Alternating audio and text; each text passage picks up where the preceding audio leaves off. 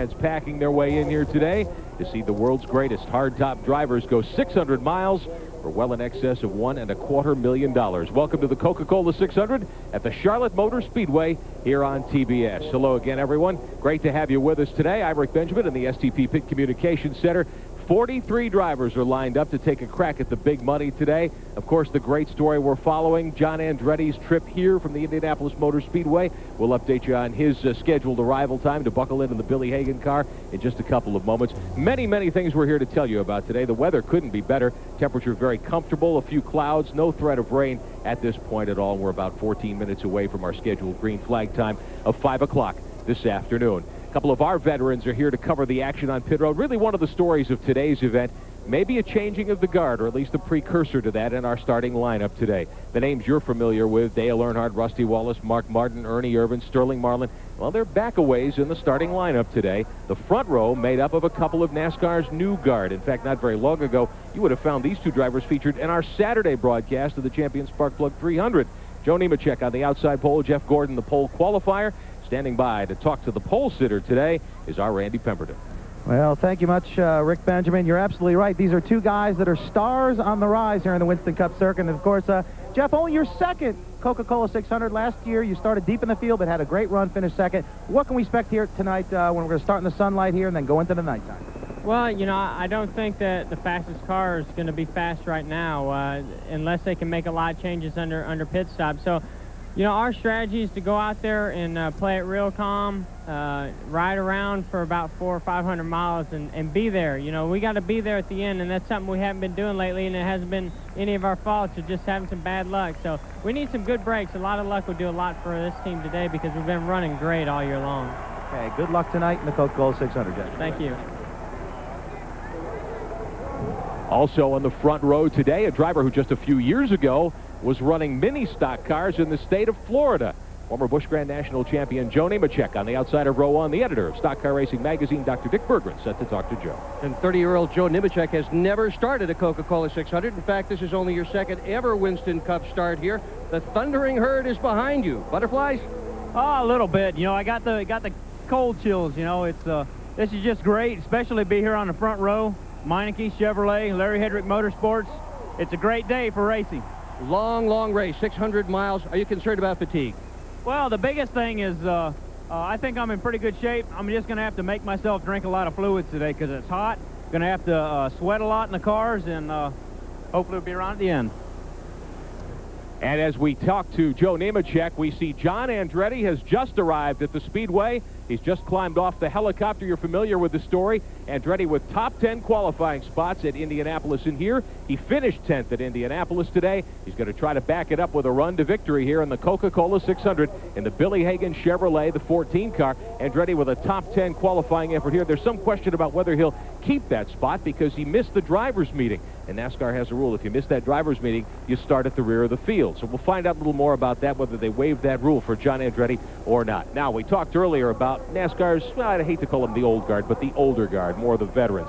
The defending and six-time Winston Cup champion is bidding for 2 victories, make it 3 victories in a row here at the Coca-Cola 600. We're talking about no one else but the Intimidator, Dale Earnhardt. And we're our third member of our over-the-wall gang today, a driver who's leading the Busch Grand National point standings. We're glad to have Kenny Wallace back today, and he's talking to Dale Earnhardt. Kenny?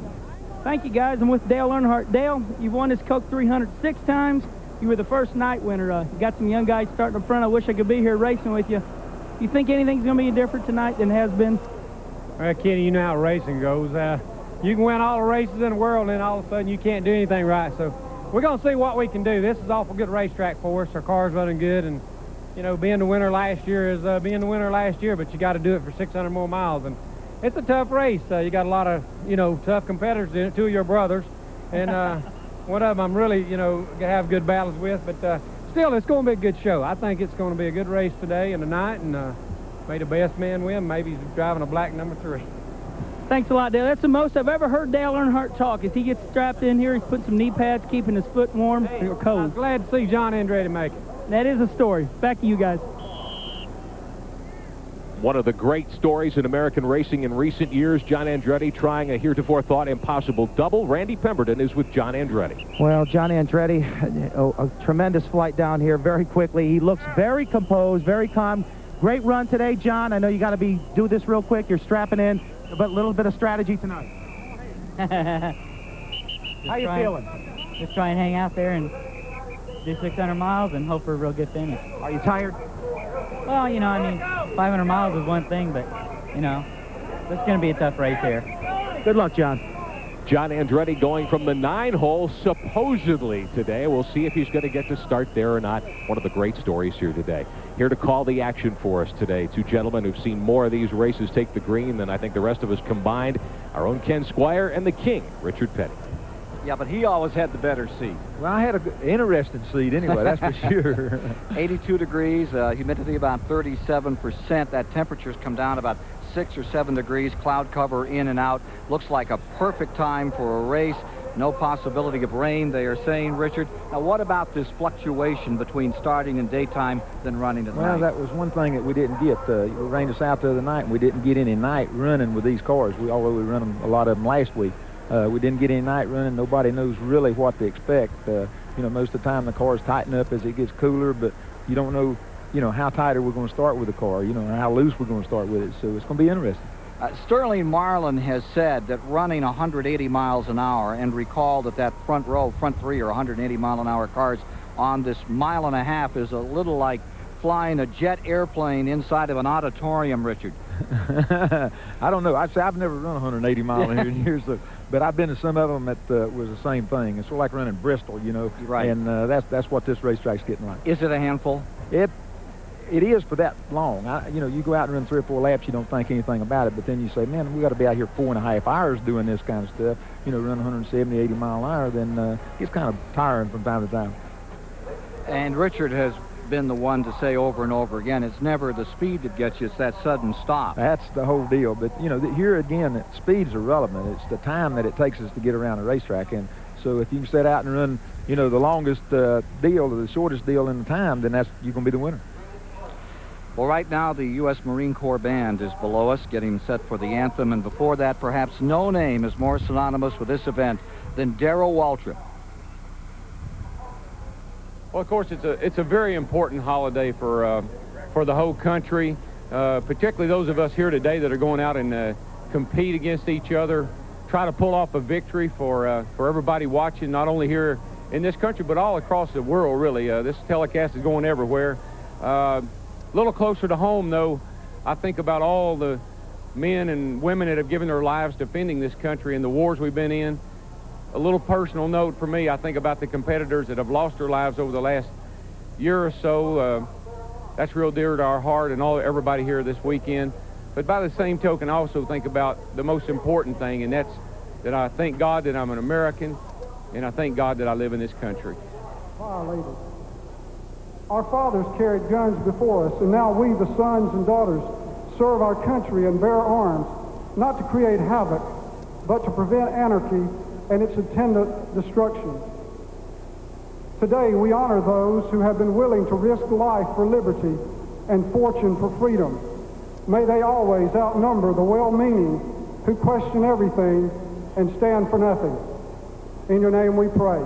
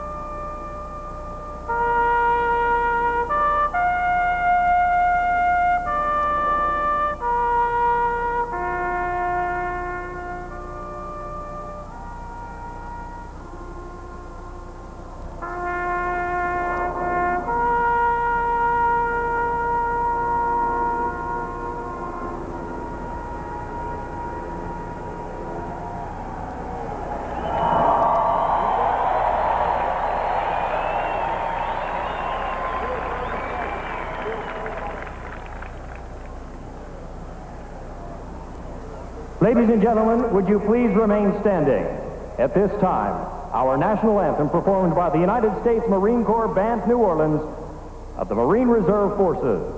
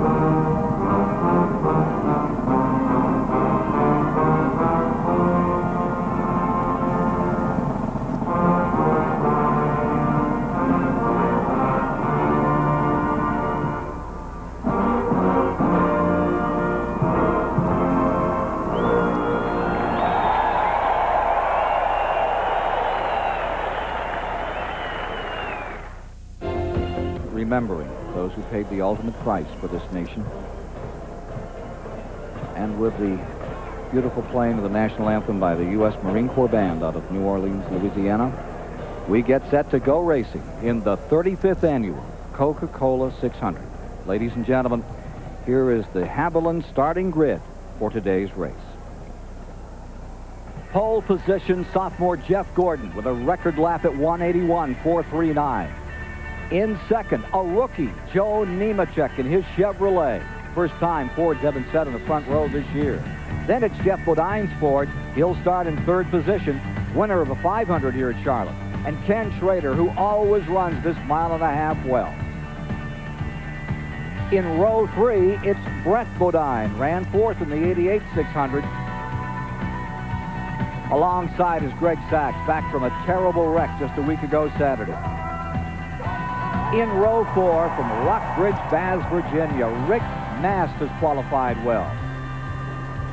On the outside is still another rookie out of South Boston, Virginia, comes Ward Burton.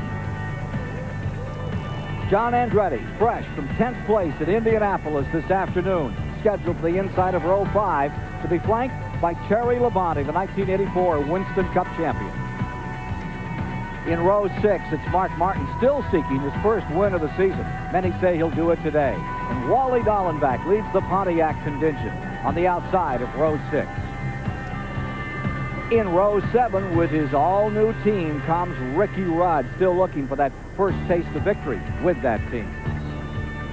The outside is Ernie Irvin. You know the story here. 3 wins this season, #1 in points, seeking that 600 victory. Then it's Jeff Burton, the younger of the Burton clan from South Boston. Outside of him is Dale Jarrett, the 93 Daytona 500 winner. In row 9 is Morgan Shepherd for the famed Wood Brothers, who dominated this track back in the 70s and 80s. And Harry Gant in his final 600 performance at the track he loves. In row 10, it's Jeremy Mayfield, still another rookie in the top 20. And outside of row 10 today, it's going to be Chuck Bound in the Bobby Allison car number 12. As the field comes to life in row 11, Rusty Wallace, the 1999 Coca-Cola 600 champion, is there with a former Daytona 500 winner, Derek Cope. In row 12, it's Bobby Hamilton, former Rookie of the Year, and the 3-time winner of the 600, Dale Earnhardt. In row 13 is Bobby Labonte and Rich Bickle. In row 14, from Connecticut, Randy LaJoy, and Alabama, Steve Grissom. In row 15, the 5-time winner, Darrell Waltrip, and his brother, Michael Waltrip, broken shoulder blade and all, starting right alongside. In row 16, it's Todd Bodine and Sterling Marlin, winner of this year's Daytona 500.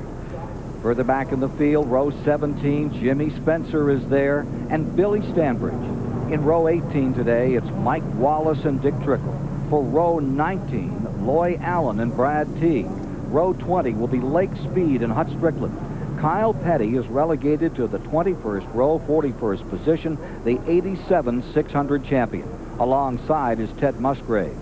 And in the provisional grouping, it's Bill Elliott starting dead last in 43rd position, twice a runner-up in the 600. Here is Rick Benjamin.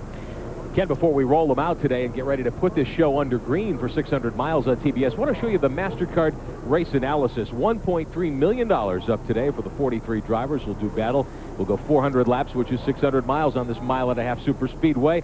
Race record 145.5 miles an hour. Dale Earnhardt set that last year. They'll have to go 55 miles an hour today on pit road. The NASCAR will have the radar guns out, and they'll sit anyone down who doesn't make it. We'll be back to take you up to the green flag on TBS in just a moment. Less than a lap to the commencement. 400 laps the distance, 600 miles for $1,200,000, 43 cars. And Andretti, because he missed the driver's meeting, goes shotgun, goes to the rear.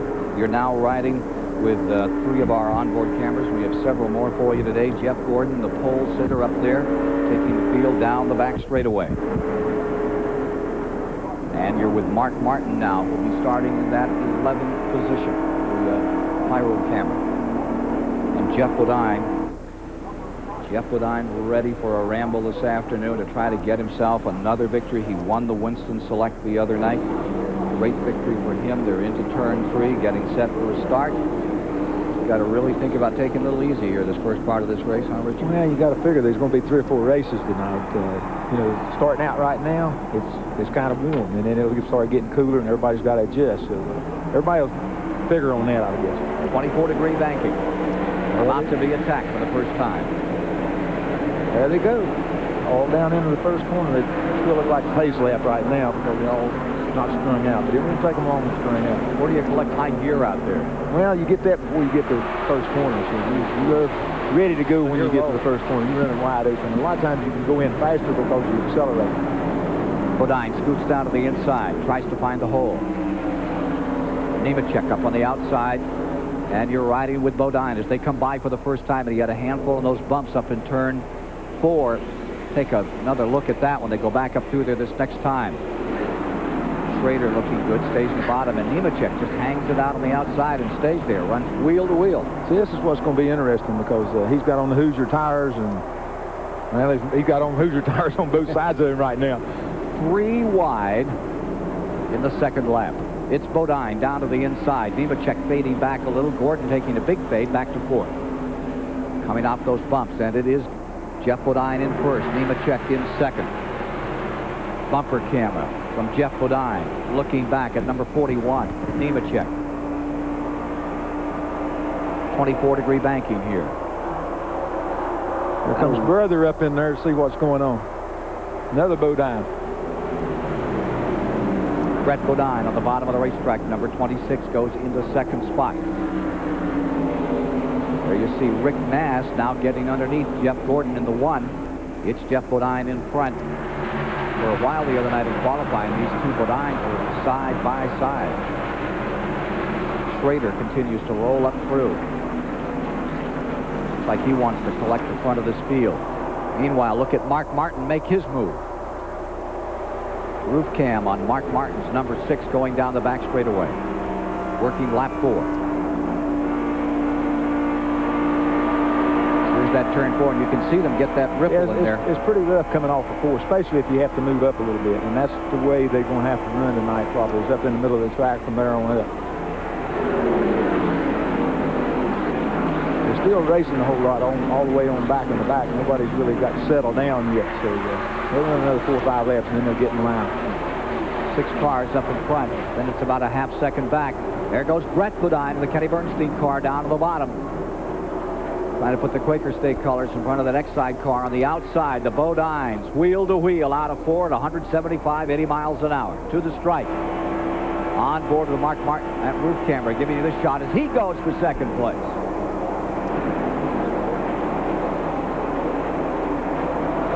Mark Martin hugging the bottom of the racetrack, looking for that hole for second. And back comes Jeff Gordon, the pole sitter. just 22 years of age, and what a racer he is. Martin coming up for second. I guess nobody told these people this was a 600-mile race. Didn't they have a driver's meeting today? Well, I think they did. But I think they forgot it by the time they got to the race cars, though. That's what's good about the Winston Cup races. No matter whether it's a small race, short race, big race, they're going to race for it. Brett Bodine out in front has a 10-car length advantage for the moment as they're too wide behind him, and this will give him a chance to break away a bit more. Only the second race that Brett Bodine has led this year. Jeff Bodine in second. Here's Martin coming out of it, just settling back in third, and Rick Mass making the move on the outside. Ward Burton in the 31, ride 7. Ricky Rudd right there with him. In 8, Greg Sachs up in there for 9. Look at Joe Nemechek. Set a new overall record out here in qualifying at the Winston Open. He's been good all week long, in fact 2 weeks. And, you know, he doesn't run low. He just runs from the middle of the racetrack up. He's got a good groove, good steady groove, not that many people in his groove, so he can run good, consistent laps that way. So it's the Bodine brothers, 1 and 2, with Rick Mass now in third. Car number 1. Been trying to get it together here and get some good finishes of recent. It's beginning to pay off right now.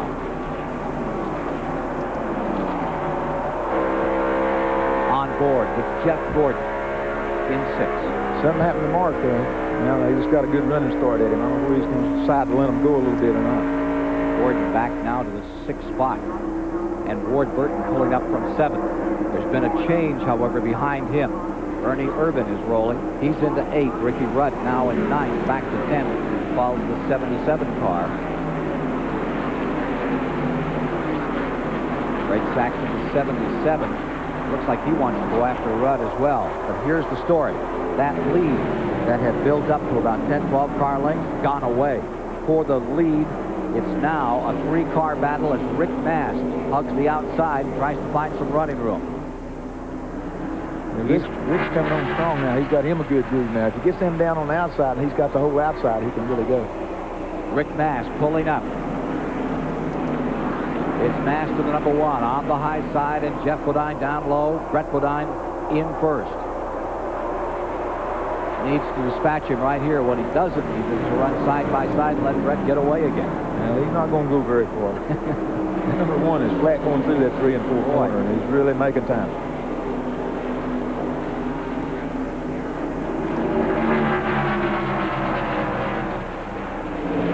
Take a look at this battle.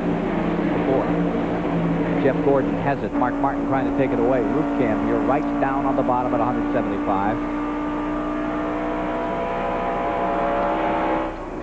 Nemechek falls back into 6th. Ward Burton trying to pull up on this threesome as they come around to complete lap number 12.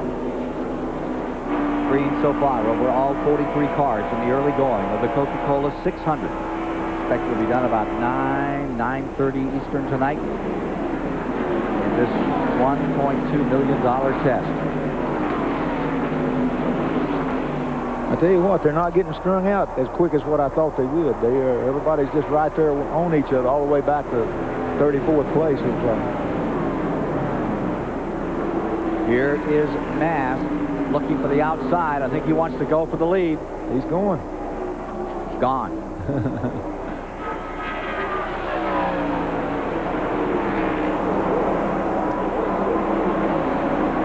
Brett Bodine first, Rick Mass second, Jeff Bodine third, Jeff Gordon in 4th.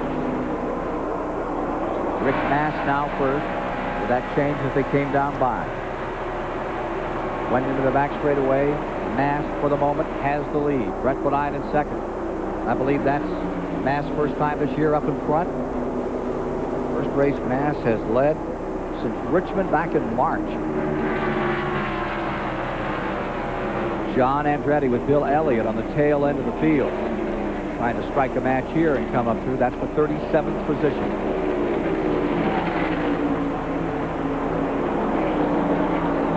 So they moved around Musgrave, taking their time. Long way to go. No sense getting in a hurry out here this right time. now.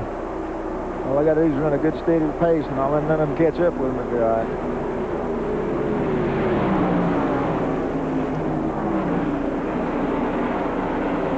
see that Elliott car, the Junior Johnson car, fading up the track, and here comes John Andretti back down on the inside again. Remember, he came from 43rd. This is for 37, and he's got it. See if he can hold on to it in turn 1. Moving away from the field. Mast in first. Jeff Bodine in second. Brett Bodine in third. Staying fourth is Mark Martin. Jeff Gordon fifth. Nemechek sixth. Ward Burton seventh. And it's Ernie Irvan in eighth at the end of 16 laps. 20 laps are complete. Hoosiers running first and second out here. That's what they have for shoes on Rick Mast and Jeff Bodine at the present time. As you arrive at the Pyrol camera on board the Valvoline car of Mark Martin in third. Brett Bodine is fourth. Jeff Gordon fifth. Nemechek sixth. Ward Burton stays seventh at the present time. Let's go back up with the leaders here. Take a look at Rick Mast. He is just scooting away at the present time. Got them covered by how much of an interval? Well, I'm on the watch right now. All right. How about 2 seconds? Yeah. He's idling right along right now. That too fast to start? No, he's running like a little over 32 seconds, so that's a good pace. He'll keep that up. He'll be in good shape. Give you a rundown on the complete field as we get to 20 laps. This is how they're running all the way back through. Napa run down. Steve Joy back there in 35th. Stanbridge 34th. Showing Elliott. And dead last on the field right now is Brad Teague going a lap down. He's been motoring very slowly. He's the only car that seems to be having any problem at all mechanically out here. He is well off the pace but staying out there. Yeah, it looks like everybody else is sort of keeping up in a bunch. They got about a half a lap lead on the last place man right now. Word we're getting is that they're saying there's a push on that Ernie Irvan, number 28. Giving him fits right now as he tries to keep the Robert Yates car in 7th position. You can see it fade up the track a bit. Dick Berggren may be able to give us more on the story as we get going here. Some of the cars out here competing in the 600. Dick? Well, Ken, if you listen to the crew chiefs, having a push at this point in the show is a very bad idea. Most of the teams seem to have set up for this race with the cars loose at the beginning. As we go tonight, the cars tend to want to push more. As there are more laps on this racetrack, they tend to want to push more. So most teams are starting loose and hoping that the night and the track will come to them. This is not a good time to have a push. The only one that has a good push is Rick Mast. He's pushing the button, and that car is working just flawlessly. Mast first. And there's another car, Ken Squire, that's working fantastically well, too. It's the number 2 of Rusty Wallace. Wallace started back in 21st spot. He's up to 10th after 20 laps. Now, we've talked about John Andretti and his bid to run in 2 races today. How'd you like to be Roger Penske, who's jetting his way to Charlotte right now? In fact, may have already landed 2. He's already won the Indy 500 today. And I'll tell you, Rusty Wallace, to me, looks like a driver who may well win the 600 here this afternoon. You surprised about that car? Here he is starting 21st out here today. Working his way right through the field. Take a look at this. As the front row cars are back at it this time with Nemechek in the 41 on the bottom, fighting with Jeff Gordon. That's for 4th. Nemechek's going to take it for a moment. Yeah, he finally got him. Ride in the DuPont car for a moment with Gordon as he tries to close back in on Nemechek. You get a sense that back straightaway isn't quite as smooth as it looks from up here. It's not smooth at all. About 2/3 of the way down, it really gets rough. But you get the car under control before you get to the corner, so you're okay. Nemechek and Gordon 6 seconds down as we check out that time. And Rick Mast continues to check out on the field. Mast, who started in 7th, leading and drawing away at the present time. Let's take a look a little further back in the pack and see what's going on out here. Well, they have a heck of a race back there. They've been racing from the word go. They're getting outrun a little bit, but they're busy racing. So, you know, again, I figured they would have done sort of fell in line and kept going, but the difference here is, like you say, you start the car a little loose and it starts pushing, then first thing you know, a car you've been outrunning, you know, it starts outrunning you. So it'll change as it goes over till it gets dark, and then they'll pretty well settle down with it. As they ramble in the back straightaway through the 3 and 4 turn. This has Dick Trickles, number 32, looking pretty stout out there. There you see the 19, Loy Allen Jr., the Hooters car, the Raleigh, North Carolina, giving it his best. Meanwhile, Mast stays in front and continues to build on this lead. What are the disadvantages of a race this long, Rick?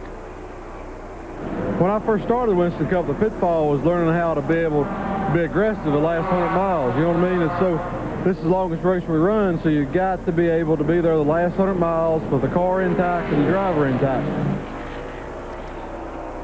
The interval is about 3 seconds first to second now. Rick Mast wants to run away and hide, but in 600 miles. Well, you know, it's looked like the Indy race. That's the way it was all day long. And, you know, this is still a long, long way to go. And you got these cars back here that once they make a pit stop, then a bunch of these cars that are running, you know, not really that good, they make that adjustment, they're going to come up there and they're going to start challenging. So that's what makes it interesting. Again. Average speed staying about 168 miles an hour, 168.7 here in the early going. Yeah, they're running real regular right now. They've done settled. All the cars have settled down, and this is about as good as they can run with what they've got. Let's go to Kenny Wallace.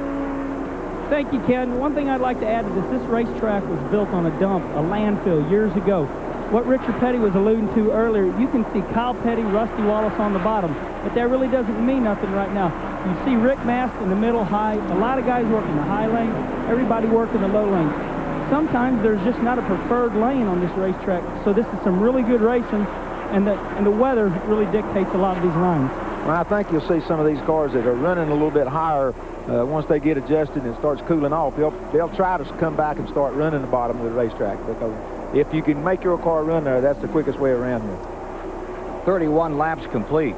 Gee, that means just 369 to go, Richard, before okay, hang on. Here's Mark Martin.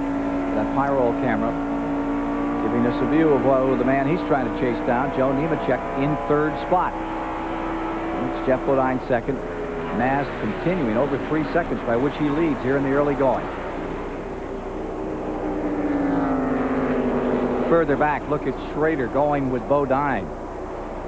13th spot. Good war out there at the present time. Derek Cope gets into the middle of it. Randy? Well, we've gone about 31, 32 laps now. That is exactly about halfway for a fuel stop.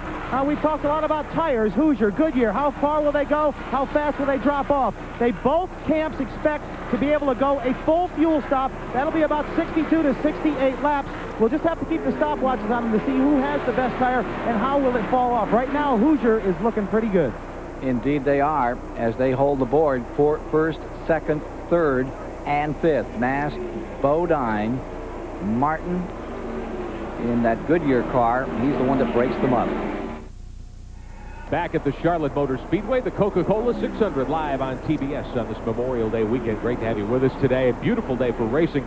Very early in the going here, and so far Rick Mast has really done a terrific job. Started 7th. He's gone to the front, and he has set sail at the moment. Now, all the 200,000 folks who are here today had to make their travel plans to come to Charlotte. Many of them did, those who live outside the Charlotte Metroplex anyway. If you're going to travel to a Winston Cup race this year, here's how to get the information you need. The official directory of NASCAR, the Winston Cup Series from Bell South Advertising. We're going to show you that phone number on the screen. When we came to you from Richmond in March, we had such a great response to this. Bell South didn't have enough operators standing by to take your order for $24.95 plus shipping and handling. They've got that rectified. You can call the 1-800 number that we put up there, 1-800-345-RACE, anytime, 24 hours a day. They'll be glad to take your order. If you were coming to Charlotte perhaps for the fall race, pages and pages and pages of information on that, on the area around the Charlotte Motor Speedway here. So we want to advise you to get your orders in quickly for the Bell South Directory, the official guide to NASCAR and Winston Cup racing. Meantime, on the racetrack right now, we had talked about how Dale Earnhardt was coming up through the pack rapidly early on. He's developed some problems. Dr. Dick Berggren is standing by at Earnhardt's pit. Well, the problem is that the car's not doing what they wanted it to do. They had anticipated this movement in the direction of push. They set up the car as loose as they thought Earnhardt could hang on to it. That's not what's happened. The car has a push, and Earnhardt is fighting a push. Crew chief, car owner Richard Childress says he doesn't know why it's pushing.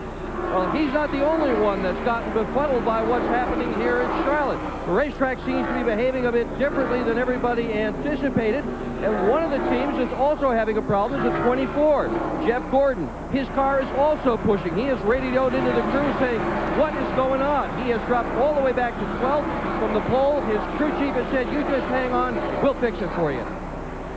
Well, Earnhardt is 17 seconds back now in 16th position from the leader, Rick Mast. You're on board with Jeff Gordon for the moment. as he continues to have his problems. He is now backed up from the pole to 12th position. Watching. Yeah, you know, it's funny. You do all the practice and all the testing and all this kind of stuff, and when you turn them all loose, you get a different animal. So that's what they're having to settle down with now. But if they can all have a quick pit stop here before long and get their cars adjusted, then, like I said, we're going to see a different race than what we're seeing right now. Well, there you see the Gordon car as it tries to do something to get itself back up in here, but it's going to take a pit stop, and we're at lap 42. When should they be coming in, Richard, if we stay green? Somewhere around 60 laps.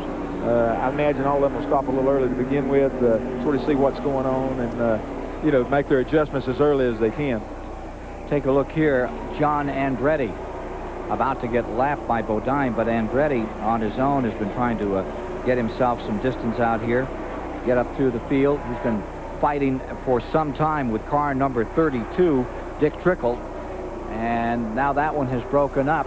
You see Randy LaJoie just in front of him. He moved up about 6 positions, then he's fallen back again. Great run for Grissom. He's come from 28 to 6. We'll tell you more about that. John Andretti, you drove Winston Cup, you drove Indy cars. What's next? I'd still like to drive a Formula One car sometime, and you know, and who knows? There's always something out there that really interests me. But they got to have 4 wheels, so I'm not going to drive any motorcycles. Although I wouldn't mind driving a hydroplane boat. Yeah, I'd give up on that hydroplane boat idea real fast. Yeah, I don't think I want none of that either. Nast has lapped Bill Elliott now. He continues to ramble out here, looking further back in the field. You see Nemechek also putting a lap. Here's Trickle in the 32 and finally getting around him is Andretti. That 32-14 scramble has been going on for about 10 laps. Getting some help from Nemechek for the moment. Dodged out there in front. Got a little jet action from the backside.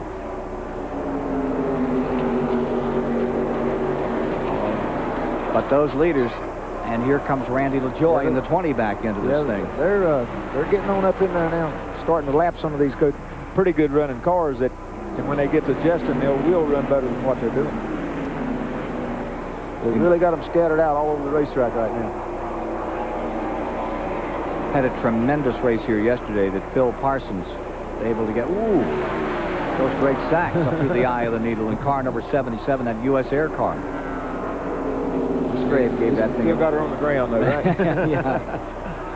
You don't want to file a flight plan here at Charlotte. Those walls come up quick.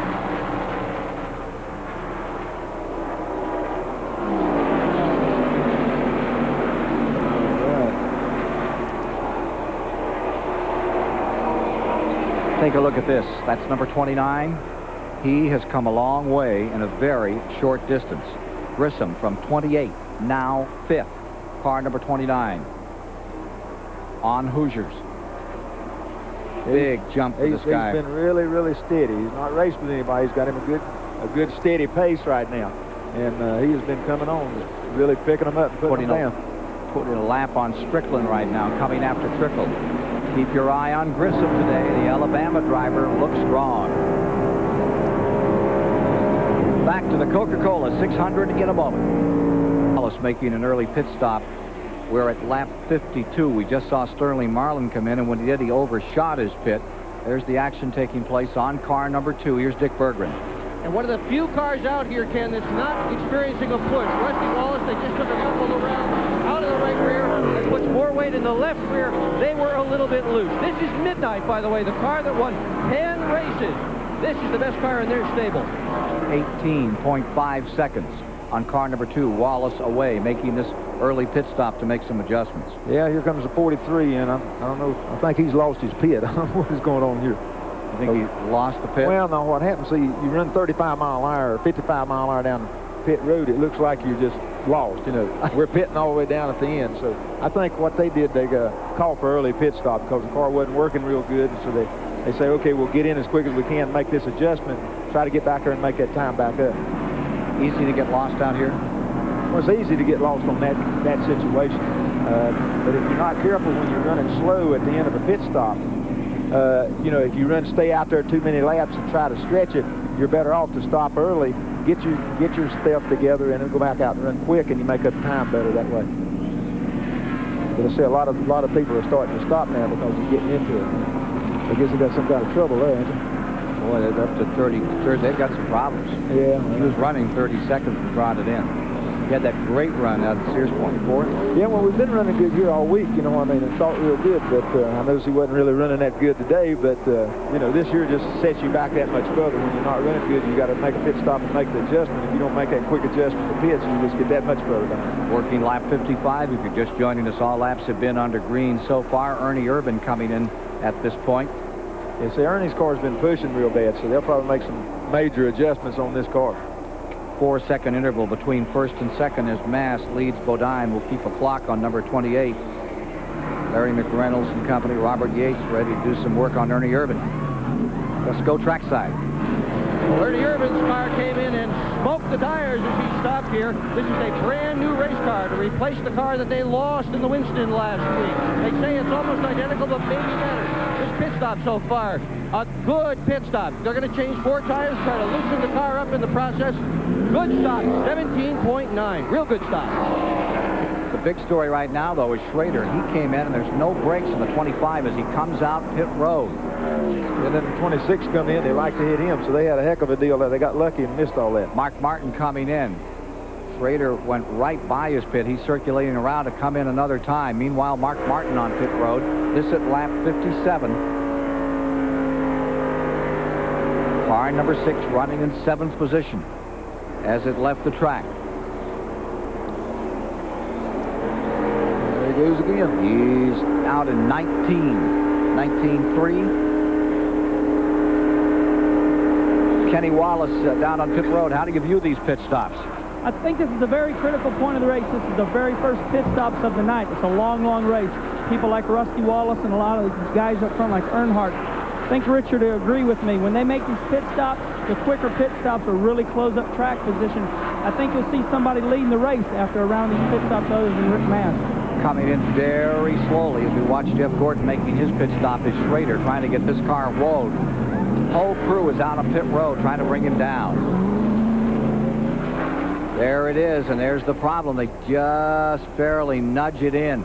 That crew trailed along with it for a couple of laps, and Randy Pemberton is there. Well, you're right. They are having a brake problem. Kenny Schrader came in, missed his pit the first time, came back in. They decided to leave the car in gear. The problem was they were sliding and went through Rick Mast's pit. The leader of the race is now in. Rick Mast, his best finish ever in this race has been 11th. The Hoosier tires running absolutely beautifully so far. Rick Mast was telling them 4 tire stop. They want to make sure they get all the gas in on this Skoal car. So far, second can of gas back in. Absolutely a beautiful pit stop by this team. Left side tires on, 22.1 for Rick Mast. The hood goes up on Kenny Schrader's car. We're still waiting for Greg Sachs up pit road. Unfortunate time for Schrader.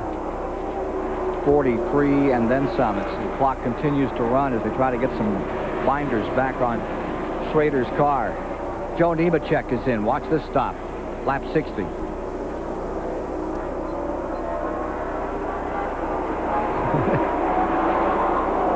Good job out there.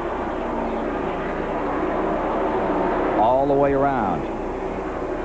Yeah, Nemechek's been running a good steady pace also. Right. Now's the time to run a steady pace. You don't need to really race with anybody this early in this race. And, you know, if they can just set a pace and stay with it, then they're going to be in good shape. Here's Darrell Waltrip bringing the 17 on. He'd worked himself up to 6th spot, lap 61, as he pits.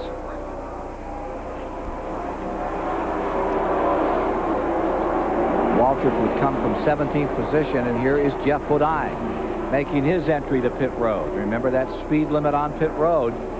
How do you feel about that speed limit?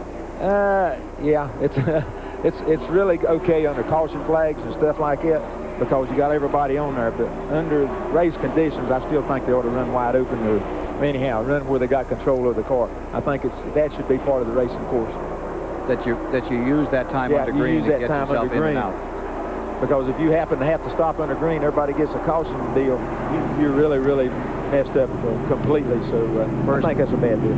First and second on the racetrack as they came in with all these pit stops. Bodine is out in 19.1. There you see Greg Sachs in the 77, the Musgrave ride a year ago.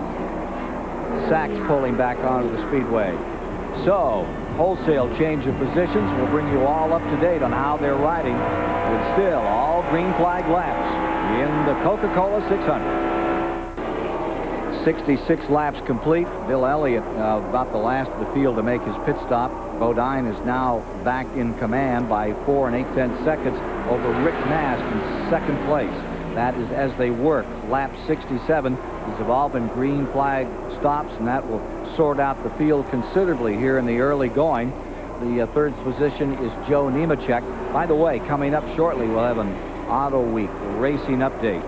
We'll give you the story on the race here yesterday. Got some material for you on IMSA up at Lime Rock Park this weekend, so stay with us for that. Of course, a little later we'll be updating the big story of the day at Indianapolis. Al Unser Jr. giving his dad some kind of birthday present. Here you are in the Heilig Myers car. This is number 90, Michael Wallace. Brother of that Wallace tribe. They're all over. We've got one here working on pit road. We've got one contending for the lead.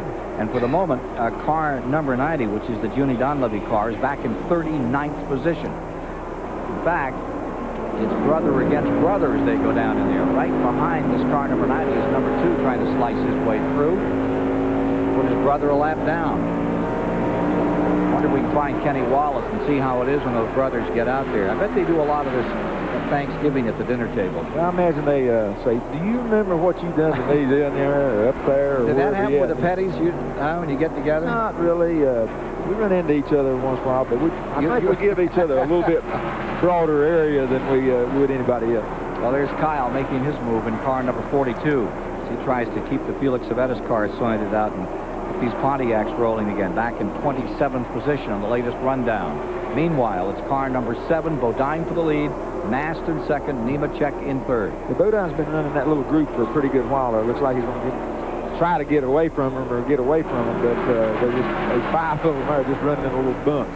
Napa rundown on the entire field. That says 67 laps on the track. I want to give a lot of credit to Michael Waltrip for that broken shoulder blade.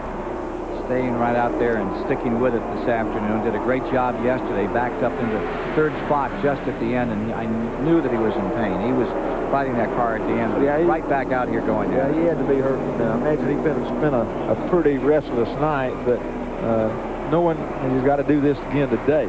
Yep. But he's pretty hard-headed, so he'll be all right. Is that what it takes? That's what it takes. You just have to say, hey, man, somebody else can do it, or I can do it if they can't do it, and that's the way they have to approach it. And the good ones, that's the way they do it. 17 cars on the lead lap right now. Repairs on Schrader's car to get those brakes fixed were 5 minutes, 24 seconds in length.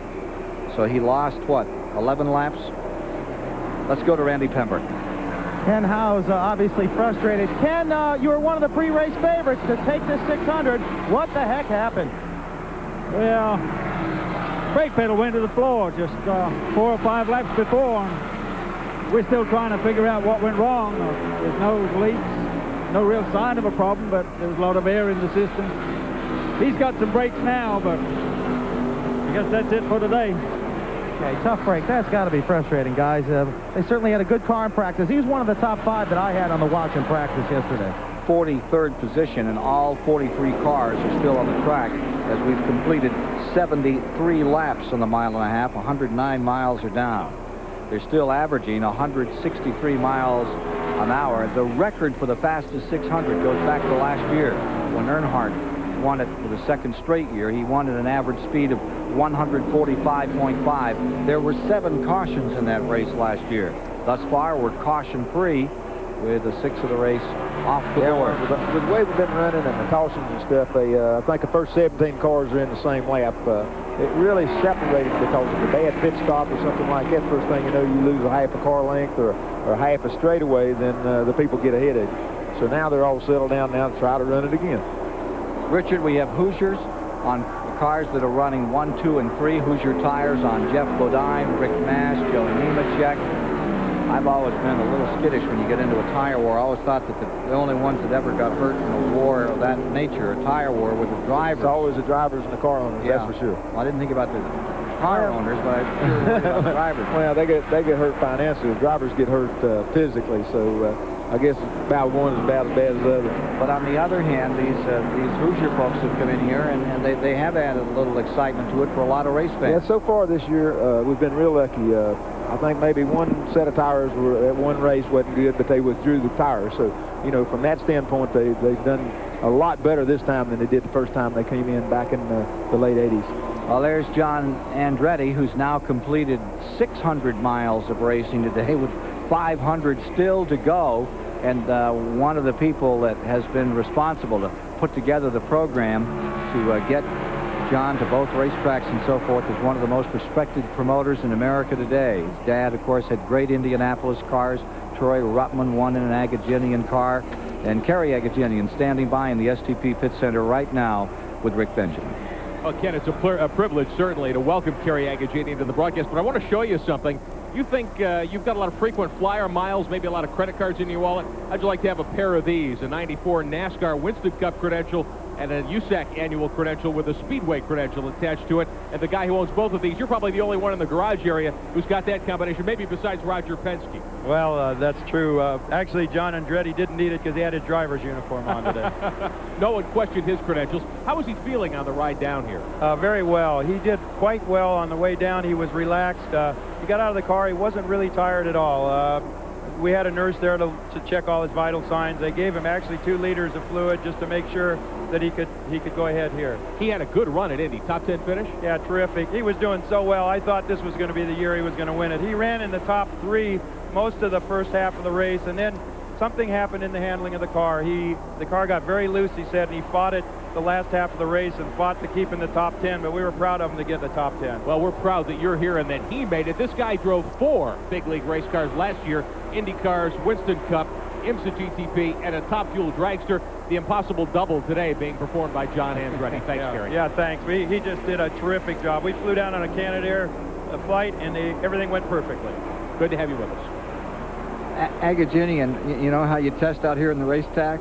He was testing all the choppers and the airplanes. Find out who was the best. 53 minutes, exactly, 1,100 miles to get that rig down. They had golf carts arranged and vans. I'll tell you. I tell you what, they've done a heck of a job just to get him here. I think he was probably more anxious getting here than he was running either one of the races. You're watching Jeff Bodine continuing to lead here at the Charlotte Motor Speedway in the 35th annual Coca-Cola 600. He has Joe Nemechek in second, Ernie Irvin in third, Rick Mast in fourth. Stay with us. At Charlotte Motor Speedway, as the sun goes down and the moon gets ready to come out, we'll show you what Winston Cup Racing is all about here in the 35th annual Coca-Cola 600. For the moment, Jeff Bodine has the advantage, averaging 163 miles an hour.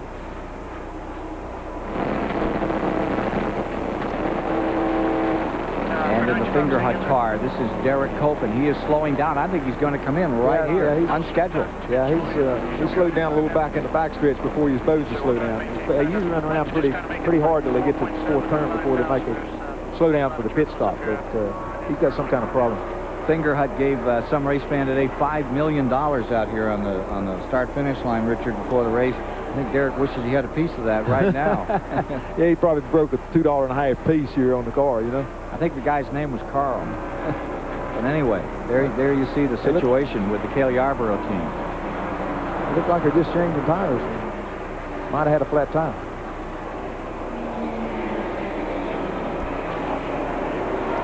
Derek Cope ready to go back to war here. Undoubtedly, that's what happened. They must just have had a flat tire, so he's back out there again. In 22 seconds. 22-second pit stop.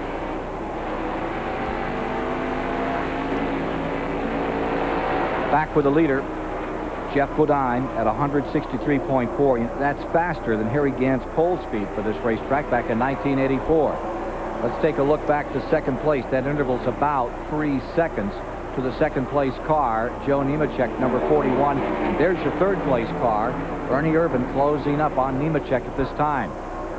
Ernie's just running a steady race, and he's just digging away a little at a time. But his car wasn't working real good to begin with. His car was pushing really bad. But looks like after they made that pit stop, they made some adjustments to it, and he's getting through the corner pretty good now, too.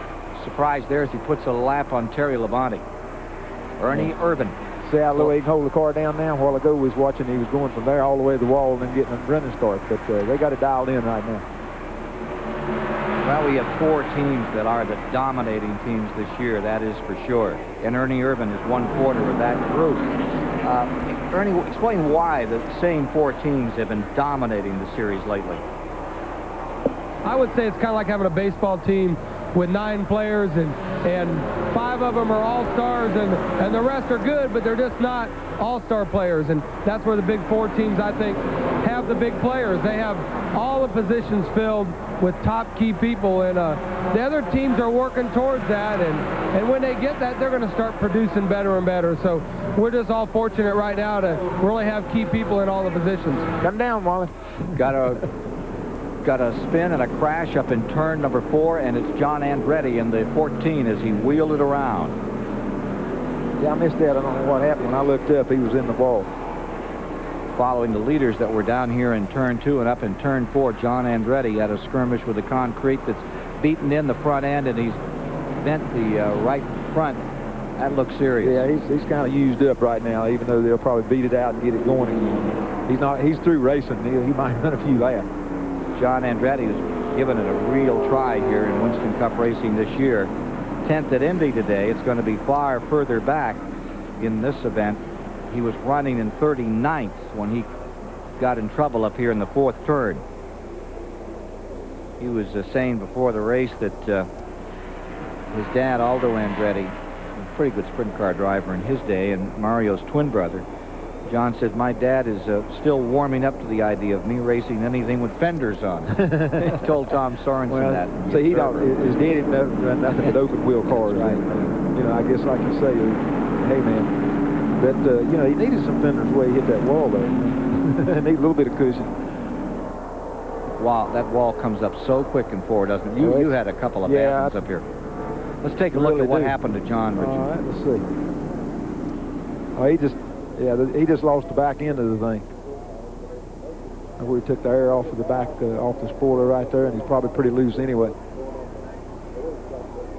But the 2-car didn't look like it caused nothing except taking the air off the car. Leaders are on pit road. There are all 3 of them. Bodine, the 41 of Nemechek, and the 28 of Ernie Irvan, all in the first caution period of the race. It comes at lap 90. Here's Dick Bergman. Well, Jeff Bodine is in. He's going to take on 4 tires, as is everybody else. This is a very experienced crew. All of these people, except the gas man, who is now Peter Jellin, were with Alan Kulwicki back last year when Jeff Bodine bought the team. Good pit stop for Jeff Bodine. Right behind him is the 41 of Nemechek, also a good pit stop. 19-2 was that first pit stop on Bodine. Continue to do work on the 14 car of John Andretti. Get him back out. This is under caution. Not quite the pressure there's been. A little bit of a breather out here. Do you treat this as a breather, Richard? Well, I think he's a deal to settle down, okay? They've not had a chance to settle down in the race. They run a full pit stop under green, made a pit stop under green, and then run about half another pit stop, and they need to settle down, and this will get everybody settled down. So John Andretti is going to get back on the track, but the car certainly isn't the same as it was before it tagged the 4th turn wall in the Coca-Cola 600.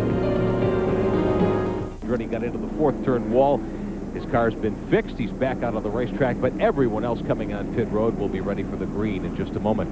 Among the events we're looking at, the UAW GM sweepstakes. UAW, the United Auto Workers Union, and GM teaming up to build great automobiles across North America. They have a special sweepstakes going on that you can enter. We'll tell you a little more about that. Now, coming up, 2 great Winston Cup events at Pocono. We'll be there for TBS in July. In June the 12th, they have the UAW GM Teamwork 500. The night before, on the 11th, the Tracy Lawrence concert. As you go to Pocono for that event, you can enjoy the Tracy Lawrence show as well. And UAW and GM are teaming up to provide a great drawing, $1 million and some lush VIP getaway trips as well in their big sweepstakes.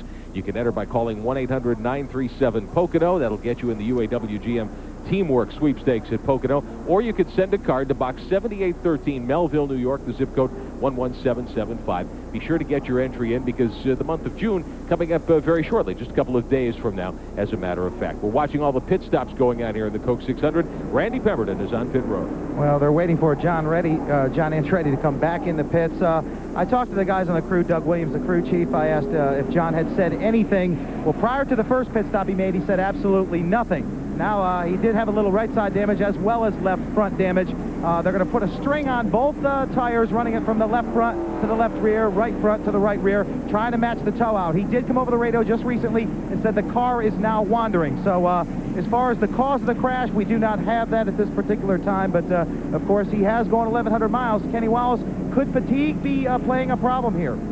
Kenny? Randy, I really don't think so. I wanted to make a comment. I read an article where John said if he would happen to get in trouble in the 600, it would probably be blamed on his, possible fatigue. This is a great race car driver. He had everything in place, all the transportation.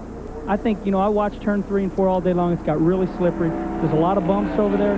It just come up from out from underneath him. But I think we need to remember that he's a good race car driver, and I don't think this can be blamed on all the traveling from Indy to here. Kenny, I know you're there with a monitor as well. Let's take a look at this replay. Kenny's been running up and down pit road there, getting some reports for us, passing along. Richard's feeling, Kenny, was that the two car just took the air off the back of that thing. What do you think? I think you're exactly right. What has happened, we watched Indy 500 earlier today, and you've seen what happened to Emerson Fittipaldi. Any more days, this time of day we're going so fast, aerodynamics means so much. Rusty just got up from underneath them, took the air off of his spoiler, and what do we mean by that? Is that, usually there's no car behind you. The air comes around the rear of the car, around what we call the C-pillars, puts downforce on the rear.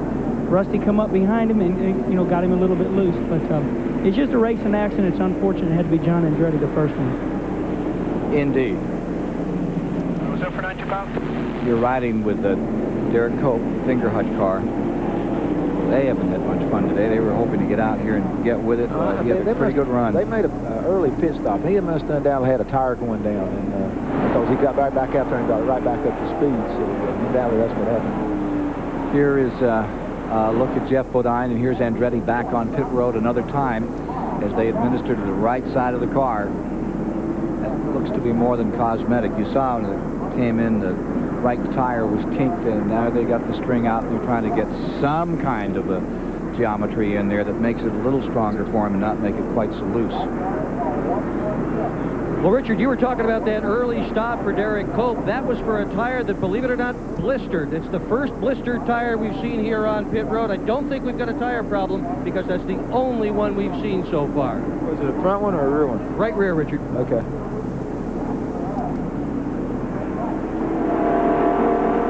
Getting set on a restart. It'll have Bodine first, Nemechek second, Urban third, Wallace fourth, Mast fifth, Mark Martin sixth, followed by Steve Grissom, Jeff Gordon. Back in ninth is Earnhardt, Greg Sachs 10th, Dale Jarrett in 11th, Harry Gant at 12th, Morgan Shepherd 13th, Sterling, and then Ricky Rudd in 15th, Darrell Waltrip a lap down in 16th position. 15 cars in the lead lap as they take green on lap number 96, 144 miles complete. Speed comes down to 150 average after this lengthy stop under caution, 6 laps in that caution period. They got all this to do again. Everybody's running double breast and all that kind of stuff, and they'll have to get back in line again. On board with Mark Martin running in 6th position, closing on Rick Mast.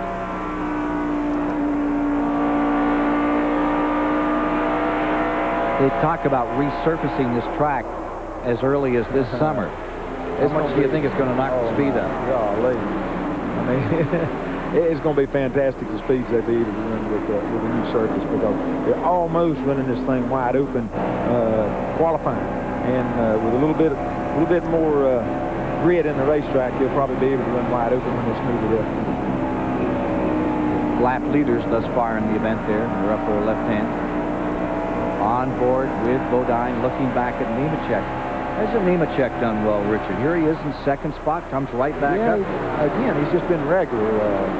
The other night he was regular in the Winston race, and they got him a little messed up in after one of the restarts and got him behind. But up to that time he was, and then all of his practice and all his qualifying and everything, he's just been a real regular run, and that's what he's doing today. I really thought Darrell was going to have a good run today. He looked pretty good out here the other night in the Winston Select on Saturday night.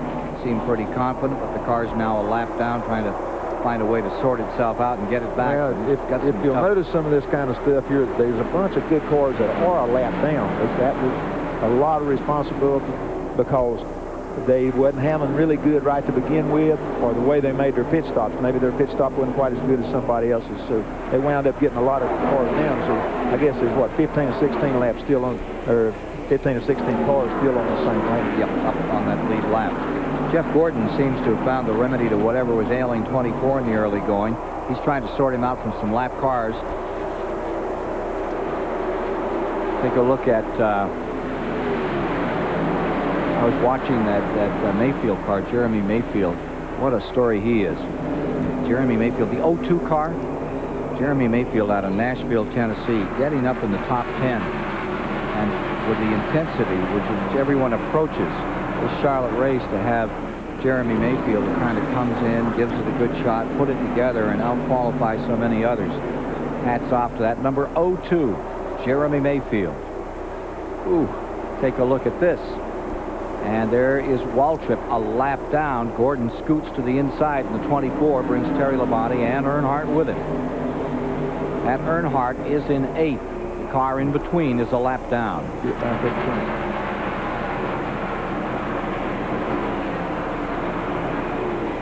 You think Gordon is really a natural? Yeah, he's a natural. To be able to do what he's done and run all the different kind of cars, he's just a natural race car guy. All he needs here is experience. Labonte lap down, and here comes Earnhardt trying to work his way back up. Let's go back to the front of the field for a moment. Yep. The 28 car just passed the lap before, just passed the 41 car, so he's coming along right now. You can bet that he sees him in the mirror. Earnhardt, Wallace, Martin, and Ernie. They call them the Big Four. And Ernie Irvan, number 28, is moving in on Jeff Bodine for the lead. This at lap 104.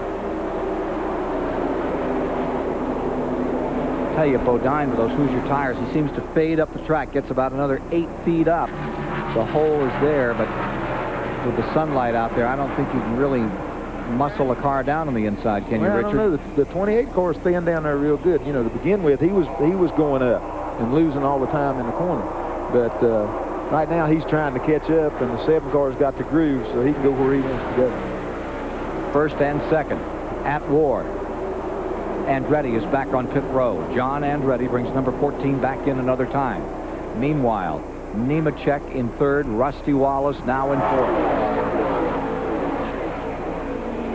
From right down there in the low seats. You got it. If you're a real fan, that's where you go, low seats. You want to see it all, you got to be up on top. You really want to hear them. You want to be part of the show. Yeah. You get down there. You get all the dirt in your face. Yeah, and the whole rolling deal, thunder.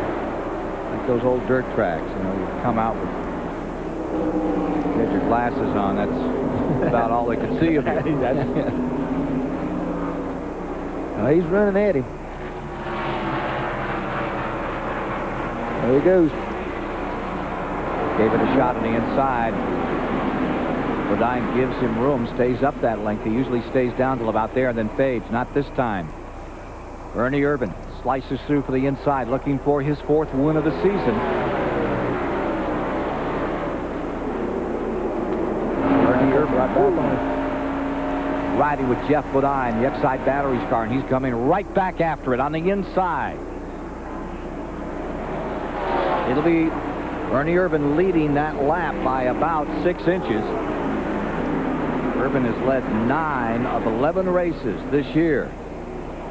But Bodine isn't ready to give it up. He's down on the bottom, and he wants it back. And as those two run side by side, Nemechek in the Meineke car comes back into it. Wallace closes up in 4th at number 2. Martin's right there. And they're all moving up right now. You got about a 6-car race right now just because they run side by side for a lap or 2.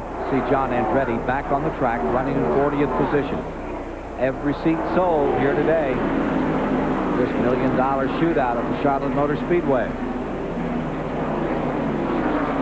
For the moment, Ernie Irvan in 1st, Bodine in 2nd, Nemechek in 3rd, Rusty Wallace in 4th. A lot of new names and a lot of good names out here, Richard. Like Nemechek getting into this thing, and seeing Gordon come out here. Those Burton kids from South Boston, some different than what we've seen. Yeah, we've got a lot of new rookies coming along right now. We really have. So we've completed 109 laps. Only one caution so far when John Andretti skinned into the wall. Ernie Irvan leading at the moment. Stay with us. We're back at lap 113. You're watching the battle for 13th position. It's Harry Gant in the 33 and the Daytona 500 winner Sterling Marlin, and a lot of smoke has been coming out of 33. Even so, he passed the number 4. Let's see if we can go to the pits and get more on this story. Well, Ken Squire, I'm working my way down to the Harry Gant pits, but just before that last caution, I did get some information that Harry Gant said he did not think there was a problem with an oil leak, but he did know that his car was smoking coming off of turn 4. We might have to ask Richard Petty whether he thinks that it's tire smoke or oil smoke, and I'll go down and confirm it with the pits. Well, I'm going to check it out here and see. I hadn't even really paid no attention to that deal. But take a look. See right there. That's not tire smoke, buddy. That's oil smoke.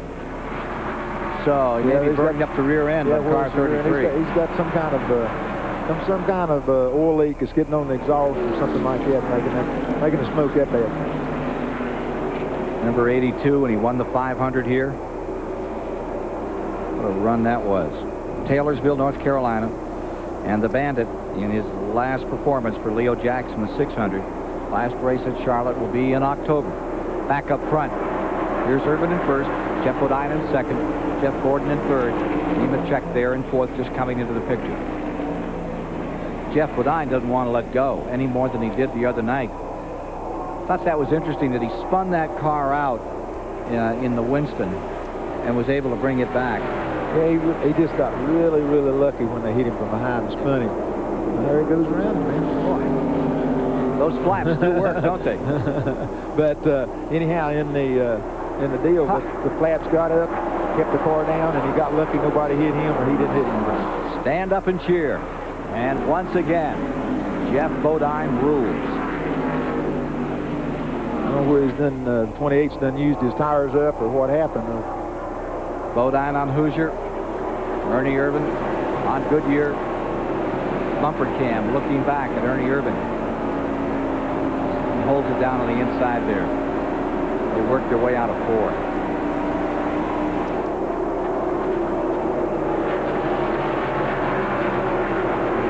That fourth turn beat up the small of your back pretty good. 600 miles. Feel it when you get home after?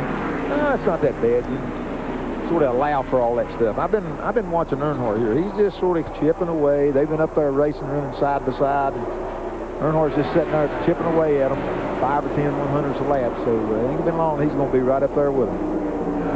There you see the top 2. Then you see Gordon in third, Nemechek.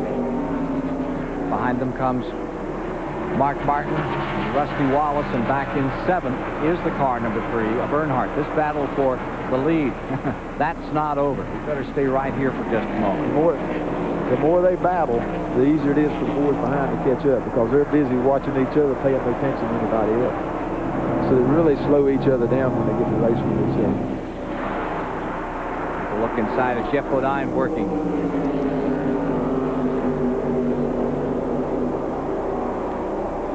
Saw the interval there, and here comes Nemechek in this battle for third on the inside of Jeff Gordon.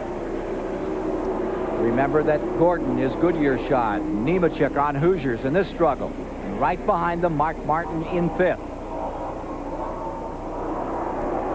Well, if you listen to Jeff Gordon talking to his crew, you'd wonder if it's the same car he started the race with. He has periodically radioed in and said the car is pushing, it's pushing terribly. A couple of laps later, he'll radio in and say, no, it's loose, I don't understand this. Then he'll radio in and say, it started pushing again.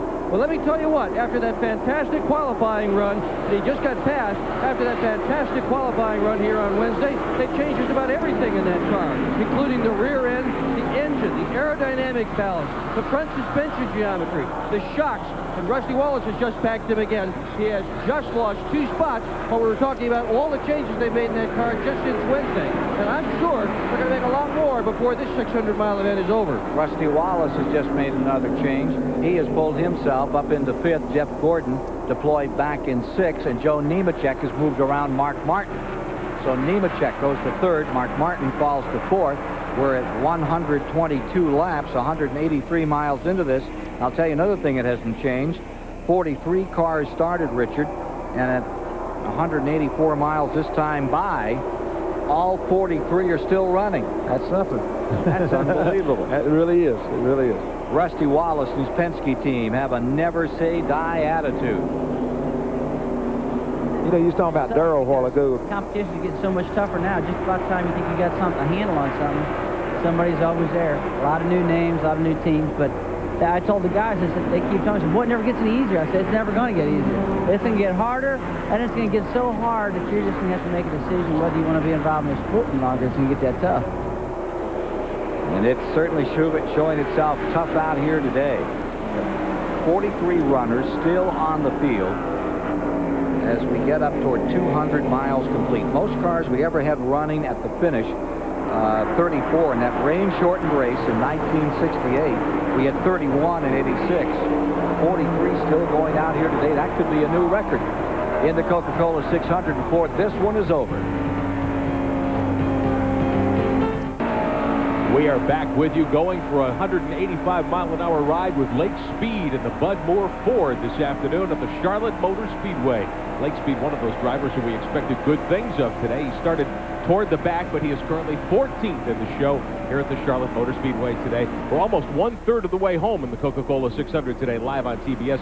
One of the stories we're following, this event is huge in many ways. Biggest race of the summer season, really, in the Winston Cup season. And let's correct what we said. Lake Speed is 31st in the field, I'm told, at the moment.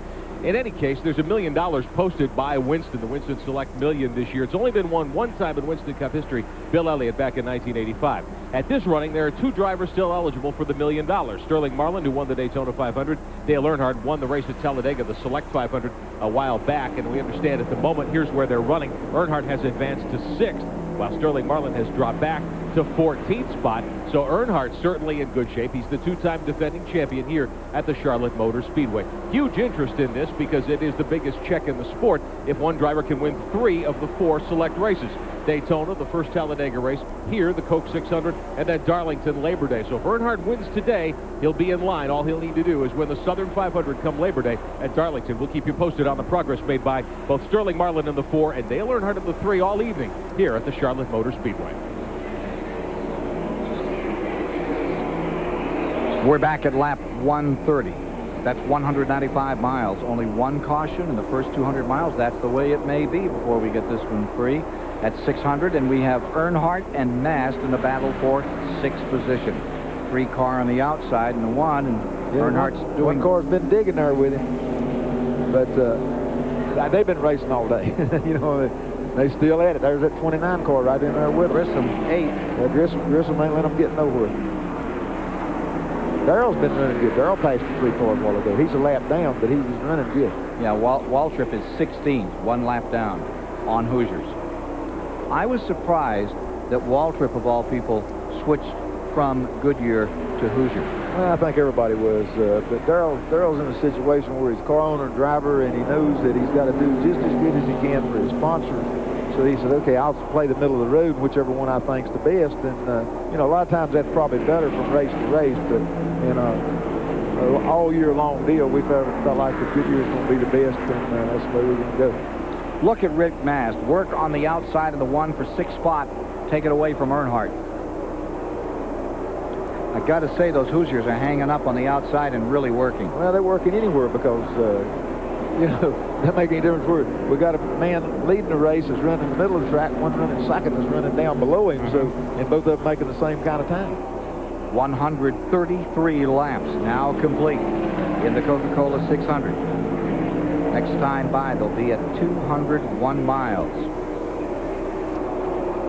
Accident-free except for one little skirmish up here when Andretti's car, John Andretti, skidded up into the 4th turn, had the air taken off the back of his car by car number 2, Rusty Wallace. He brushed the wall, bent it up a little, but he's right back out here racing. 43 still competing through 200 miles. We're about to see 1 car on pit road. 3 car. That's Earnhardt. 8th place car. Eases down into the pits. This at lap 134. That's a little early, isn't it, Richard? Yeah, that's a little bit earlier than what he wanted to do. They run into some kind of trouble there, but you got to see, remember, there was a couple, 3 cars started passing him, so maybe his car quit working, and he decides to go ahead and stop and make that adjustment right now. And that's just what's going on with the Richard Childress team.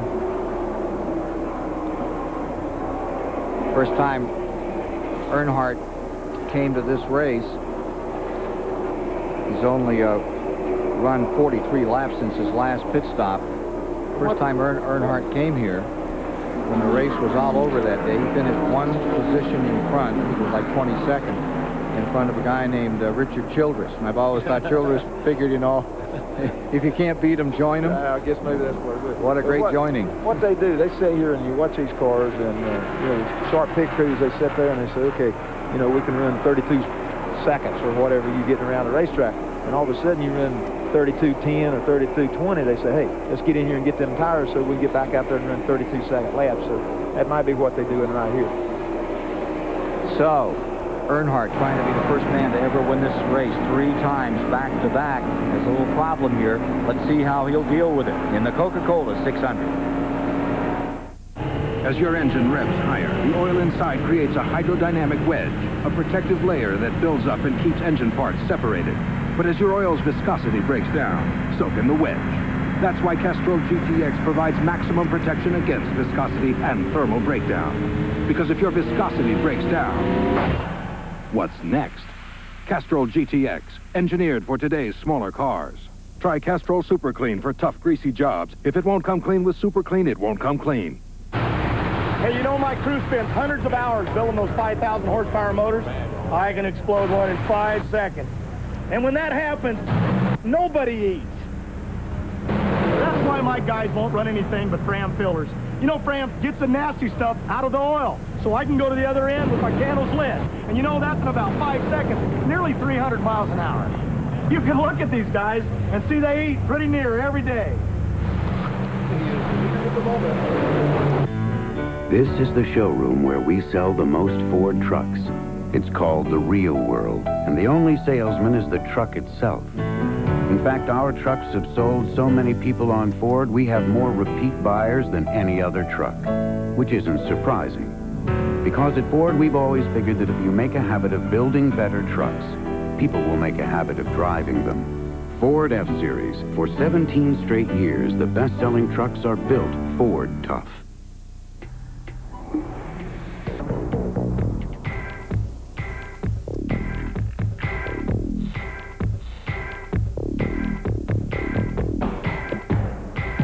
No matter how much you know about cars, there are times when you could use a little friendly advice.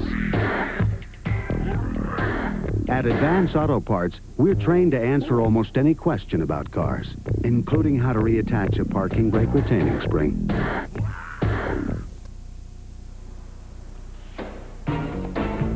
Promotional fees and consideration have been paid by Fingerhut, with values direct to you. By Ford Quality Care, service at your Ford and Lincoln Mercury dealer, where the quality continues. And by Heilig Myers Furniture Company. We furnish America. We're Heilig Myers.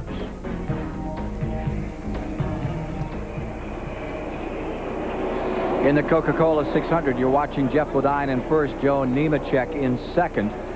Pit stops have begun. We just saw Wally Dallenbach roll the number 43 down pit road, and Billy Stanbridge was in. I think we can get a report from Dick Berggren as to that pit stop by Dale Earnhardt. Well, Ken Squire, the problem was a tire problem. The right front blister, that is the second Goodyear blister we have seen. One of the right rear for Coke, now one of the right front for Earnhardt. Kenny Wallace has an update for us. He's down there on top of a holler somewhere. Hi, guys. I'm down here on top of Teddy Musgrave's holler. You know, what's happening right now is I'm checking out turns 3 and 4, and I can't see 1 and 2. But behind you guys, the sun's starting to go down. I'm concerned about that blister because, as Richard Petty knows as a race car driver, the sun's starting to go down. They're going to go faster. They're going to enter turn 1 quicker. So, you know, we're just going to have to really keep an eye on that. Another thing I want to say is that this is unbelievable. This race has gone absolutely flawless. I've watched these guys go into turn 3, 2, and 3 wide. For there not to be an accident this deep into the race, pretty unbelievable. Back to you guys. Thanks, Kenny. All right, from the top of Musgrave's truck where he's getting that observation. Now, what about this? As the sun goes down, I know it's been a while, but you've run 32 races, and you've run day and night. What's the circumstance going to be here? The deal is he's right. What happened is the sun goes down, the track gets quicker, and the cars get tighter, and if using up those right front tires right now, there could be some problems later on. Randy LaJoy out of Norwalk, Connecticut has just pitted. But it's been so flawless for everybody. I just can't imagine. I can't think when you've gone with the entire field this deep into a race. Well, you know, when they first started, I said, man, this is going to be something else, because they were running side to side and everybody was racing. And sideways. And the deal is that the tires are working, the cars are working, and if they make a little bit of jumping around, then the other man sort of give them room so far. Nobody's really crowded anybody. As long as they don't crowd anybody, then we're going to be okay. So later on in the race, when they get to really racing, they might start crowding each other. Bodine and Nemechek stay up in front, and right now Mark Martin is on pit road. That's the 7th place machine. See, some of these cars have stopped early, like you say. They probably started feeling they was having tire problems.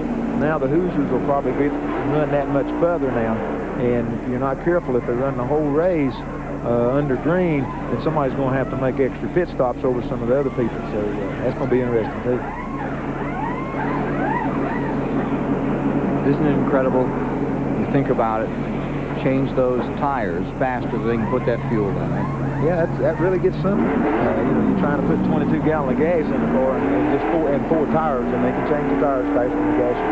22.5 was the time on that pit stop, and I see a car going back to the garage area. I think our first retiree has just happened, and that is number 47. As you see Sterling Marlin sliding in, Billy Stanbridge has gone back to the garage.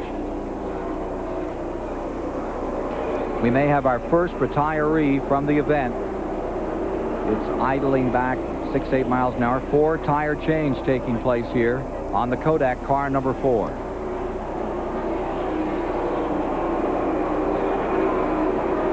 Going backwards. Yeah. Steve Grissom, you know, Steve's been running good all day again, and he's done got up there, and Rick Mass has got past Ernie Irvin also. Front standings have Bodine first, Nemechek second, and Grissom has just moved up. That's 4 Hoosier tire cars. They're all right now starting to dominate that part of it. Bobby Hamilton has just pitted in car number 40. See the 90. Mike Wallace has come in the Heilig Myers car.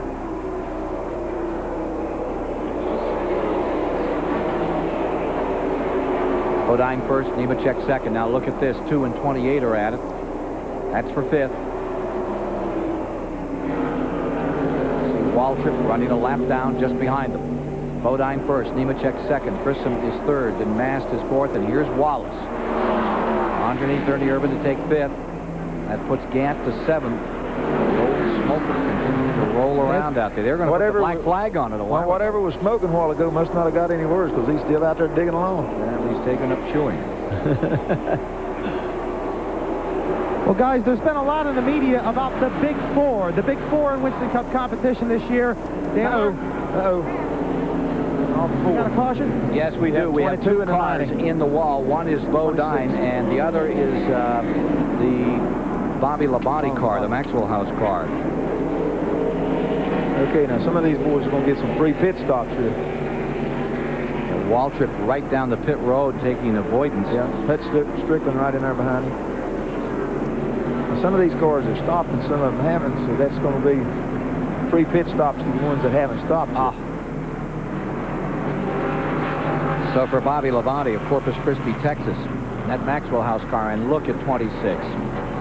Kenny Bernstein's teams on. The 22's gone right back behind the wall. They'll start working on it back there and maybe try to resurrect something, but that looks savage. This put Earnhardt behind a lap, even though he's been running 5th and 6th and 7th. He's a lap down because he stopped and the other 5 or 6 people hadn't. We'll have a replay on this incident in turn 4. That is the second caution period of the day. 6 lead changes among 5 drivers so far in the 600. Caution is out at lap 152. Gant was on pit road. Earnhardt will have lost a lap here to put him back in 17th position. And let's take a look again at what happened to Brett Bodine. Here they come around here, and the 22 is getting ready to make a pit stop, and the 26 hits him and doesn't see him, knocks him on in the pit. But that's what happened. The 22 was stopping, and the 26 just ran up on him so quick at running the back of him. Just not paying attention to really what was going on. Now, if you want to see it from trackside, take a look at this.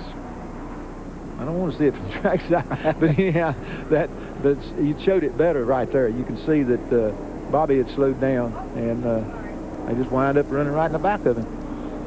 Well, that's the end of the day for the Quaker State car. The 22 car don't look in too good a shape, but they'll probably able to beat it back out and get him. Yeah, they drove it. They drove that one in, but on the hook is the 26.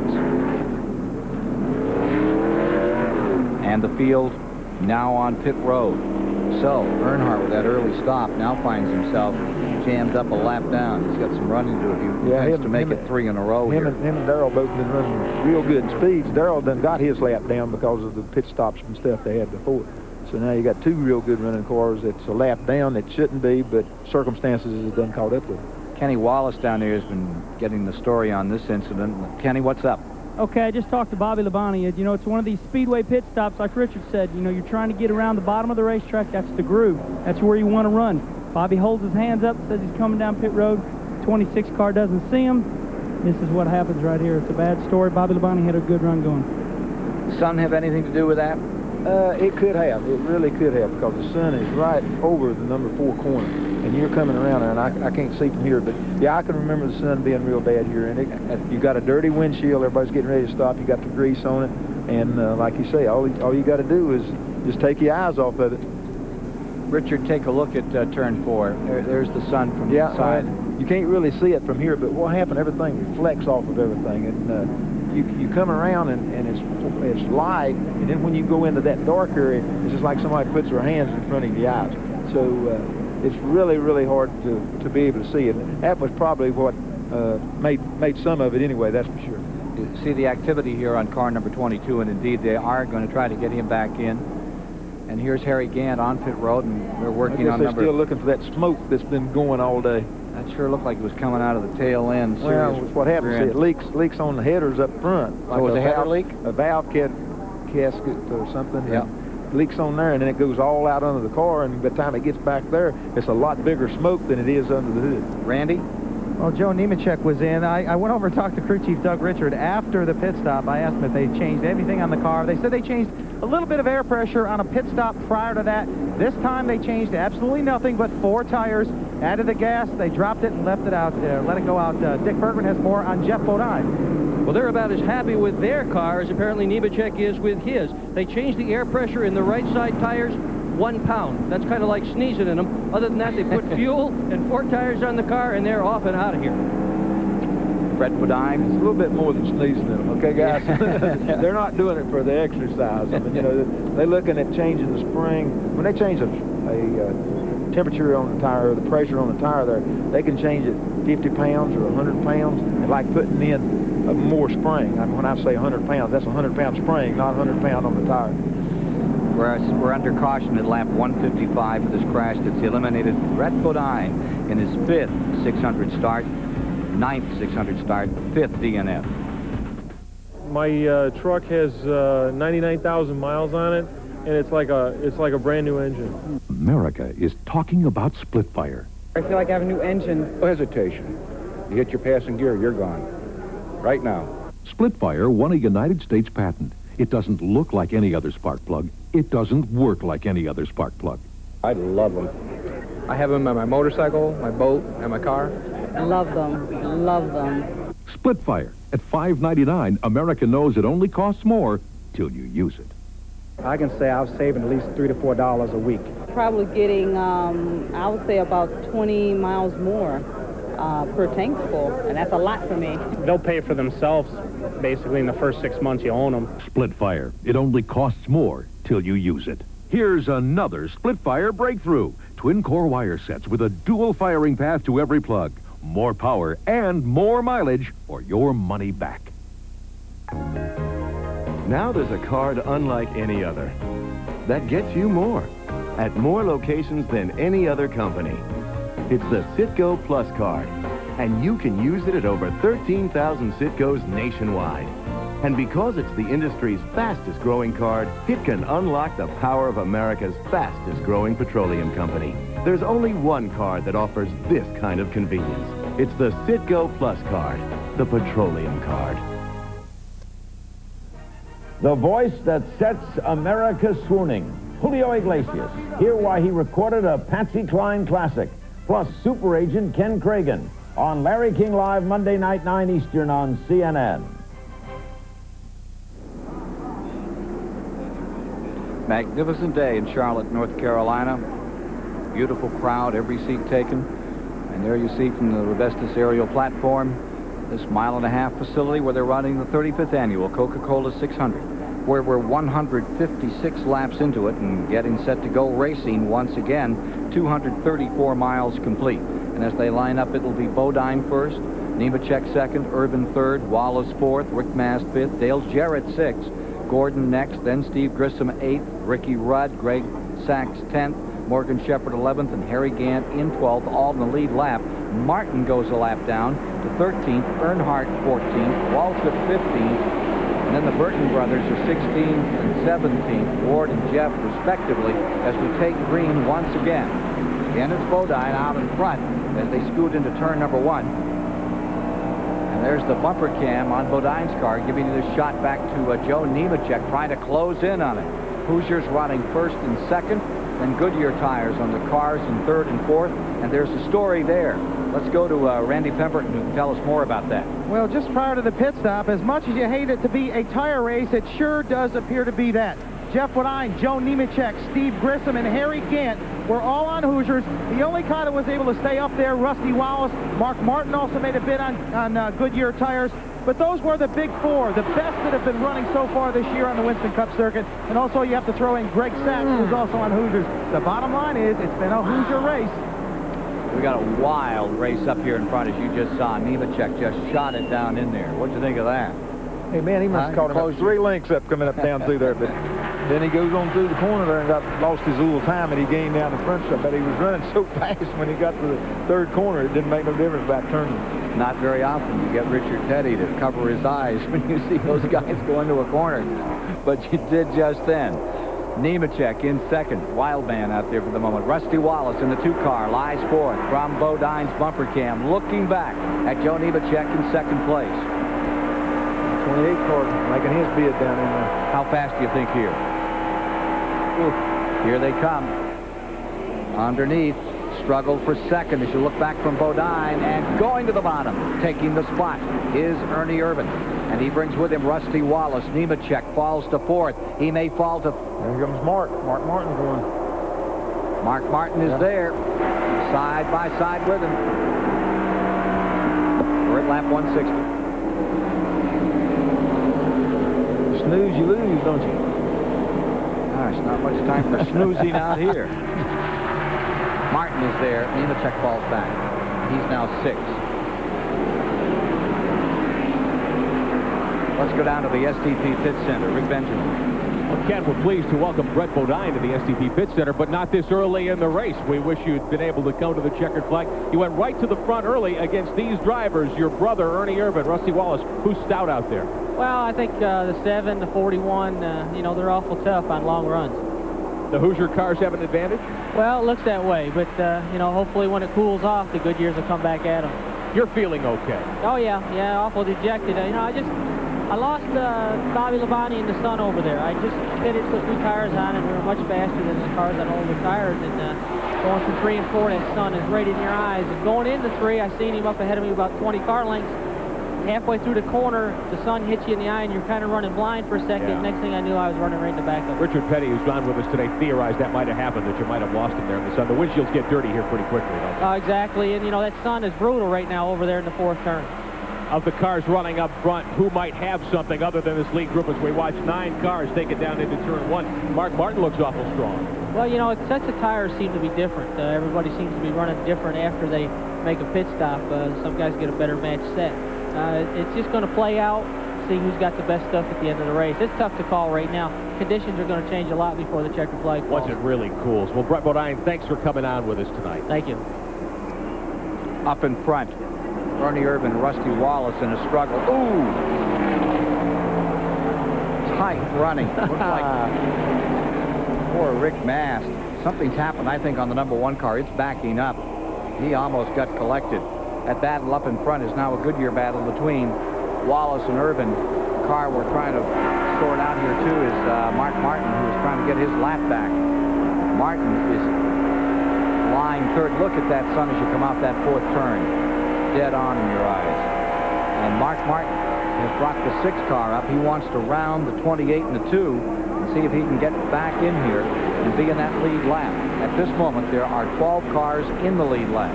Wallace, Irvin, Bodine, Jarrett, Mass, Nemechek 6, Gordon 7th, Grissom 8th, Rudd 9th, Sachs 10th, Shepard 11th, Gant 12th, and then Mark Martin that lap down.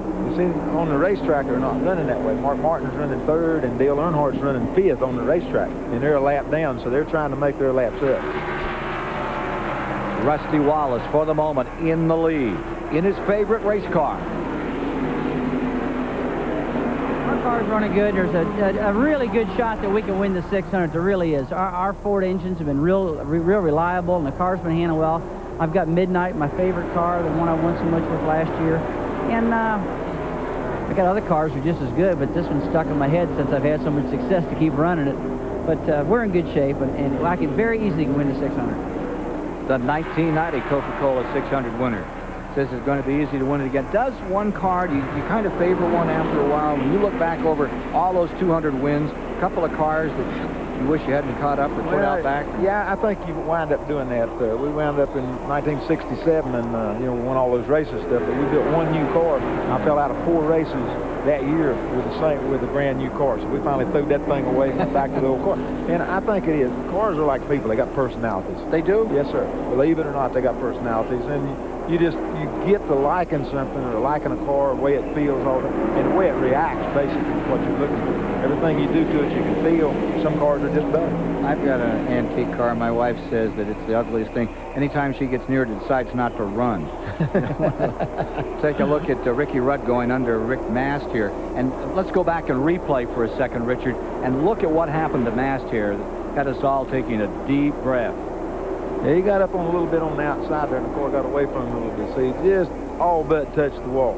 And then the car behind him runs into him. And all this stuff kind of takes you breath. It takes you a little while then to get it all gathered back up. And he did. I didn't even know he went out in there like that. Well, a little agricultural and that's what happened there. to Nemechek. That's the reason Nemechek's so far back in the whoop. Got some parts and pieces out there. We did have some parts and pieces out there. Ooh. Caution is out. They caught up with that. They want the yellow out. Last thing you need to do is have somebody penetrate a tire off something like that. So Wallace, Irvin come across the line. Mark and Dale didn't get to make their lap up on that one. Take another shot at it. Rick Mast is in quickly. So while they're dusting off the speedway here at Charlotte, we'll pause for a commercial break and be back with more. There are now 170 laps complete in the Coca-Cola 600. As Winston Cup stock car racing fans, we're spending the 1994 season saying goodbye to one of this sport's all-time great drivers. Harry Gant is riding off into the sunset, but the memories of his spectacular career will never fade away. Harry's made quite an impact on the sport since his first start way back in 1973. Gant goes back to the track. The car just missing him. My goodness.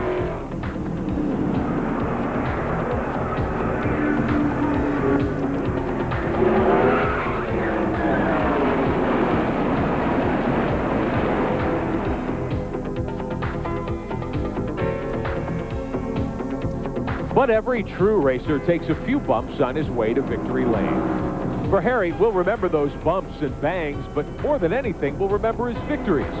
And we'll remember that incredible month of September 1991, when Harry Gant captured the imagination of racing fans everywhere, winning 6 consecutive NASCAR races, 4 Winston Cup and 2 Busch Grand National events at the age of 51. We were just wild about Harry. And as the years go by, Harry Gant will remember those great moments that made him a legend, memories that will never grow old. We'll remember those moments, too. Thank you, Harry. Thank you indeed, Harry Gant. 258 miles have been completed, 172 laps. Here is car number 4 coming out right behind the 33. Here he is coming in a moment ago. Rubber, a pliable substance often used in tires. Pliable? Huh. piece of rubber did that. Well, yeah, when he ran over, applied that right. He ran over that tire like that, and that just pushed all that stuff back up in there. Now they got to get something to hold it out. That's about half fiberglass, some kind of stuff, and it don't break as bad as it bends. On pit road, the pit stops had Wallace in at 16.6, Irvin at 18.3, Bodine at 19.7. And on the racetrack, as we get ready to resume, it's Wallace at the point with Ernie Irvin in second, Jeff Bodine in third. The fourth place man will be Jeff Gordon. And running fifth on the field, Dale Jarrett, with Morgan Shepherd sixth, Ricky Rudd seventh. We're going to have 12 cars back in the lead lap. Randy? Well, Rick Mast is back in the pits. Prior to that caution, Rick almost caused the caution on the front stretch. They came in 3 different times now. They pulled the quarter panel out. It does have a little damage where he made contact with another car. He's called for some stop leak as well. His water temperature is going up. As far as Joe Nemechek is concerned, they just changed 4 tires. Jeff Bodine changed 4, put in a round of wedge, just trying to tighten the car up just a little bit. Also, Terry Labonte and the 31 car, the Hardee's car of Ward Burton, were in just regular pit stops and 4 tires. Dick Berggren? Well, Ernie Irvin's car is very close to being right. When he came in, they just loosened it up 1 round and sent him off. The 24, Jeff Gordon's car, is a little bit tight. They are hoping and praying for an eclipse. They want this sunshine to go away so the car will stabilize. It is not yet stabilized, and they changed the car just a little bit. Rusty Wallace's car was both pushing and a little bit loose, depending on where in the corner we're talking about, and they adjusted air pressure. We've got a crash in the main straightaway. Grissom in number 29 on the restart as he came up through the gears. Into the wall, head on. And the leaders are racing around. He was in 10th spot. Remember, they'll race back to the green. Take a look down here on the main straightaway. Car number 29 lies right in the center of the track as they come back around. They're telling him on the radio. Earnhardt made his lap up. Earnhardt has made his lap up. Earnhardt coming through. Oh, Kyle Petty just getting by. Kyle made his up. Well, another moment. Didn't your blood pressure go up at all, Richard? That looked to me like Kyle might very well find the back end of that 29. No, he'd seen it. I knew he'd seen the car, so I wasn't worried about that. The deal is, don't make anybody take that close a chance. That was pretty much of a chance right there. But he was a couple laps down, so that made a lap up for him. But that put Earnhardt back in the go. Into the 13th position. Kyle was 3 laps so back. That makes him up 1. Makes him 2 laps. And, the rest of the field still coming by. As car number 29 on the start. Remember, he was having such a great run today. He was in 10th on that start. Hammers it into the wall. Been running so regular, not taking any chances or anything, you know. Coming down for the start. Here's how it looked. Find out where he's at here. In 10th with that.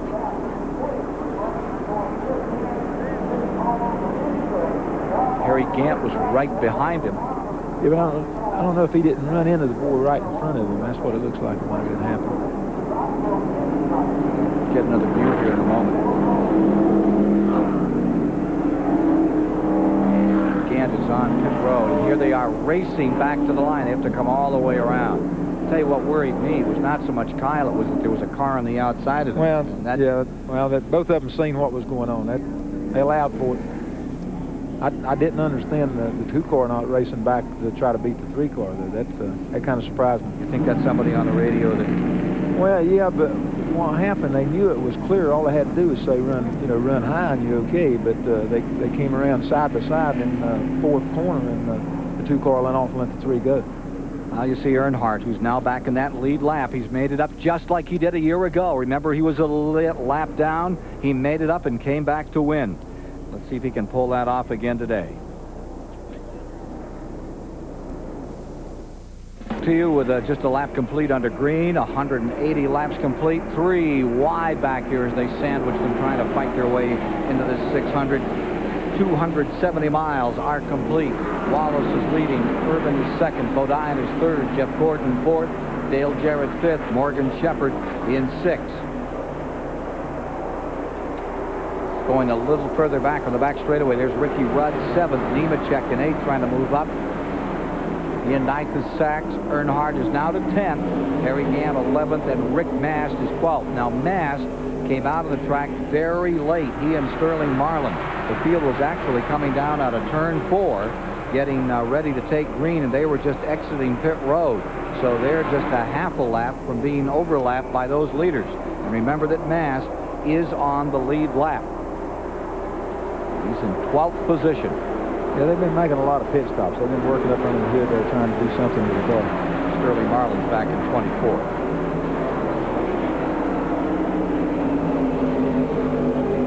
Well, they've got a little more shadow out on that racetrack.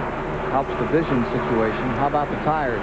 Well, I don't know. They didn't have any trouble with the tires at that time. But what happened now, you're going to see cars start running quicker and quicker. And as it cools off and that sun gets off of it, then you're going to see a little bit different race. You're going to see some of these cars that didn't run too good change, and some of it, you know, as far as who's running and who's not. But the Goodyears seem to really run good with new tires. Now, how they're going to fade at night, we're going to have to wait and see. Dale Jarrett there in 5th position now with the Joe Gibbs car, number 18. Got a couple of cars pitting. Here's Labonte coming in, and also Derek Cope is pitting another time. Here you see the 18 car with Morgan Shepherd right after him in the 21. And the 18 car's been running good. Dale's got up there to 4th or 5th. I guess he's 5th right now. And, you know, nobody said anything with him. Uh-oh. There's Earnhardt again, right? But nobody said anything about him, but he's just been steady, just knocking along there, right looking at him all the time. Some move by number 3 Earnhardt. Again, Jarrett looking as good as he has in some time out here, fighting with Morgan Shepherd. 16 months since Dale visited Victory Lane. And he's about forgotten what it feels like. We've got one in the wall. Oh, we've got one in trouble in 3, spinning, crashing all the way around. Waltrip just getting by. 40 car. And that is the Bobby Hamilton car out of the Civetta stable. Lost up in turn 2. And Waltrip coming for sure looked like he was going to collect him. Somehow just barely missed the spinning car number 40 of Nashville, Tennessee's Bobby Hamilton. That winds up saving Rick Mast from getting lapped. He's going to be able to catch back up and stay in the same lap with him now. Wallace coming around, getting set to pit here, a little flat spot of those tires. He was in 29th position, 3 laps down when that incident took place. Boy, it looked for all the world like Waltrip was on his way out of this thing, the 5-time winner. Wallace got lucky. The car went back up the track instead of kept coming down. Yep. Darrell made his move to the inside and just made the right move, and everything worked out good for him. So many times that inside move gets you in trouble. We was lucky. That's another 1-car wreck. We had 1-car wreck here and then 1-car wreck there. There was 2 in one of them up there. Had 3 1-car wrecks in one double-car wreck. So that's pretty good. An observation from Kenny Wallace. Steve, you were really running good, man. Started 28th, moved up to 5th. We've been talking about you all day. What happened? Well, it's just kind of one of those deals there on the restart. Everybody's trying to get going, and I don't know, somebody must have missed a shift or something. We just checked up there a little bit. It was just one of those deals. There wasn't enough room for everybody to be at. Yeah, this is a shame. You know, a new team. You guys will start out first this year trying to get some good points. Gary Becker put a good team underneath you. You're running great today. So, you know, I guess you go on to Pocono. Yeah, that's true. I tell you, Gary Becker was super people. This whole team, my hat's off to them. The car drove super. It was just having fun, kind of logging laps there and trying to get toward the end. Okay, back to you guys. Take a look at this, Richard. Elmo Langley in a tremendous battle with Rusty Wallace out there. I seen going down here in the first corner, they've got an Elmo Langley fan club. Have they? Yeah, they got a few people out there. Car driver? Oh, yeah, he's got his banners and the whole thing, man. Oh, poor Elmo. The other day, Irvin and Earnhardt, and I think Wallace, they were all out there when he was on the track. Well, you got to figure they used up the paint on 2 sides in the bumper. They get to arguing with him and stuff, and they tell him, "Said, look, man, I bled more laps than y'all had." That's what, you know. Let's take a look at the replay. All right. Turn 2, Bobby Hamilton loose. Yeah, he was up there all by himself. I don't know what happened up to that time, but he really got lucky because he hadn't hit anything. He's doing all the sliding. There was Darrell when the car stayed up. But he get lucky. Nobody hit him. He didn't even hit the fence. He just got up in the loose stuff and was able to just come around with 4 flat tires. 4 wore out ones anyway. Definitely worn out. Probably wore out old D.W. Hart a little too when he came around and saw that guy. Yeah, he might have 4 flat ones too where he locked her down. Because here's the whole hip. Nemechek hotel of a bunch of people making pit stops. 9th place car, Nemechek. Boy, what a job he's done. Here's Randy. It's a miscommunication, guys. He was on the lead lap. He had the opportunity to come in the lap before, did not, just kind of missed it. So miscommunication. They're in now for 4 tires. Originally, Jeff Bodine was going to come in and take on gas only. He elected to stay out, and now Joe Nemechek goes back out. Absolutely will kill his track position. Track position counts for so much on this 1.5 miles, Richard. Well, it really does, especially after a caution. Okay, you know, and everybody with cautions got 4 new tires, and everybody races for a few laps, so you can get behind right quick if you're not up in line. We're about 13 laps away from the halfway distance at 200 laps. We're 300 miles into it. Do you get worn out in the 600-mile event? This I always did. More than other races? More than like a Dover, Delaware, or a Pocono? No, not really. You know what I mean? I tell you, the time of day, and it's a lot better now. But when it was really, really a hot day, it really just takes everything, starch out of all the drivers. But, you know, Dover does the same thing.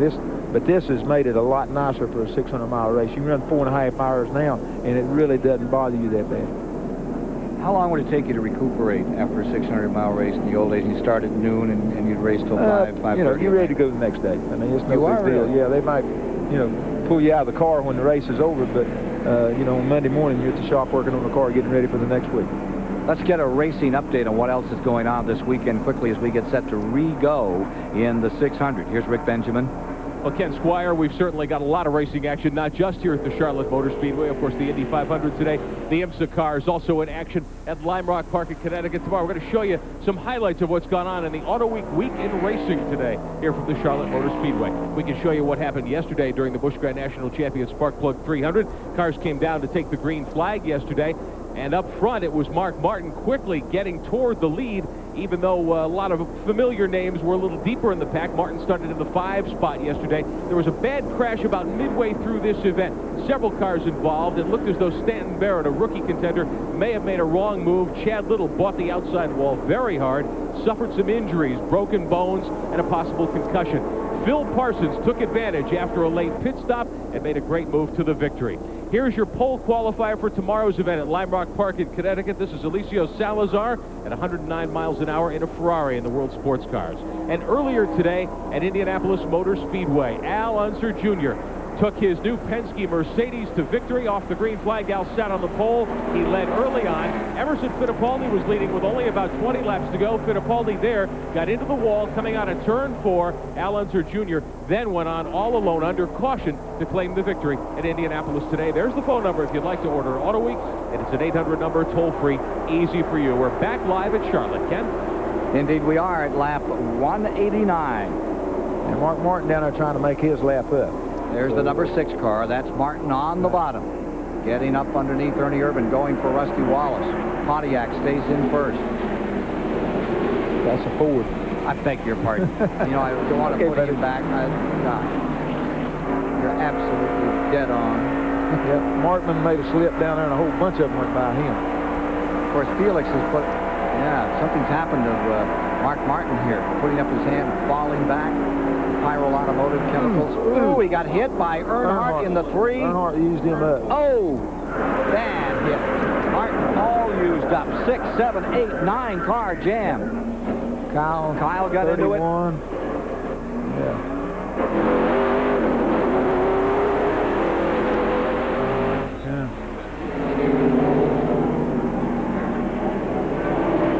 Lap 189. Mark Martin's car lies in the bottom, all torn up.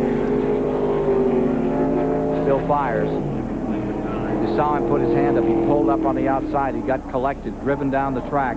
Here's Rick Maston, had that great run going, was in 12th position, had made up that lap, found himself back among the leaders. Earnhardt had made up the lap. Here's the Pyro car coming in now, the Valvoline car of Mark Martin. He was trying to make up a lap. He was up among the front but then three. he had some kind of trouble because he had slowed down. Everybody'd seen him except Earnhardt. Earnhardt just drove right up in the back seat with him, and he's still out there and knocked out 4 or 5 cars. 6 cars. Okay, I got close. Ward Burton. Ward Burton was one of them, Richard. Kyle got it. Yeah. The The 9 car was in that one. Rich Bickle had no place to go. Mark Martin, as we mentioned, the 32 car, and I think there's going to be more. You're right. I think it's 8 or 9 cars before we see the end of this one. Waiting for Dick Trickle's car. Earnhardt, it's kind of busted the grill and stuff up on him. They put a little tape on him, sent him on back out to do it again.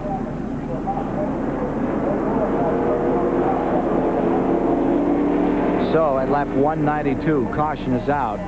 Major incident. At least 8 cars in turn 4. More on it in a moment.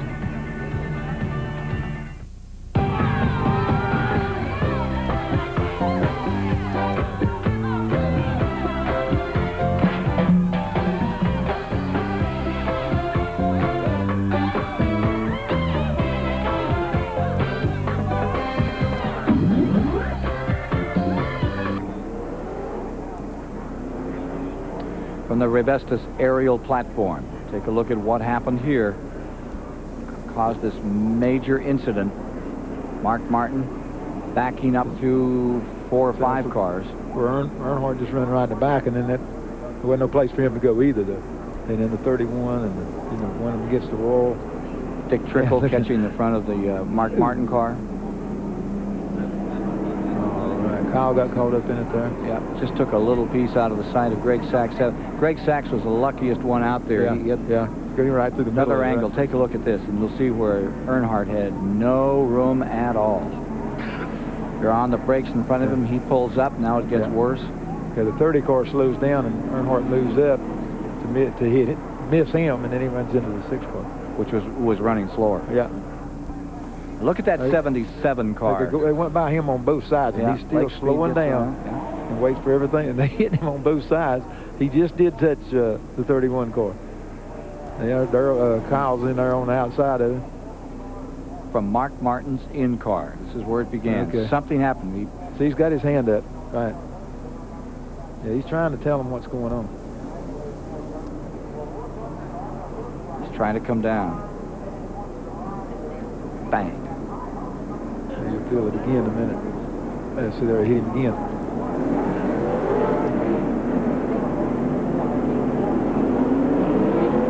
Wow. Bad day for Mark Martin. Bad day for a bunch of them up there. And a good day that they're all walking away. That's that too. Mark Martin certainly had one of the cars to beat today. What happened? We cut a left rear tire down right there in the front of the pack, and before I could get to the inside, they started passing me on the inside and the outside. I knew I was going to wreck. I had a tire down, and it just, there wasn't no way to hold it. I don't know. They started running into me in the left front, and the wreck was on. But, it's hard to drive that thing with one tire down, and especially hard to drive it with cars passing on both sides and a tire down. Mark, how frustrating was it out there? The Hoosier cars seemed to be so good.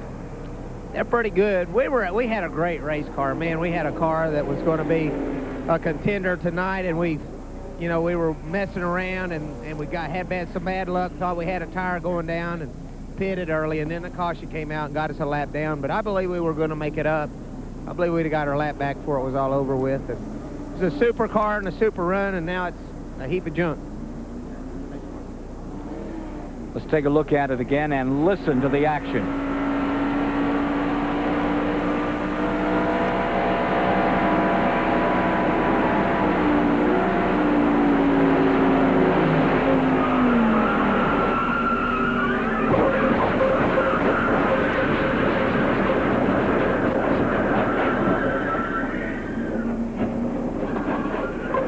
Okay, guys, this is complete pandemonium down here. We've never had this big of a crash. There must be 6 or 7 cars. The one car, Rick Mass, led early, had a great night going. You can pan out and see all this action. They're trying to get this car back in the race. The radiator's all the way into the fan, so it's wild down here right now, guys.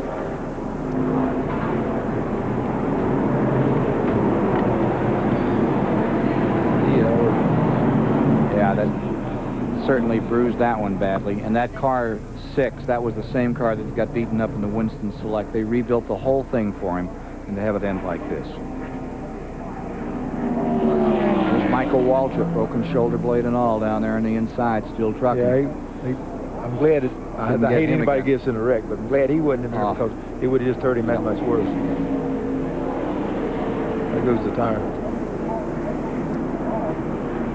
Good shot there. The 31 had no place to go. The 32 was run into the wall. Great. 41 got through. Now here comes the 77 car. Here comes the 9 car under him, 15 car. The 77 car is still going. Dick Bergman.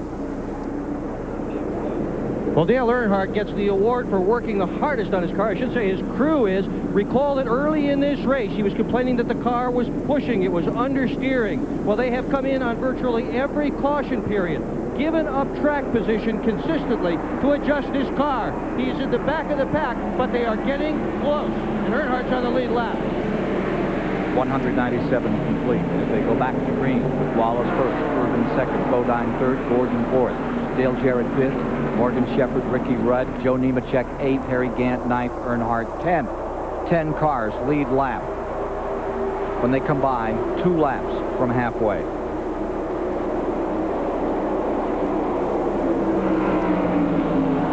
Wallace into Ford, Richard. Okay, you done good that time.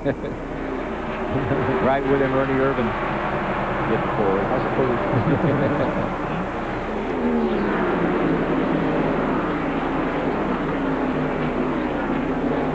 Trying to help the Pontiac guys down. I hear you. The Goodyears really take off. They work good to begin with. Bodine on Hoosiers back there in third. A couple lap cars between them. But they're both on Hoosiers. Look at this group. Yeah, this was 6th or 7th right in there.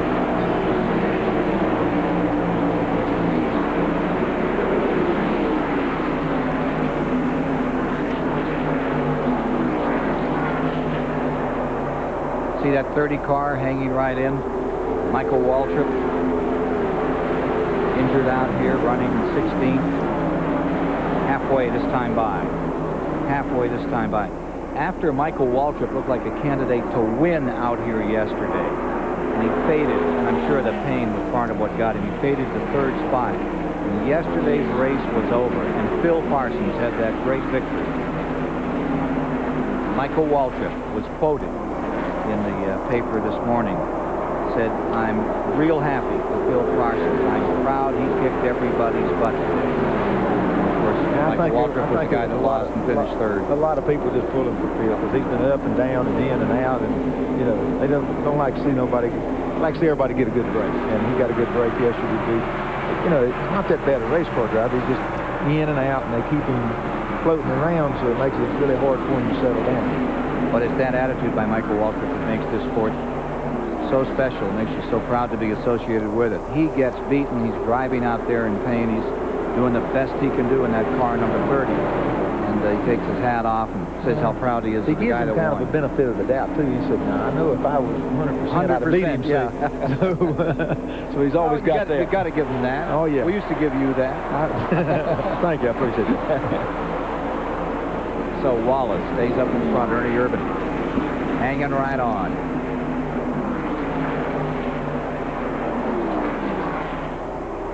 You see Jeff Gordon in the 24 car, and he's got a mitt full of Morgan Shepherd. And Morgan, we hadn't heard a whole lot from Morgan. He's just been there. He's been regular. And you know, maybe it's time. They didn't run half the race. Maybe it's time for Morgan to get involved in it. The third car in the field is a lap car. That's the number 8.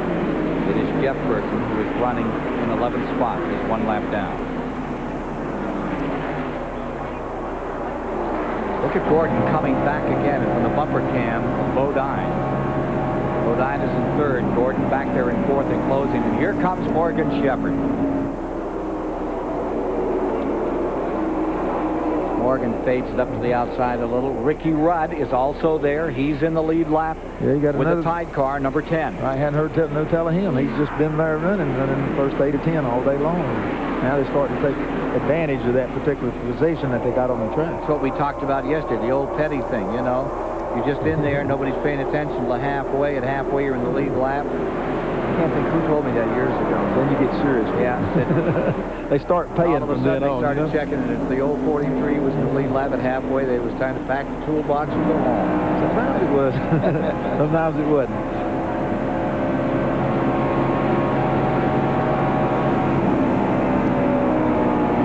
Talk about the Michael Waltrip car. He is running 15th on the field, and he's shown as 2 laps down. Shepard finished second in this race in '87, while behind the wheel of a Stacy car. Make that one. The lights are on around the racetrack now. How do you like those lights? They're not caution lights. These are lights to make it. Okay. I mean the night lights. Yeah, okay. The night lights are on. Okay. Yeah, well, if they go ahead and turn them on now, as the sun goes down and starts getting darker, you don't really notice it as much. But if they wait till it gets twilight and then turn them on, hey, man, that's a big change all at one time. How do you feel about racing under the lights in Winston Cup racing? Well, that's great. Well, I mean, I don't know that Winston Cup's ready to run them ever night under the lights, but I think it's really good to break up things. Here especially, a big racetrack, even a little racetrack. Saturday night specials is really good. They always have been, and that's the backbone of the sport. Jeff Gordon stays in that 4th spot. He's got Morgan Shepard chasing around after him, and right in front of him is Jeff Bodine. It's a whale of a battle. We're midway in it in the Coca-Cola 600 35th annual from the Charlotte Motor Speedway. With Richard Petty, I'm Ken Squire, and from the Rebestos aerial platform, here's how they're running those 24-degree high banks. Big story in Earnhardt's pit. They are preparing a new nose for that car. When he ran into the back end of Mark Martin, he pushed it in. The real problem is not aerodynamics, as you might think. What's happened is the car is beginning to heat up. Just about every crew member, including Andy Petrie and Richard Childress, are gathered around here trying to get this thing ready for Earnhardt.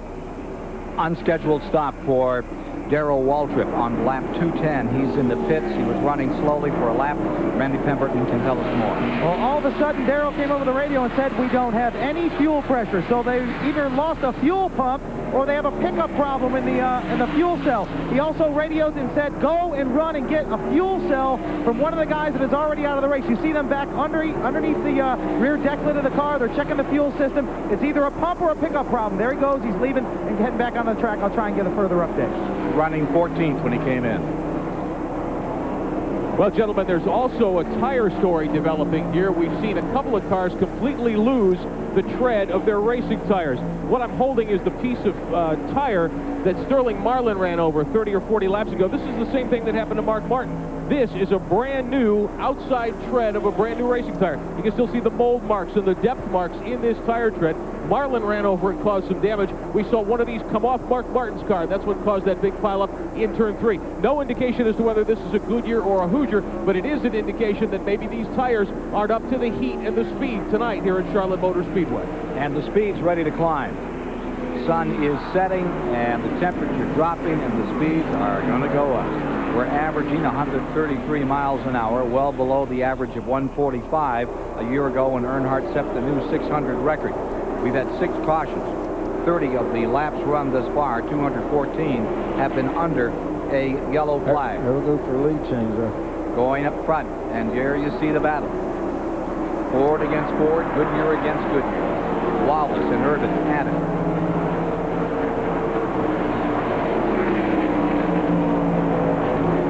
Six leaders, 8 lead changes thus far. Caution for that big crash moments ago. Incidentally, Chad Little injured yesterday in that crash in the main straightaway. Talked to him in the hospital this morning. Has a broken right leg, has a broken shoulder, had his bell rung, hopes to be back in 3 to 4 weeks. Tough guy. State of Washington, Chad Little. Had a really bad wreck going into turn number 1 on a start. Just got crammed up into the wall and they'll change that number 23. They're looking at a couple of drivers to take over and take Chad's car out in Grand National competition over the next 2 or 3 shows. Here's Rusty Wallace still in first with Ernie Irvin trying to chase him down. The 1990 winner staying right there in first place. Incidentally, Greg Sachs is back in the race after an 11-minute repair job. Remember, that was the white number 77 that sort of got bounced around cue ball style out there in turn 4 in that wreck. Ernie Urban ready to challenge, coming down on the inside. Coming to lap 218. There you go. Bounce and shuffle, and Ernie Urban goes back into the lead another time. How much strategy plays into this race, Ernie? Well, it's a little bit of strategy because of the weather change. Going to be going from say evening to night, and that changes the chassis, and being able to follow up on that car all day long, knowing how to communicate back and forth, making that car good at the end of the race, not at the beginning, and that's what we're going to have to work on. That's the strategy we'll have to work towards, is working towards the last 100 miles and not the first 200 or 300. Darrell Waltrip coming back out. We've worked on those fuel lines, and back out he comes again to try to keep scoring points. He had a great night in the Winston Select back on Saturday a week. Really thought he was going to have a good day, but wasn't to work out for him. That's how close it is after 300-plus miles further back. There you see the Earnhardt car, number 3. He's having trouble with Joe Nemechek. Nemechek giving him all he can handle right now. These cars are 6 5/10 back from the leader. And you see Jarrett in there. Jarrett is 7th. Now here comes Earnhardt back on the inside. Gant is in that group, and remember, he's in the lead lap. They actually are going to put a black flag on him about 100 laps ago. There was some smoke pouring out of the car. Thank goodness they didn't. Here he comes. He's up there under Dale Jarrett, and we have Earnhardt to 7th, Gant to 8th, Dale Jarrett falls to 9th. Nemechek's about to get it. Nemechek has it. So all of a sudden, Dale Jarrett backs up in that group. And after one lap, number 17, Waltrip goes back to the garage area again. He gets right over by the Unocal fueling station. Didn't go to the garage, pulled right over there, and they're going to work another time. Randy's there. Well, they have found it. It is the fuel cell. They've got a pickup problem. They went to Steve Grissom's team, and they asked them if they could have a fuel cell. Matter of fact, it is coming in now on the back side of the car, over near the deck. Off for 4. Off for 4. There is Labonte's car, and Gant in trouble. As also with Gant right side torn up, Terry Labonte badly torn up. Derek Cope spins back into the car, into the straightaway, and everybody's just getting by. The 98 car of Cope spun across the grass and ended up right on the start-finish line, aimed the wrong way. Get another replay on that. 7th caution, lap 223. Now that's unfortunate for Terry. Labonte. Terry just got caught up in that one, I think. Best finish in this race was 3rd way back in 1980. He was running 15th when it all came untied. He's the replacement for Ricky Rudd in that Hendrick stable. And that's too bad. There's Cope back underway with the Fingerhut car. Take a look at number 5. Got much going there. Fun. Kellogg's cornflakes, guys. he just looked forward to it in the morning. That's like you get Rice Krispies, snap, crackle, and pop out there. No, they got that. Take a look at what happened. 5 gets loose. Okay. Yeah, he lost the deal. Something. Yeah, what happened there, I don't know. Just took off. There wasn't nobody close enough. It just took off. But it's real rough there. I understand that. Now that's what, 170 miles an hour. Gant made a good move. He almost missed the bullet. Almost got it all under there. Yeah, kept it right down. Come up on the also slowed the car way down too. Yeah, he just come out of there. Caught him in the right front.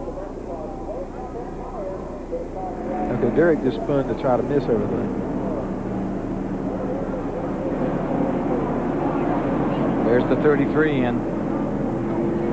Earnhardt back in another time. Dick Berggren is there. They're going to work on the nose of this car, Ken Squire, to try to get into the cool-off zone. They're not going to replace the whole nose, but they're going to put a piece on the bottom. They just added a little piece of fiberglass on the bottom of this nose to try to get the air working through the radiator a little bit better, try to improve the aerodynamics of it. Definitely an aerodynamic racetrack. You do not want to have your aerodynamics messed up. Right now they're drilling away, and they're going to put aluminum rivets in there to try to hold this piece down and get Earnhardt's nose squared away. Yeah, that piece they're putting on there is not to make the car run cooler. That's there to keep the front end on the ground because the air gets all up under the car, and then the car raises when it gets to the corner, and you can't turn the car. We'll take a break right now and then be back with more. The Coca-Cola 600 Winston Cup Stock Car Racing on TBS today. Harry Gant coming back out after repairs. Stay with us.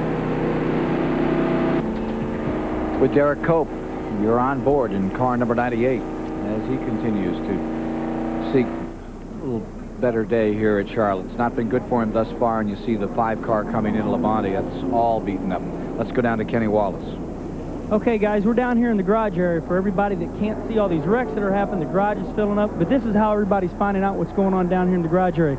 The Family Channel Holler has got 2 TV monitors. You can see me on there right now. This is what's happening down here. It's getting pretty busy, and this is how everybody is keeping tabs on the racetrack. Dick Berggren, next, over to you. Well, Ernie Irvin came in, and they are just about touching these cars now, Kenny Wallace. He just took a little tape off the nose of the thing, and Rusty Wallace's car, they took a little bit of wedge out of it, but most of the guys running up front seem happy with their cars. Randy?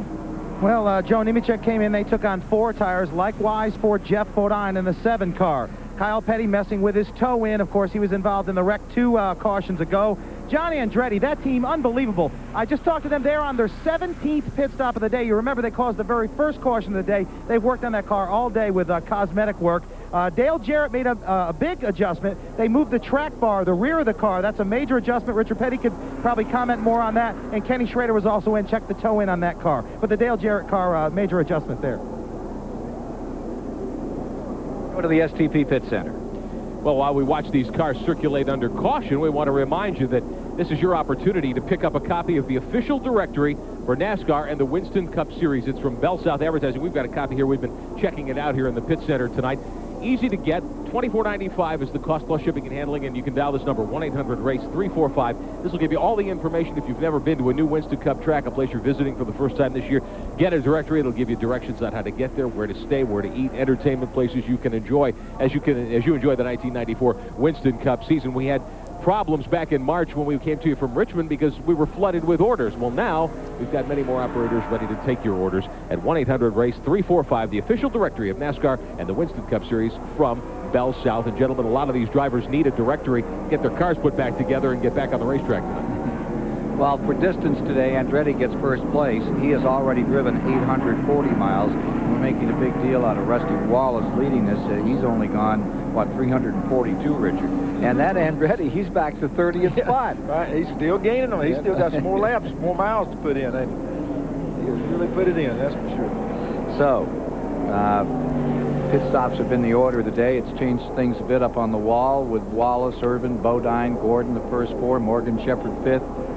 Ricky Rudd, he came in for a moment. That put Nemechek to 6, moved Dale Jarrett to 7th, Harry Gant back to 8th. Gant is staying out there after that incident. Earnhardt 9th, and then Rudd. And let's go to Dick Berggren. Well, big squabble down here in Earnhardt's pit. NASCAR is concerned about the aerodynamic changes they're making to the nose of the car and asked him to bring it more into line with the way the car was before the accident. They're down here with a pair of tin snips now on the fiberglass, cutting away a little bit off the bottom to try to do that. I mean, it's not like you've got a situation where you could exactly and carefully measure it, but we do have a NASCAR official standing here with a tape measure, and he measured it, I'll guarantee you. I don't think it'll fit the template, no matter what. We're not worried about the template, though. Saw Richard Children out there with gaffer's tape trying to hold that thing together. So the word is out, taking advantage of the beaten up front end to try to fix the aerodynamics a little better. The first half, or first 3 good quarter of the race, no cautions, no wrecks, no nothing. And now we've got about half the field running around there with tape all over them and some wire and everything fixed up, you know. Richard Petty, did you ever be in one of those races where you really got the snout hit And then it ran better? Yeah, I've run a lot of race cars. And you wind up getting in a wreck, and I don't know that the car runs better, it just makes you so mad you make it run better. I think sometimes that you just get so frustrated, you say, the heck with what it looks like, how it's doing, you just go do the job. So, yeah, we've run better after we got in the race. Listen to this, Richard. Laps 1 through 90, no yellows. Laps 91 through 229, 7. That's what I was telling you. You know, but the deal is about everybody's got hit somewhere. You know, I noticed our car kept coming in and stuff. He's been in about 14 times putting on tape trying to keep the hood down and the fenders from flopping. Darrell Waltrip coming back on the track in car number 17. He's back out another time as they're getting the field lined up to go racing at lap 230 as they come to the flag. 230 as they take the flag. 345 miles are down. Wallace first, Urban second, and Bodine is right there third. Jeff Gordon back and forth. Still got 10 cars in the same lane. Oh, there we go. Oof. About to overlap Waltrip coming off that corner. He ducks down to the inside to give them plenty of room, and he comes down to the pit road. Waltrip's back on pit road after another single lap. That's the second time that he's done that. Not working right, he gets about the race. Like you notice that pass, the 28 had the 2 out flanked and passed him, and here they do. The 2 car had the 28 out flanked, and there he's back up there again with him then. And there's the 7 car sitting there watching him. Ford's first, second, third.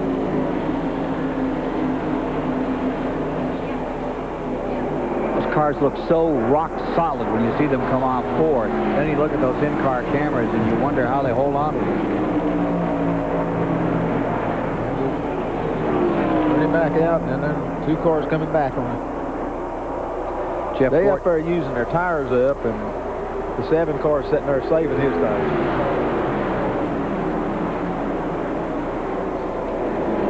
Wallace fades back a bit for a moment, now makes another run off Ford. And Jeff Gordon definitely closing that Chevy in from 4th position. Still side by side for first.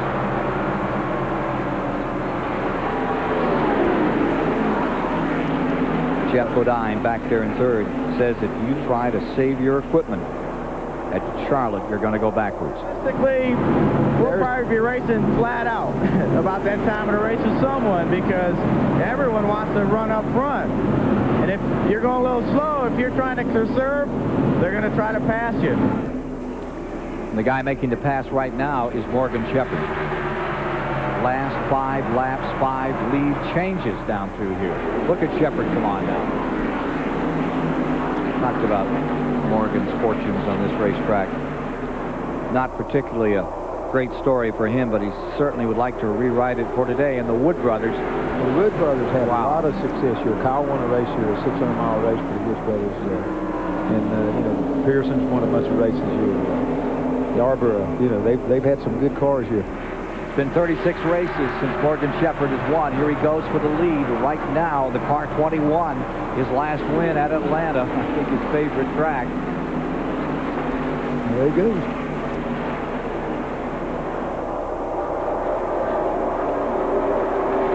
So you got Nemechek, and he's right back up there with him again. Here comes Earnhardt. Let me correct that. As you see, Shepherd comes up. That places him third. Still Wallace and Bodine to deal with, Richard. Still Wallace first, Bodine and Morgan Shepherd right there in third. 4 600 wins for the Wood brothers over the years. Love to make it 5 on the efforts of Morgan Shepherd today.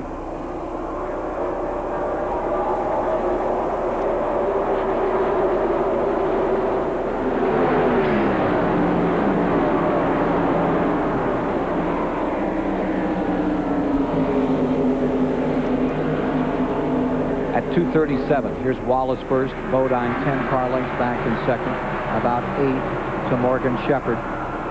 Then a tight battle between Earnhardt and Urban. To Kenny Wallace. Earnhardt keeps running like that, they're going to come in and check him again. To Kenny Wallace. Okay, guys, I got Jeff Andretti here who made history. John, excuse me. John, you had a tough day. What happened? I don't know, Rusty. It was you know, we were just struggling along, and you know, we just didn't get the handling the car as close, you know, we like, but you know, that's not here or there. We just wanted to keep lasting. We thought we might outlast them, but unfortunately broke the crankshaft. Well, you've done a great job at Indianapolis, finishing 10th. How was your trip down here? Oh, it was great. Flew in a Challenger, and those are always nice, and got to be helicoptered in, so I didn't have to be here so early. I got to... Okay, well, guys, he got me back. I called him Jeff, and he called me Rusty. You made history, man. Congratulations. Thanks a lot. Thank you. Back up to y'all. I thought he liked it. I thought he wanted to be Rusty. Whatever, right? John Andretti is some kind of racer. Again, he's one of those versatile ones. Tries everything.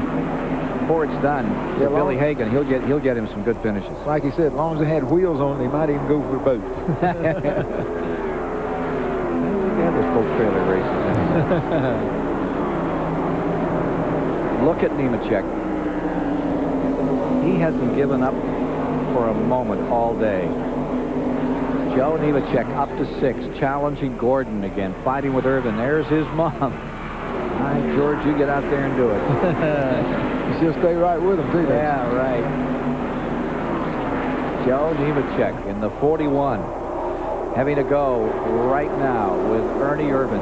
Great race. There goes Morgan. Oh, how about this one? For second spot, Morgan Shepherd on the outside, and Jeff Bodine with him in the 7 car. While they're racing, Earnhardt's catching both of them. Yep. Shepherd gets the spot. 1 to go for Morgan Shepherd for the lead.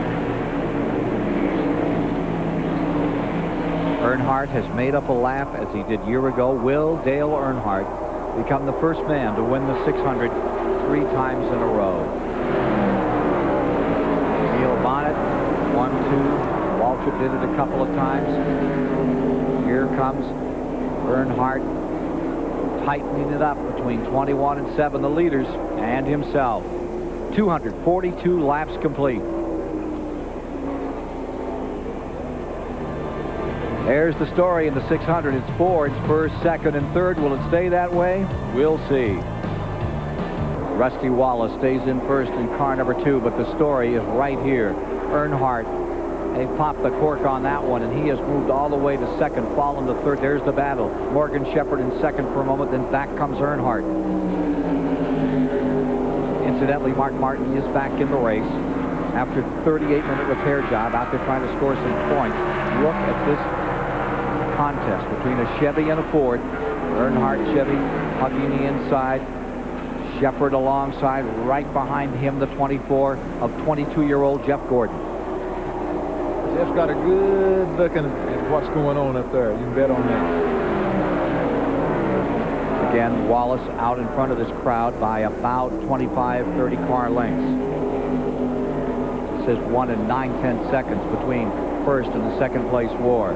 Further back, you see the 43, Dallenbach, still out there going with car number 20, LaJoy. They're back in 20th, 21st position. Yeah, they've been having a heck of a race back there. Around Jeff Burton they come. Jeff Burton in 13th position, the 8 car that you just saw lapped.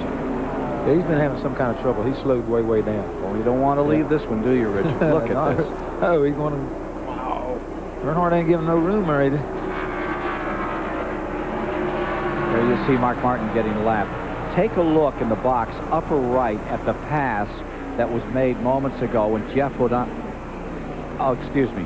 We were going to get to that moment a moment ago when Jeff Gordon got loose a little further down here. 1 year ago, Dale Earnhardt took control of the Winston Cup season when he won this Coca-Cola 600. Dale is second this year, and he's not worried. Here's Rick. I think that's as many laps as I've seen anybody run side by side down here. You know, used to you can do it, or most of the time you can do it maybe a couple of laps. But man, they've been going at it here.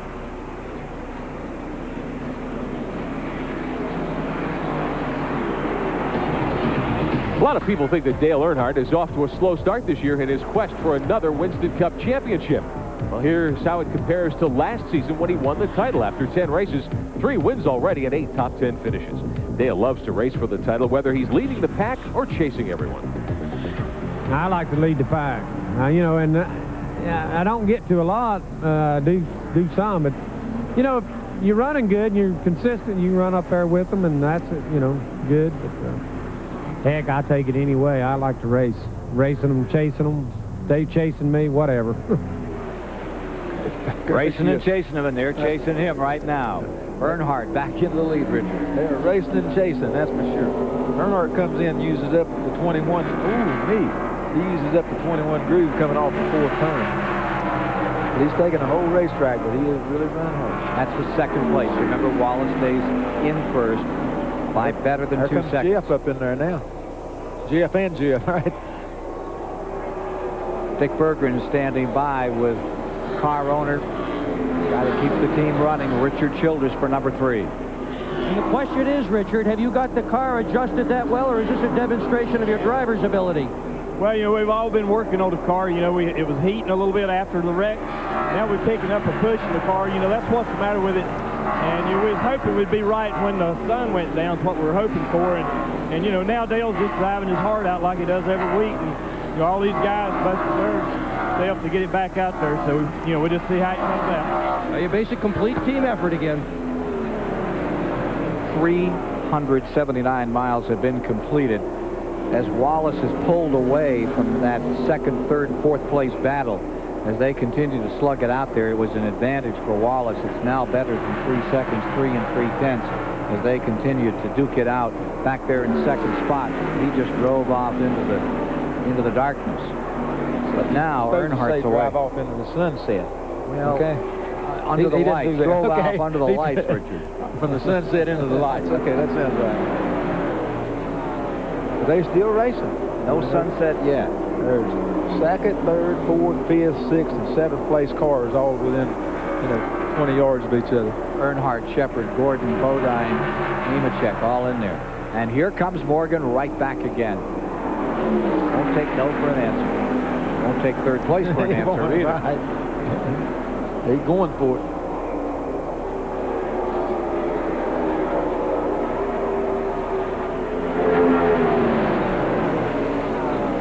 Yeah, Rusty's leading the race and nobody's paying attention to him. Richard, I'd really like the folks to see that moment when Earnhardt got under Bodine here. So we'll take a look and replay, even though we got a great race. Take a look at this. This was about 6 laps ago. We were in commercial. Just moves just enough. You know, now he's trying to gather it up. There comes Jeff Gordon under him also. He was lucky to gather it up. That doesn't look like much, believe me. You see that thing move a little. But once it breaks loose, you have a heck of a time getting that thing glued back down so that it'll go straight. Back with you live, and you're watching as Bodine works Gordon. This is for 4th. And here comes Gordon right back, not willing to give an inch. Gordon on the outside, Bodine. There's Nemechek watching them race. Yes, and Ernie Irvin's right there, too, with a catbird seat to view it from. Stay with us. 257 laps are now complete in the Coca-Cola 600, 385.5 miles. All in turn 4 and slid all the way down the track to land right at the start-finish line. He actually crossed it by about 2 feet and lies in the trademark of the sponsor of the race. That's one way to get their attention. This is how Earnhardt got down a while ago. If you remember, he stopped, and just as he'd stopped and went back out, got a lap down, they had a caution. Everybody got a free stop. They're going to do the same thing to him right now. And the point we were about to make, and the story we were following, was that once again, Dale Earnhardt has been thwarted here. He got all the way up, was trying to chase Rusty Wallace down, then made an unscheduled stop. Just as he came back out, he had gone a lap down. That was when Nemechek had this problem that put him into the grass. Take a look at what happened to Nemechek. He comes off that fourth turn, bang. It took off. Blew a tire is what he's saying on the radio. And that's what it looked like, because he didn't come out and turn the car. He was out about 2/3 and it just went straight. In fact, you can see the marks from here. You can see where they hit the wall. Running in 5th place when car 41 slapped the wall and slapped it hard. Now you see Earnhardt back on the track. He made that unscheduled stop. Like to get more on that story from Dick Berggren. Attention all drivers spinning through the... That's a Humpy Wheeler sign. And I'll tell you what, they're going to have to line up, Richard.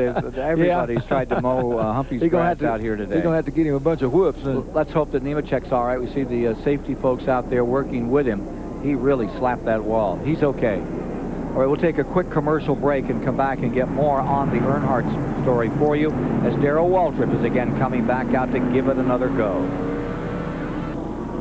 264 laps, 396 miles complete.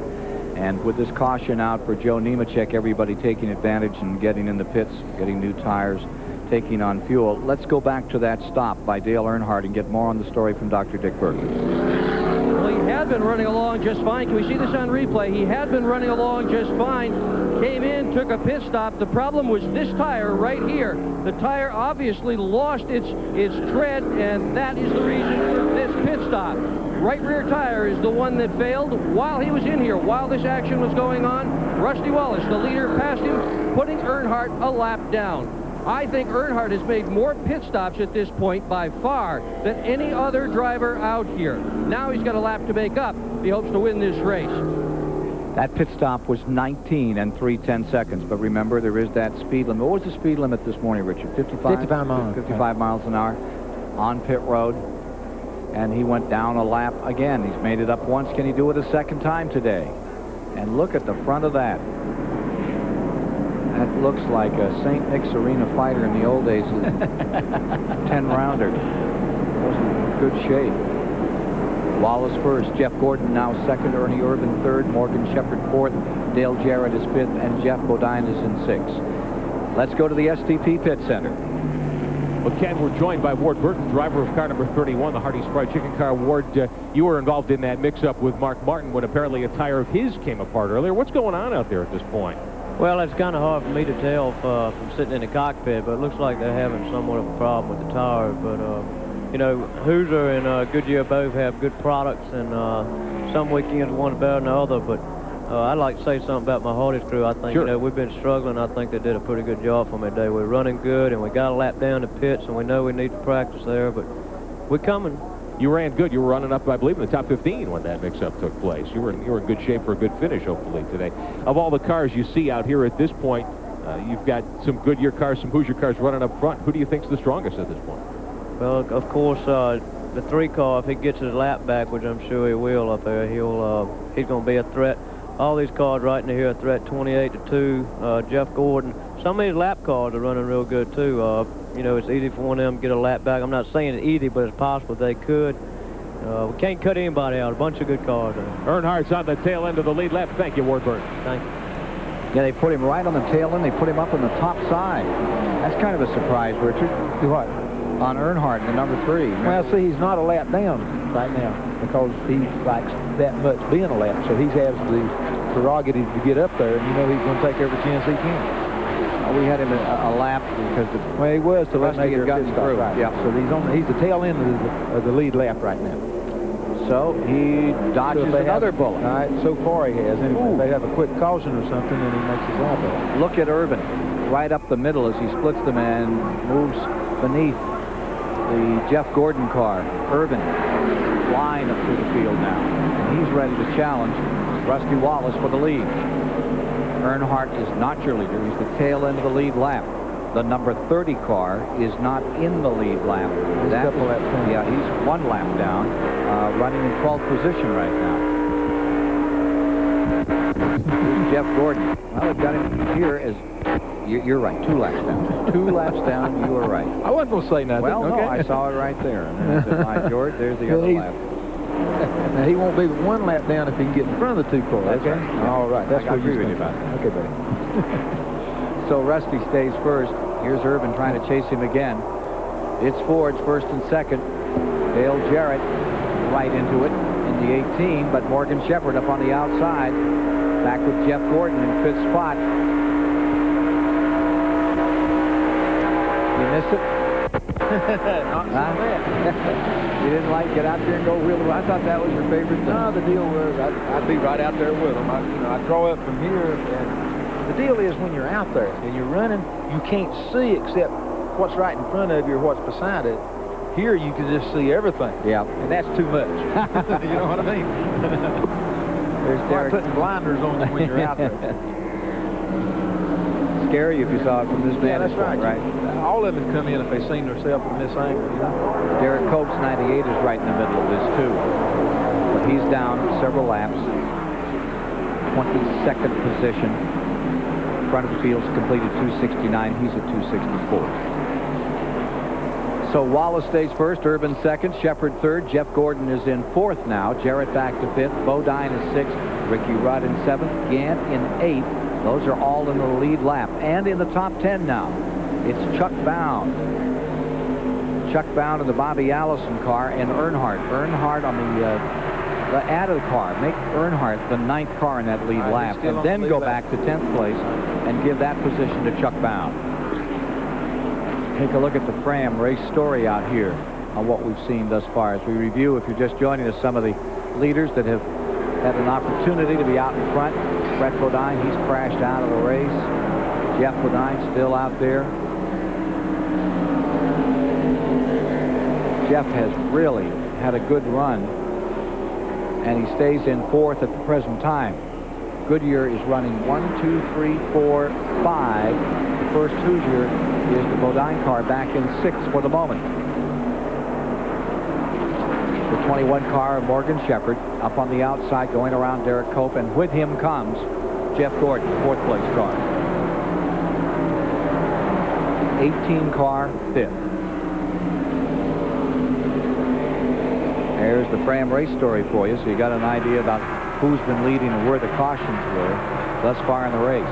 Look at Gordon closing in on Morgan Shepherd for third spot. Jeff Bodine at work back in the sixth position with car number 7, his own Ford, the old Alan Kowicki team. The Exide cars really had a good run today. Get the feeling, a little bit of the feeling of those lamps around the track. Watch now those in-car cameras. You get some reflections, get some different angles, different colors and things that come on. But if we get back to Gordon here, I mean Bodine, he's the only Hoosier car left now in the first 10.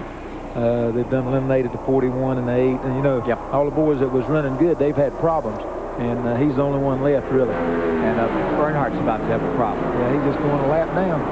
Here comes the 28 car. Uh-oh. Oh, not for long. Oh, what happened to Wallace? He faded way up the racetrack.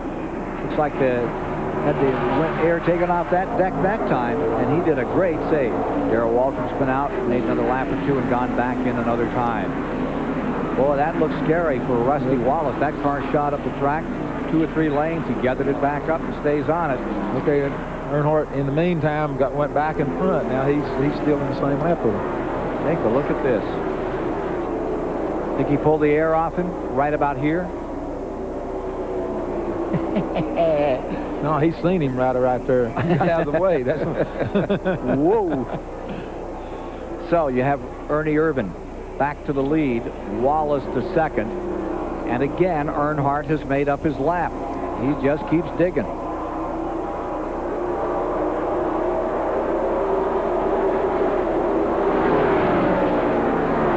.276 laps are down.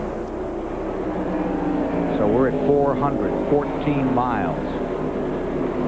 9 cars in the lead lap. Up to 10th now has gone Todd Bodine at number 75, and Chuck Bound falls to 11th. Then 2 laps back in 12th, as Richard pointed out, is Michael Waltrip. Okay. And with him there is Sterling Martin.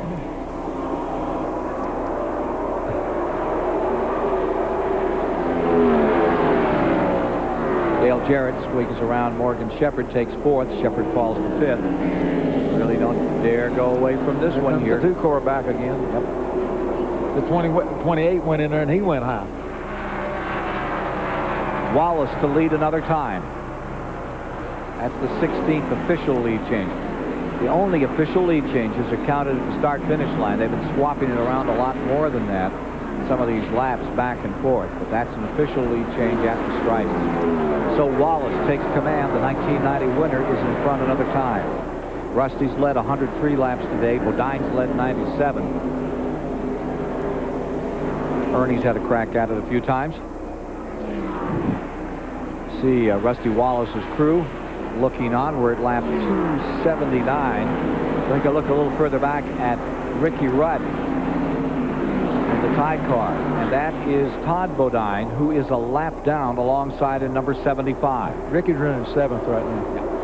And there you see the Chuck Bound car, Bobby Allison car, number 12. They got some pretty good news. They may get a full sponsor. That car's been running. Yeah, he's one lap down. Yeah. And they say that Teletron, a company out of Chattanooga, Tennessee, is going to join the Winston Cup ranks and support the Bobby Allison Chuck Bound effort. 75 and a 12 car racing for position. They happened to get lapped here.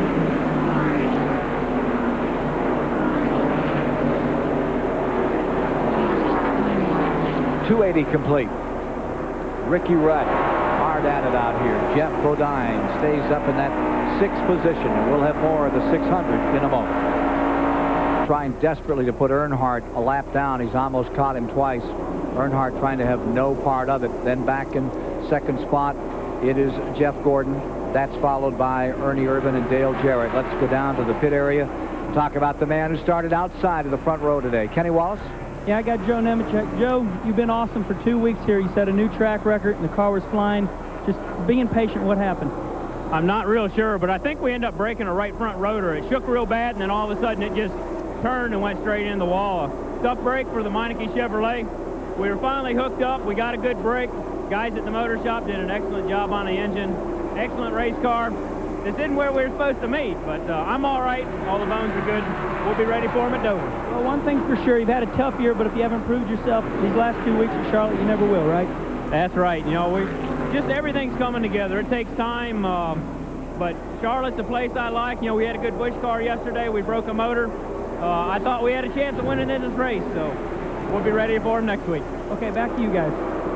Larry and Sue Hedrick, the owners of that car, heart and soul in it, and giving it their best shot, along with Joe Nemechek. Well, look at Wallace still trying to deal with Earnhardt and try to contain him and get him a lap down. Here comes Ernie Irvin working again on Jeff Gordon, and he's going to get him this time around for 2nd spot. They continue to dice and slice this race up every which way, don't they, They have Richard? really been racing. Now, nobody can go home and say they didn't see a bunch of racing going on. Now, they have really, really tried. There you go. 5 cars right up there, and they all run the same speed. It's just who makes the slip and who doesn't, or who has the right tire combination that particular pit stop. And Dale Jarrett's on the move again. He's coming back. He's getting under Ernie Irvin. There's Dale Jarrett right there beneath Ernie Irvin and switching that 3rd and 4th spot around. Here's Randy. Former Washington Redskins football coach, Super Bowl winner Joe Gibbs owns this team, but this is the quarterback, Jimmy May car. Jimmy, we saw you make an adjustment before, maybe possibly on the track bar. Has that helped you here? Well, actually, it really didn't help as much as we thought it might. Just a little bit. The car's been real tight all day long.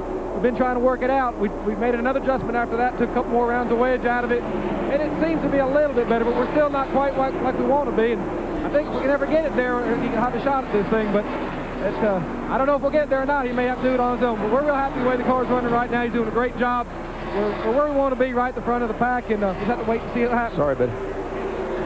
Jimmy May car, brother-in-law, the man in that 18 car. They've only had 2 top 10 finishes this year. 4th at Darlington, they had a 10th at Richmond. On board with Jeff Gordon as he's watching this slugfest here.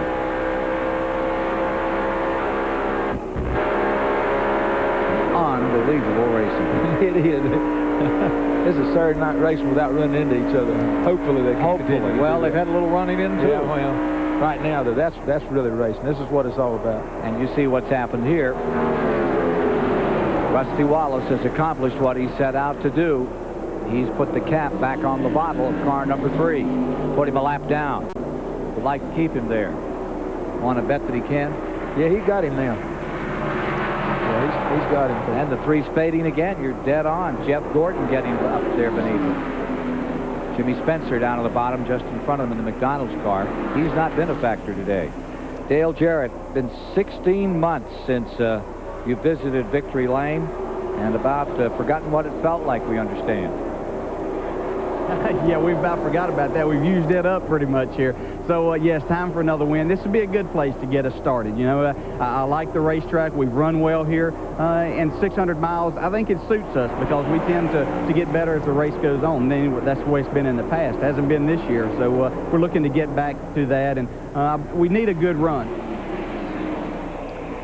Good run they're getting. Jarrett staying right up here with the pack in third spot. Urban back and forth. Shepard is fifth. Jeff Bodine sixth. Ricky Rudd is seventh. Harry Gant lies eighth, and Harry is still in that lead lap. He's not running. He's been running there all day long, just idling along. Got close to that wreck there and Dennis Fender and stuff a while ago, but he's still digging. Joe Gibbs looking on. He wants to send in the defensive unit right now. Well, right now he's still kind of calm, but it's, you know, they still got a long way to go here. We still got over 100 laps to go, so he's not worried about it yet. 294 are on the board as we begin to look toward the conclusion of this one. I don't know how they can do anything in the last 100 miles to trump what we've seen thus far, Richard. Last 100 laps, I know what you mean. Well, they sailed pretty well in the beginning. Then we had all the incidents with the wrecked fans, and then they got rid of that. Now we're back to some really great racing. Really great. This is a lot better racing than they did to begin with. I don't know where the cool air and stuff is making the cars work better, handle better, or whatever. Everything seems to be working good, you know. Wallace seems to be working the best at the present time. Gordon in second, Jarrett third, and you saw Ernie Irvin right there. He's also put a lap on Earnhardt. This next pit stop will be pretty interesting out here. Car number 43 is pitting right now. Wally Dallenbach pulling down on pit road in the Petty STP Enterprises car. Got some black marks on the side of that thing, a bunch of tape on the hood of it. I think this is just a routine pit stop. I think they're just doing it for tires because last 4 or 5 laps he's really slowed down. So they'll put the tires on, speed him back up a little bit. 19th position's where he's running. I didn't think you could run a Petty car unless you had tire marks on the side of it. I thought that was... Don't be talking like that. What do you mean? Yeah, it really sure. always helped, right? It kind of speeded me up. It did? Yeah, if I had a new car, I tried to be real careful. Once I got black marks on it, I didn't care. Okay, so the 19th place car, Wally Dallenbach, is back on the track. Coming down to 300 laps complete. In 3 will be 450 miles into this thing. Looking down on the last 100. Lap 301, another change of leadership. First time Jeff Gordon has led since the very first lap in the race. Take a look at how he did it. Rusty Wallace in first at Ford, and here comes that Chevy down to the bottom. Sticks and takes home that front position for a lap or two. There you see Jarrett right there in third as we're following it live down into turn 1. We're trying to get back by him right now. Wallace working the bottom, and he's got it. Yeah, now he worked down there that time. See Kyle Petty's car back out there with the nose all bruised. Jeff Gordon waving as he came by. What was that about? He was waving to Dale Jarrett right there. Jarrett's running third right now, so he was watching out for him. There you see Kyle Petty's number 42 back on the track. Jarrett's got by him. Jarrett's up to second place now. So Jarrett wants to go see what he can do with Rusty Wallace here. About 6 car lengths to catch him. Let's take a look further back here in the field. I'll tell you, a driver is having a great day is Loy Allen. Hooters car running 13th. That's the best run he's had in Winston Cup racing. Remember, he came out and sat on the pole at Daytona, started 37th here today, and Loy Allen right now continues in the 13th position. Hooters T-Bird. He was the first choice, of course, to take over for Alan Kowicki. There was a big flap about that. Earnhardt down pit road again. Here's Earnhardt back. Yes, indeed. Car number 3 is in. And that could be really bad news. Let's see what they're going to do down here as they bring in the Good Wrench Chevrolet. Out there for tires. Dick Berggren is there.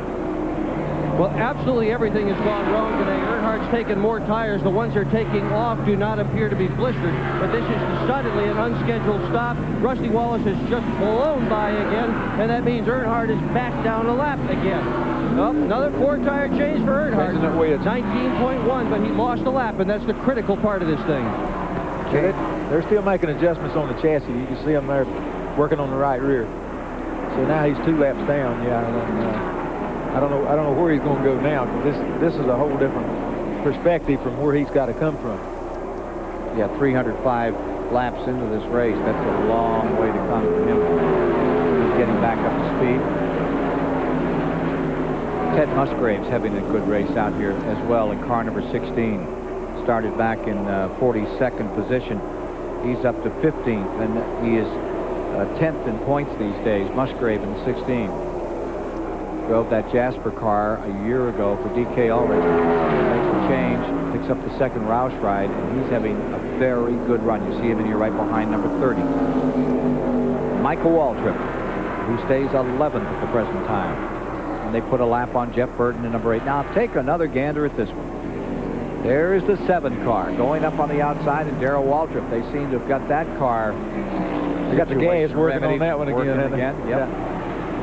So Jeff Bodine in 5th spot. He's the first car with Hoosiers in the top 5. 4 in front of him, all carrying the Goodyear tires. Looking back from Jeff Bodine's car as he comes off the bank, and you get a little sense of those lights which are mirrored on the inside of the racetrack. Yeah, they get a lot of reflection around inside the car when they do that. Those cars are about 4 seconds back to the leader as you look at it from the Revestas aerial platform. About 4 seconds back from Wallace Jarrett up there in the lead.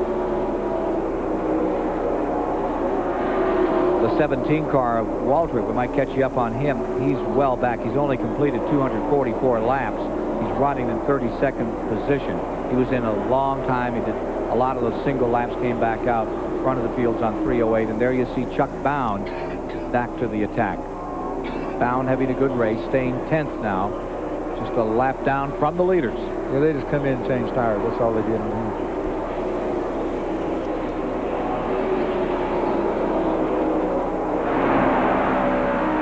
Back with Bodine. The Exide car in 5th. Stays right with it. Here's Randy. Well, the weather may very well be playing a factor. The sun seems to have gone down. It has changed the complexion of this race somewhat. Jeff Bodine has been complaining that the car has been loose. 2 pit stops ago, it was, oh, there's a lead change right there. Rusty Wallace going back down. So now Dale Jarrett gets a chance to command this thing. Waited a while for this opportunity. Well, they were just talking to his chief mechanic, and they said they didn't have the car handling too good, and they were making some more adjustments. But right now, he's got the best adjustment car out there. They better not mess with it. 7th different leader today, Richard, is Dale Jarrett. Best 94 finish was that 4th down at Darlington. Still some distance to travel. After they won Daytona, they had a couple of good years, good races, and then this year has been really bad for them. For 3rd spot, Shepard around Gordon another time. Back and forth, they continue to swap positions. Riding with Jeff Gordon now as he looks at Morgan Shepard. Tries to counterattack. 311 of 400 laps complete in the Coca-Cola 600 from Charlotte. Lights are on again at the Charlotte Motor Speedway. A week ago Saturday night they were on for the Winston Select. Had a great battle. Jeff Bodine came out on top. He continues to stay up in the top 8 tonight in that lead lap. He's running in 4th. But the man to talk about is Dale Jarrett. Another man to talk about is Rusty Wallace with the moment 1st and 2nd. Dale Jarrett had a good finish here a year ago. Came home in 3rd spot. Back out in the lead now as the laps begin to dwindle. Morton's coming up on Wallace pretty fast right now.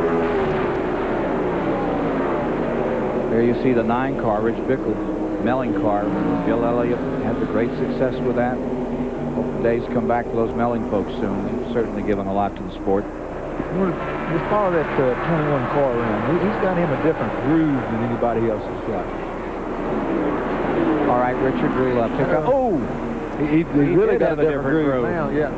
He doesn't blow the tires, cut a tire down going in the corner. But he's been running high. And that's where you used to run, where Gant used to run this racetrack. Flat go when the track closed down and stuff. Did you see the right front down? Something happened to his right front tire. Where he cut it down or what? So Morgan Shepard running in 3rd place, slaps the wall in turn number 1. That brings out another caution. This at lap 318 for Shepard, showing 477 miles complete. Earnhardt was being shown in 11th spot. stood to lose 25 points to Urban, who's then running 6, but now attrition continuing to tell the story. As Morgan Shepherd limps back onto pit road on car number 21.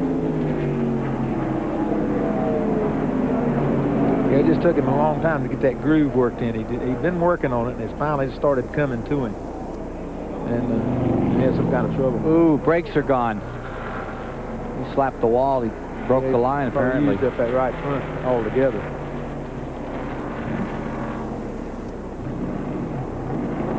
Rerun of that.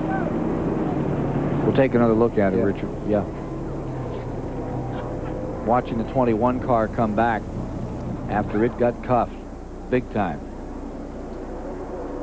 Sorry I said anything. I was going to watch him and he runs to the wall. You certainly picked a fine time Sorry to watch about him. that, yeah. I think the folks at home appreciate it. Jarrett pitting, Wallace pitting, Gordon, everybody coming in all the top of the field. This at lap 3:19. This will not get them home, will it? No. Oh, no. They can run about 60 laps. That's about what they run. Nobody's trying to cheat that right now. Later on, we might try, but right now they're not looking at it. Okay, we're watching as the 18 comes in. You're seeing the 2-car pit as well. Let's go to Randy. Well, Rusty Wallace is in, keeping the idles up on his Ford Thunderbird. Billy Wilbur on the right side. Jack already dropped. This is the quickest pit through in the business. Dale Jarrett's team down below. They're on the backside of pit road here.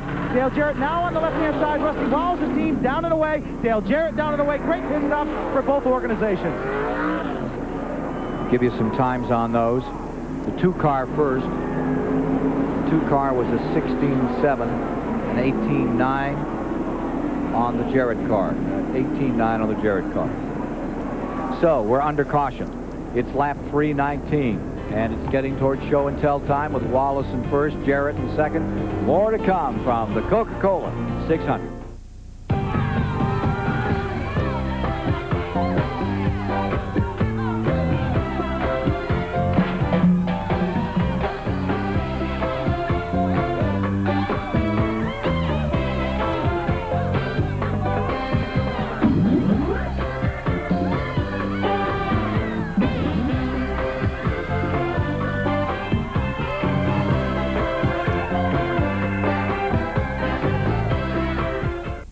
When a ball player breaks his bat, he gets a new bat.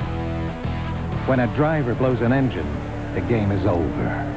So when Ernie Irvin runs Haviland Formula 3 motor oil in his engine, it's not because we painted our name on his car. It's because he doesn't want the game to be over until he says it's over. Haviland Formula 3 from Texaco. Why add just any motor oil? Add more life to your car.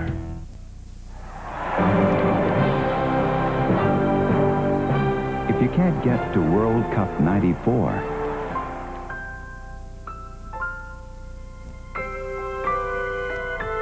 we'd like to point out that the preliminary matches for World Cup 2010 have already begun.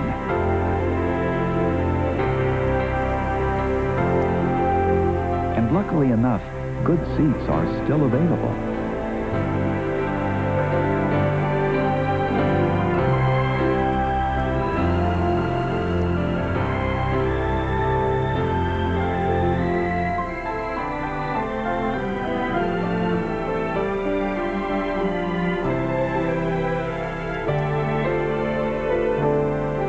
McDonald's, proud sponsor of the world's biggest soccer game.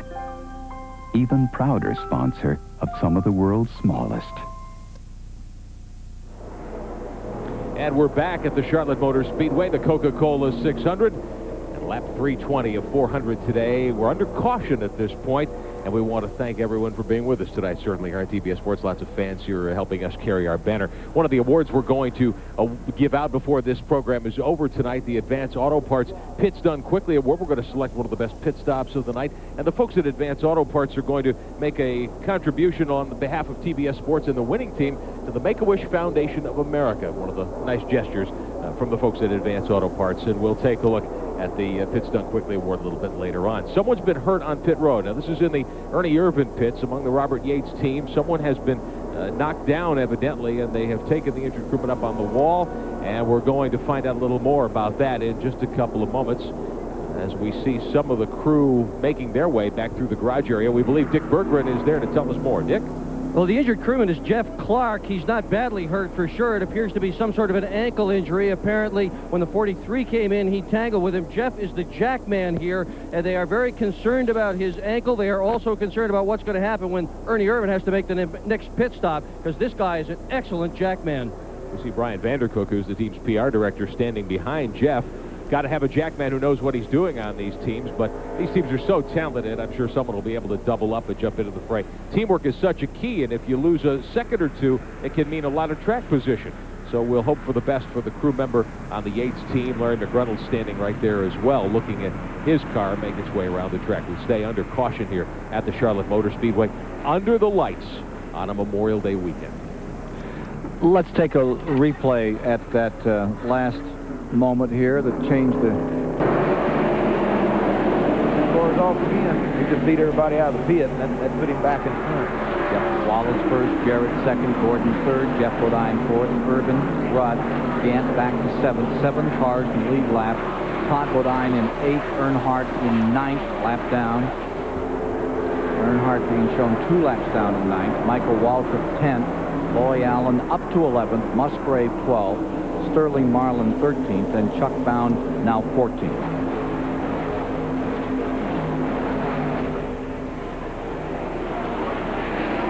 Sure begin to get the illusion of speed. Yeah, under the lights, look like it pick up about 10, 15 mile an hour. In fact, they do get quicker. Not that much. We're right on the bottom right now because all of us got good fresh tires and the track's good and cool. Earnhardt's trying to make up another lap. Saw Sparks come off one of those cars, and I think it was Earnhardt. I think he bottomed out as he came off that 4th turn. So watch those leaders next time in there.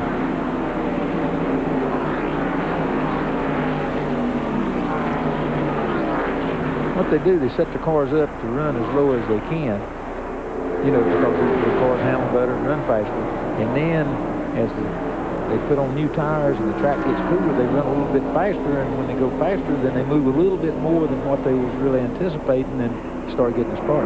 You can see how severe those bumps are at night. You can see them spark off there. Saw those 2nd and 3rd place cars both right down on the asphalt. They're going to repave here, they say, shortly, trying to fix that. They've tried to fix that since, what, 73 or 4? Since 69, when they built the racetrack. But they've repaved, and they've helped in a lot of ways. But it's ready for a new one now. Let's see if we can get anything more on that jackman, Jeff Clark. Dick Berggren? Well, Jeff Clark is going to stay here and jack the car. He's walking, I should say he's limping around the pit area, but he's putting his uniform back on again. You wouldn't believe all the different people who have come here with different uniforms on from cars that have dropped out, volunteering to help. But Clark says, no, this is my team. I'm staying. I'm going to do it. That's Shauna Robbins' fiancé, Jeff Clark, that was injured down there on those pit stops. Mark Martin's car number 6 is being rolled back up pit road at this time. Take a look here as Earnhardt snuggles down to the bottom, tries to get a lap back. 3:28 complete. Now see where Mark Martin's going behind the wall. He finally give up altogether.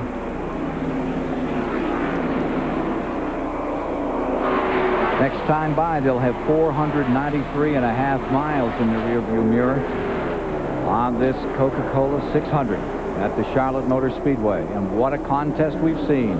Here's Earnhardt with another thrust to make up a lap, and Wallace trying with everything he's got to keep him contained 2 down. Give him a lap, he'll find another. And look at Dale Jarrett. What a ride the Interstate Batteries Lumina is having tonight. Joe Gibbs and Jimmy Makar have got to be some happy about this. The 93 Daytona 500 champion staying right there within striking distance of car number 2, Rusty Wallace, the 1990 champion of this 600. There goes Earnhardt. What makes him so good? Determination. You know, I mean, he's got all the talent in the world. You know what I mean? But there's a lot of people got talent. He just wants to do it so bad. No matter what the circumstances is, he's going to do it. There's just very few people in the world that's got that kind of determination and ability and all that stuff put into one person, and he's a total package, okay? He's made up a lap. Now he's one down, plus almost a full lap. We'd like to caution right now, thank you, but it's not falling. So we'll be back with more of the 600 shortly here at the Charlotte Motor Speedway. Stay with us for all the action here on TBS. Back live at the Charlotte Motor Speedway on a Sunday night, the Coca-Cola 600 in the final stages tonight. About 60, 70 laps to go here, and it's getting down to quite a battle. We've got several cars running up front. It's been a dandy so far, and I'm sure the last 50 or 60 laps are going to be even more wonderful. Now, all season long, the United Auto Workers and General Motors team up to build great automobiles all across North America, and they've teamed up to get involved in racing. They're sponsoring the Teamwork of Excellence Award. We're going to select a winning team tonight. That team will get $5,000 for their great teamwork here in the Coca-Cola 600. There'll be points tallied all season long. At the end of the year, the winning team gets $50,000.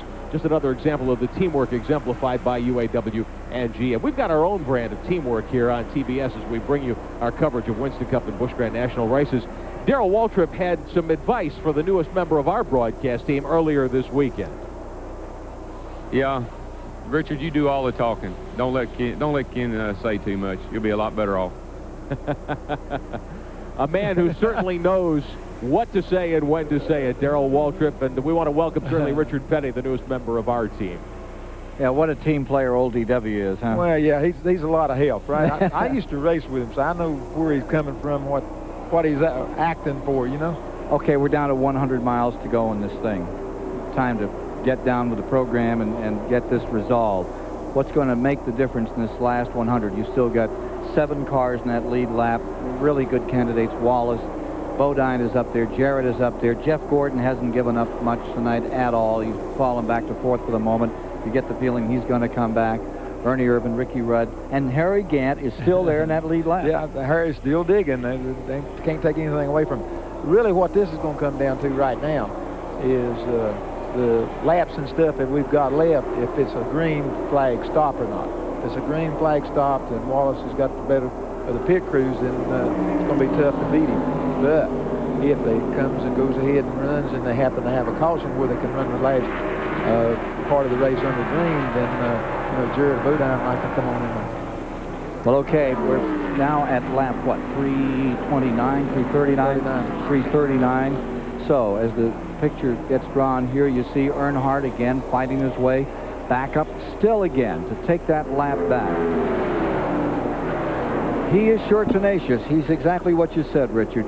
Determined. And he's determined. I mean, he's out there and he runs that car, and if he's 10 laps behind or 100 laps behind, he's out there to do a job. That's to do the best he can with the equipment he's got. But he enjoys doing it. That's the difference in him and a lot of these other drivers, is that they've got everything going for them and they can do the job, but they're looking at the monetary deal or they're looking for whatever. You know, Earnhardt's just going to go do it, and he says, if I do it good enough, I'll make money. And that's the way he looks at it. How many laps did you ever come back from? Wasn't it 13 or 14? 12 or 14 laps when I was running 500, 400, 500 lap race in Nashville, Tennessee. And we crashed real early in the race and knocked everything, front end and the back end and everything off of it. That was one of the races where you say, no way this car can even get around the racetrack. And we went out and blew everybody away and made up the time. Ned Jarrett did that one time, I think, too, at Hickory somewhere. Came 12 laps back. He made up a bunch of time at Darlington one time, but the big deal was he ran good, but a lot of other people had problems. But anytime you're that far behind, people got to have problems. You're not good enough to make up that. You can make up 3 or 4 laps running, but circumstances have to be on your side. So Wallace still struggling to keep Earnhardt those laps down, and Earnhardt trying just as hard to get it back. And even though this isn't for position, this is something that keeps this audience galvanized here at Charlotte, to see these two work this hard. Well, you know, both of them are real determined race car drivers, and they do pretty good. I mean, they beat on each other from time to time, but you hardly ever see them knock each other out like they did the other night, but that was just circumstances beyond any other control. And they don't mind racing with each other, and I think they try to intimidate each other. Neither one of them will give an inch. All of them are trying for whatever the same thing is, and you know, they, from that standpoint, they really respect each other. End of the race strategy. Let's see what they plan to do, and go first to Randy Pemberton. Well, Buddy Parrott up here talking to Rusty on the radio. Buddy, 56 to go. When do you pit? And do you make up the first pit stop, or do you wait for somebody else to come in? When do you do it? Well, if we're leading the race, I think we can kind of follow they'll follow us and do what we do, but we're going to leave her down about 40 laps to go and make a pit stop. Okay, that's the strategy from the 2-pit. Dick Berggren? I'm with Jimmy Maycar. When are you going to pit, Jimmy? We're looking to pit with about 20 laps to go or so. We got to kind of have to be in a little enviable position, I hope, that let the 2 cars force their hand first and see what they do and then make our decision. Strategy for the end of the race. Stand on the gas. That's about all you can do. There it is. Uh-oh. Something's happened to the 18 car. 18 backing up, and Jeff Gordon tapped him as they came through turn 3. Now he collects it back up, and they run side by side, but he backed up about, 2 car lengths, and Jeff Gordon was all over him. Yeah, 2 cars get by him down there.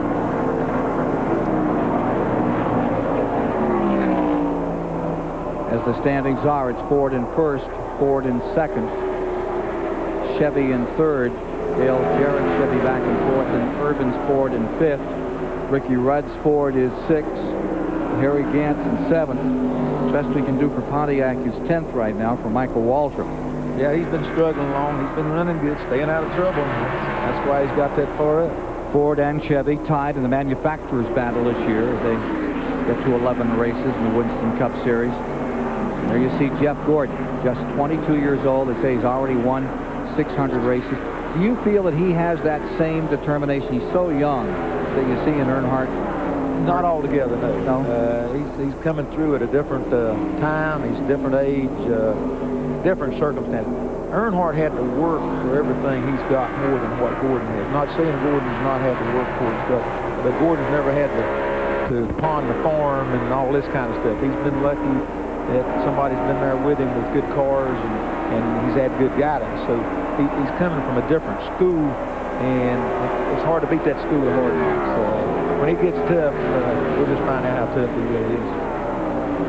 Seeing him right now in third. 4 drivers have won from the pole. 4 drivers have won from the pole. Jeff Gordon now in third, trying to close in. Only 4 drivers in 35 seasons. Yeah, we got Jeff up there running second now, and he's the only car in the first 10, I guess, that's got on the Hoosier tires. Everybody else has had trouble, but he's coming on. 11th is Loy Allen, okay. Richard. He's on Hoosiers. Take a look at the Sears Craftsman upcoming TBS Winston Cup races. July the 17th, the Miller Genuine Draft 500 from the 2.5-mile track at Pocono, Pennsylvania. Then September 10th, Saturday night under the lights on the 3/4 mile Richmond, Virginia track. If you can still get a ticket to see that one under the lights, is incredible. And then October 9th, we're right back here for the Mellow Yellow 500 in Charlotte, North Carolina. That's going to be a dandy.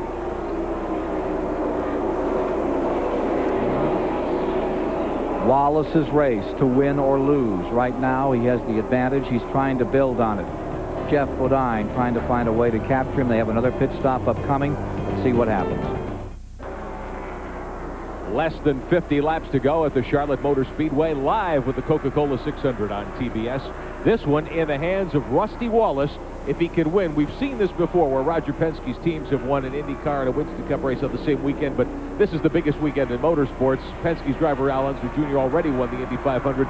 Rusty may make it 2 for 2 here today at the Charlotte Motor Speedway in midnight. Now, our friends at Pocono Raceway want us to tell you about the UAW GM sweepstakes. The UAW GM Teamwork 500 is coming up on June the 12th there, and you can get involved in a special sweepstakes that has $1 million prize money and some VIP trips available too. Apply for a Racing MasterCard at 1-800-937-POCONO. That'll automatically get you into the sweepstakes, or send them a card at Box 7813, Melville, New York, 11755 is the zip code. You can get involved. We'll be at Pocono for their second event this year in July. We're looking forward to that.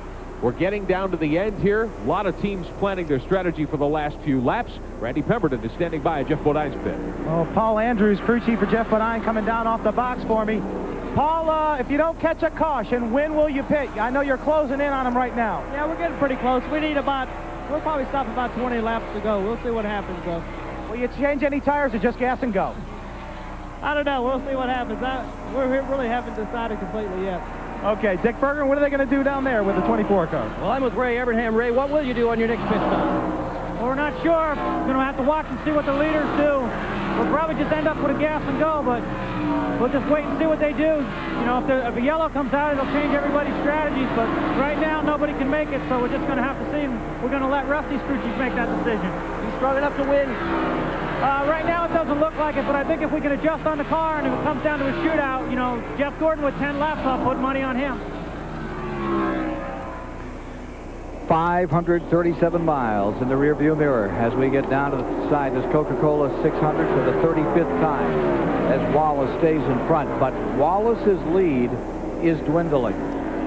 Wallace's lead is being eroded as Bodine continues to clamber back into this thing. With him comes Jeff Gordon. Gordon has a lot of making up to do to catch him, but there is time. The 16 car there has just stopped and got 4 new tires, so he's a little bit quicker than the 7 car right now. Jeff Gordon in third spot. He finished second here 1 year ago, and he says he learned a valuable lesson. Well, you know, when you get here, towards the end, it's going to be at night, and last year I found myself in a position where I had to run really hard to run second, trying to run down Dale Earnhardt for the win. But I'm going to run awful hard. The thing is, you don't really need to run real hard at the beginning. You take it easy, save your race car, save your tires, and wait for that perfect pit stop there towards the end to dial that car right in.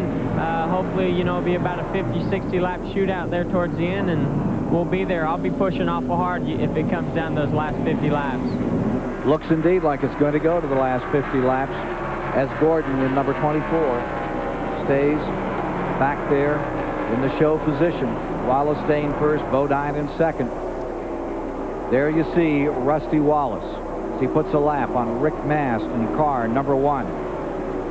There's the interval. Back to car number 7, the Excite car. Jeff Bodine running in second position. And now just fade back and you'll find where Jeff Gordon lies in all of this. You see him coming off turn 4. That's the separation, the interval on the top 3. Dale Jarrett, who was right up in there, led this race. He's fallen further back. He's in 4th position. Here's Gordon.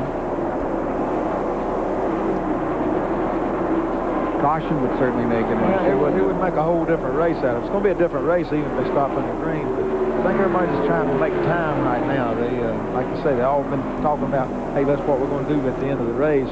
Now they got to settle down and say, what are we going to do? We're going to have to do it now. They're all going to have to start producing. 4th position. R18. Here's 28. Ernie Irvin in 5th. Let's not forget that Ricky Rudd has had a great night, and he stays just behind him. Harry's still in the same way, buddy. Right. He's still digging. He might be the last one, Earnhardt, but he's still there. Looking for that 10 car, Ricky Rudd. There you have him in 6th spot.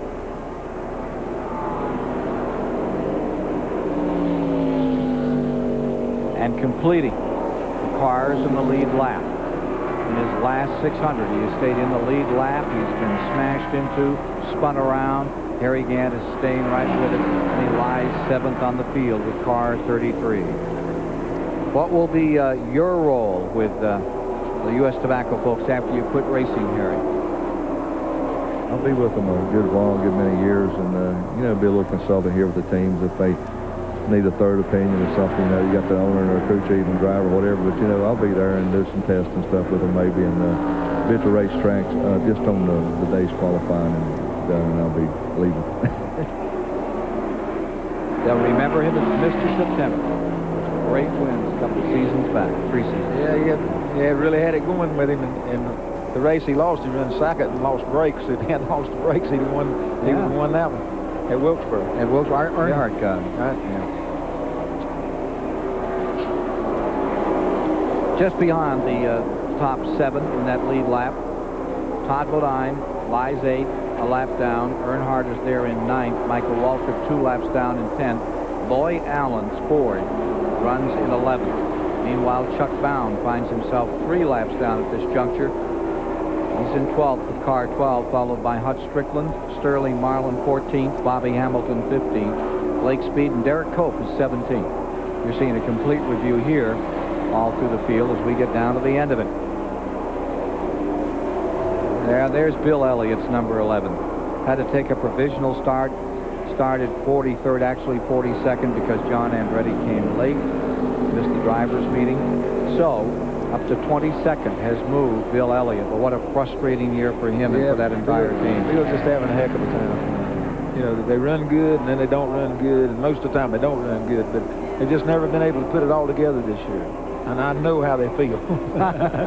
But, you know, after Bill's been so good and won championships and won a bunch of races, and Junior's done the same thing, you've got winning people, they're just not getting it done. And, you know, there's no one particular thing probably that's causing it. They don't know what's causing it. They're just not getting the job done. And we want to let you know who the Western Auto Mechanic of the race is. Ray Evernham, the crew chief for Jeff Gordon, is the winner of the award. The Western Auto Mechanic of the race posted tonight. Our hats off. Jeff may not win the race, but Ray Evernham comes home a winner tonight here at Charlotte. This guy is really good. He used to be in the IROC series. Remember those cars were all dolled up the same and everything? And they was really good with that stuff. Boy, he is so bright. Pretty good with what he's doing here. Sure is. See, they look like the 2 cars getting away from the 7. The 7 was catching him pretty good there for a while. In the last 4 or 5 laps, he's kind of worked it back out there again. Put the spurs to number 2 to Rusty Wallace. He tries to draw away. The car recalls midnight, and as it gets darker, it seems to be running stronger once again. It's getting closer to midnight, right? But Bodine has not thrown in the towel.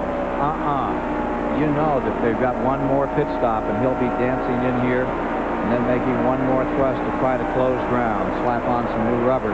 But as Richard noted earlier, when they put those new tires on, usually those Goodyears have worked a little better at first, then the Hoosiers have caught them up. That's really what happened to the 2 car.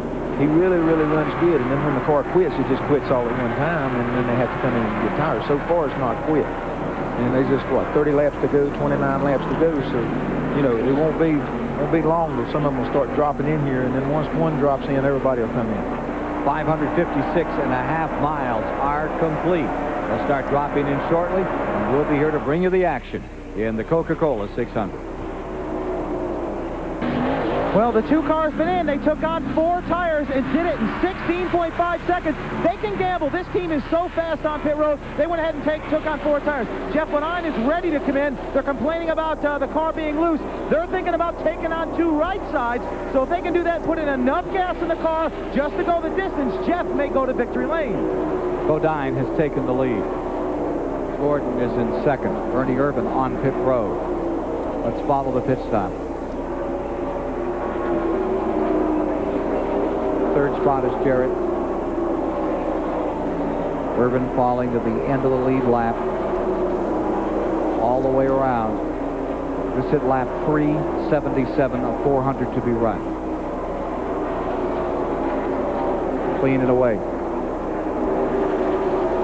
19.6. Car 7, they say, is getting ready to pit.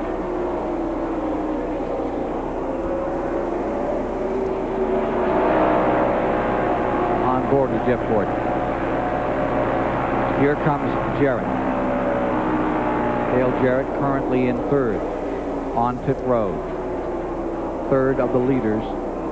7 cars in that lead lap making their pit stops now. Well, they're doing it good for us. They're doing it one at a time. We'll watch them, you know. Hutch Strickland has pitted. He's back out again. Travis Carter call. Here's Randy. Well, Dale Jarrett is in. They've already done the right side tires on the Interstate Chevy. Same thing for him. They've just radioed to Jeff Bodine. They said, come on in this lap. So Jeff Bodine is also going to take on 4 tires, it appears. They wanted to leave him out and see if he can catch a caution. A little over 18 seconds. Now Jeff Bodine rolls in the X-side Ford. It's the right side tires going on. It surprises me that one team doesn't try to take on just 2 tires and give enough fuel, but evidently they need at least 2 cans of fuel, so they might as well go ahead and change the left. Pretty good stop so far on the Bodine car. Left side tires are on. They're tightening the lug nuts. Jack goes down, he's out. 17.9, not a bad pit stop. Let's see where they come out on the racetrack.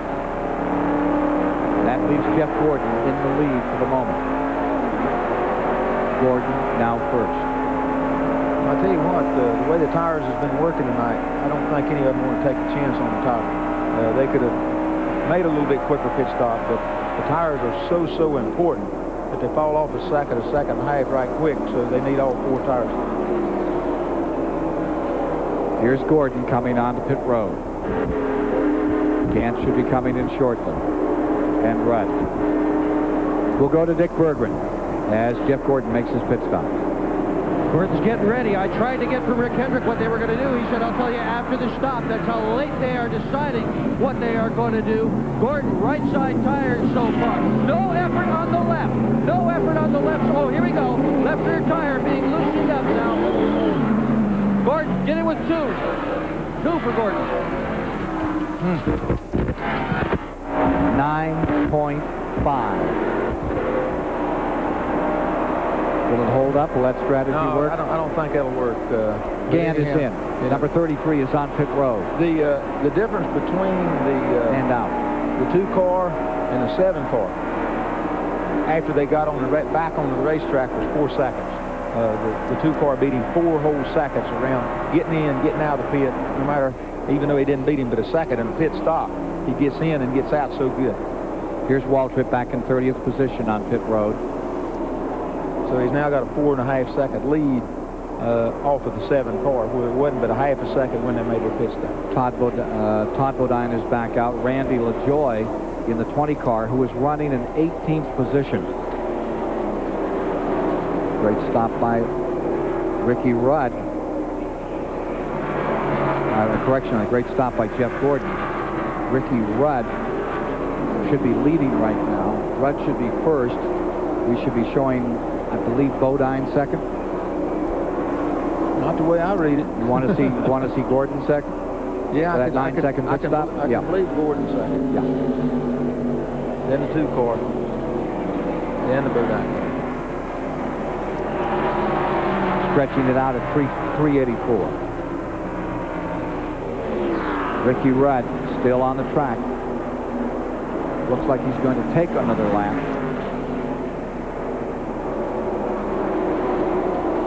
Ken Schrader pitting. Remember, he had trouble early in this race. He looked really strong through those final practice periods, but in the race game, it was not to be his. He's running in 24th. Interval, first to second, stands at 14 seconds. The average speed is at 138.5. The interval from second to third is 2 seconds. That's where the race is going to come down to.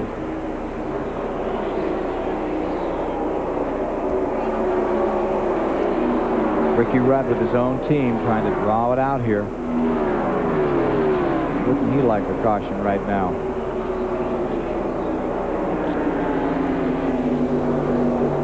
Man, he's not got a lap lead, so it really wouldn't be that big an advantage for him. Except everybody probably stopped getting new tires, so right.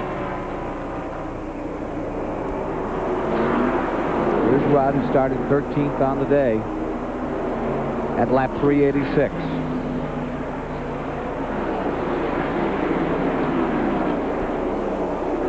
I tell you, the 24 and the 2 are running just about identical speeds right now.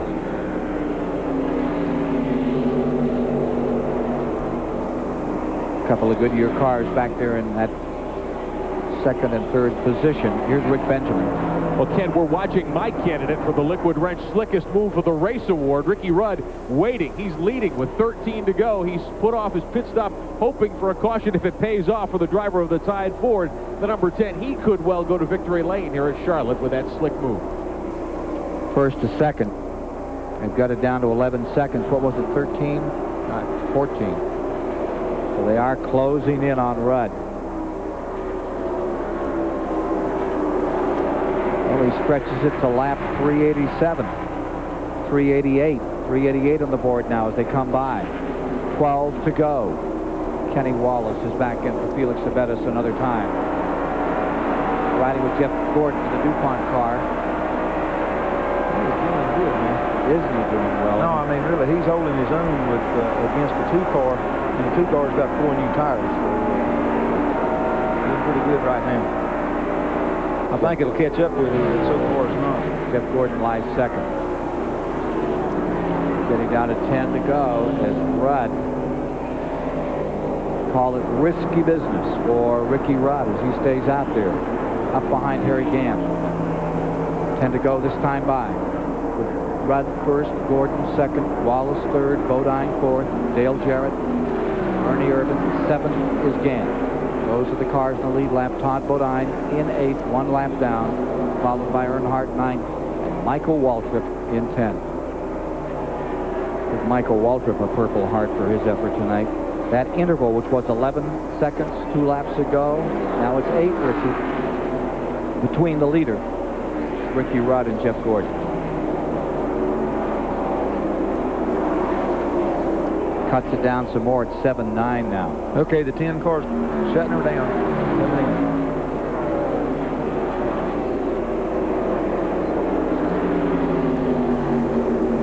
Coming in. Yeah, man. In. Let's go to Randy. Well, the Tide crew waiting for Ricky Rudd to bring his Ford down pit road. Ricky has called. They've calculated what they need. They need 3 seconds of that fuel can stuck in the nozzle. That's all they need. 3 seconds, they can go the distance. They're going to blow off tires. No tires. Here we go. 1 1,000, 2 1,000, 3 1,000. There goes Ricky Rudd. 2.8. They try to hold on to something here. Jeff Gordon into first. Wallace to second. On board with Jeff Gordon as he comes back. Jeff's done stretched it out a little bit off of the 2-car.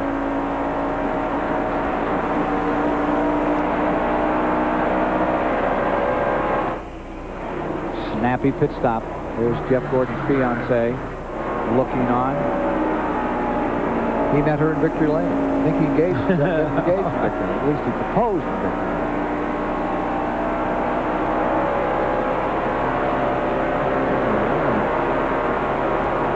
So in that shakeout, Gordon takes first. Wallace hosts second. Bodine is third. Dale Jarrett fourth. Ricky Rudd falls to sixth. He's just in front of Harry Gant. Jeff Gordon seeking his first Winston Cup victory. Set on the pole. It's been a long time since anyone has sat on the pole and won the 600. 1976, the great David Pearson.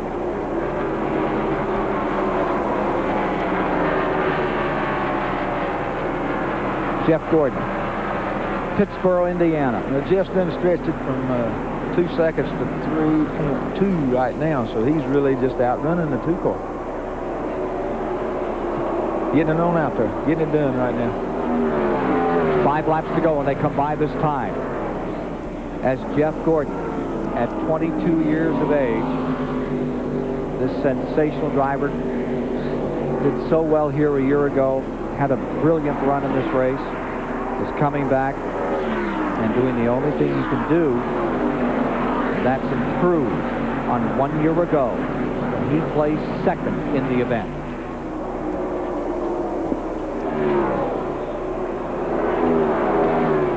Five to go. Putting a lap on Harry Gant, 7th place competitor.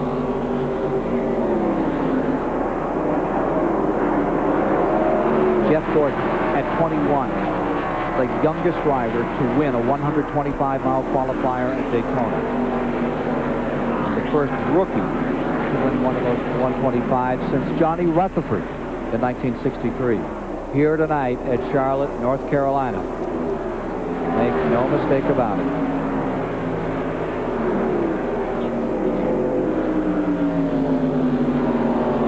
It's just winding down. Everybody's hanging on now, trying to keep what they've got. Rusty Wallace stays in that second spot. Unless fate deals a different hand. Yeah, it will, because Rusty's fading. He's getting beat like 15 or 20 100ths a lap right now. I think he's just sort of settled in. Wallenstein second, Bodine in third. Around Earnhardt and away from him. 600 wins in 15 years of racing, and he's 22. 2 to go. 2 laps remaining. Youngest winners over the years, Donnie Thomas at 20. Talk about the greats. Fireball Roberts won his first race in when he was 21. It was 30 years ago that Fireball lost his life in this race this weekend. Bobby Hillin was 22. Man, I had to be in there somewhere when I won my first one. They don't remember back that far. Okay. White flag. 1 to go. Coming around the Daytona 500 winner, Sterling Marlin. Looking up, Jimmy Spencer just in front of him. Boy, this is a moment. He's diving along. Set on the pole at 181.439. He will become only the 5th driver in 35 years to win the Coca-Cola 600 at Charlotte, North Carolina from the pole. Checkers are out, and they are down, and it is Jeff Gordon victorious this evening on this Memorial Weekend at the Charlotte Motor Speedway. I called another one. You're in good company. No, they did the right thing. I wouldn't have took a chance on it, but they did. Earnhardt up to congratulate him. He's shaking his fist at him. No, not really. He'll race you hard, but I'll tell you when you did a good job, and Gordon did it splendidly. I think everybody knew that he was going to win, just didn't know when. Well, it's happened here. In this major race of the season, the Coca-Cola 600 belongs to Pittsboro, Indiana's Jeff Gordon with a sensational run in the 35th annual Coca-Cola 600. Napa, we're the most complete source for auto parts, and all Napa parts are backed by a nationwide warranty program. No wonder more Americans trust Napa to keep their vehicles running. Keep America running. The road to good car maintenance is paved with faulty parts, lame excuses, and bad advice that push your patience and wallet to the limit. Tired of traveling the long and winding road? Head straight to All Pro and Bumper to Bumper for quality parts, expert advice, and great prices. You could win a trip to the All Pro Bumper to Bumper 300, a new Pontiac Grand Am, and more. Stop by your local store and enter the All Pro Bumper to Bumper 300 sweepstakes today. Don't hit the road with just anybody. Rely on the auto parts specialist at All Pro and Bumper to Bumper. Is anybody home? Hey, Tommy! What brings you to town? Hey, Dad. Don't tell me you came all the way out here for a haircut. You free for lunch? Yeah. I think Hank can probably handle the crowd. Welcome to McDonald's. May I help you, please? Hey, Tommy. Long time no see. Bobby, good to see you. You too. How you been? So what's cooking? You know Ralph's Hardware? That guy. About time he retired. Heading someplace warm, I guess. Dad, I want to buy it. The hardware store? You don't know a ball peen from a plumb bob. I'm serious. You'd have to move your whole family back here. The town hasn't changed much. The kids would probably grow up like you did. Sounds good to me. Me too. Monday, from the world's greatest movie library.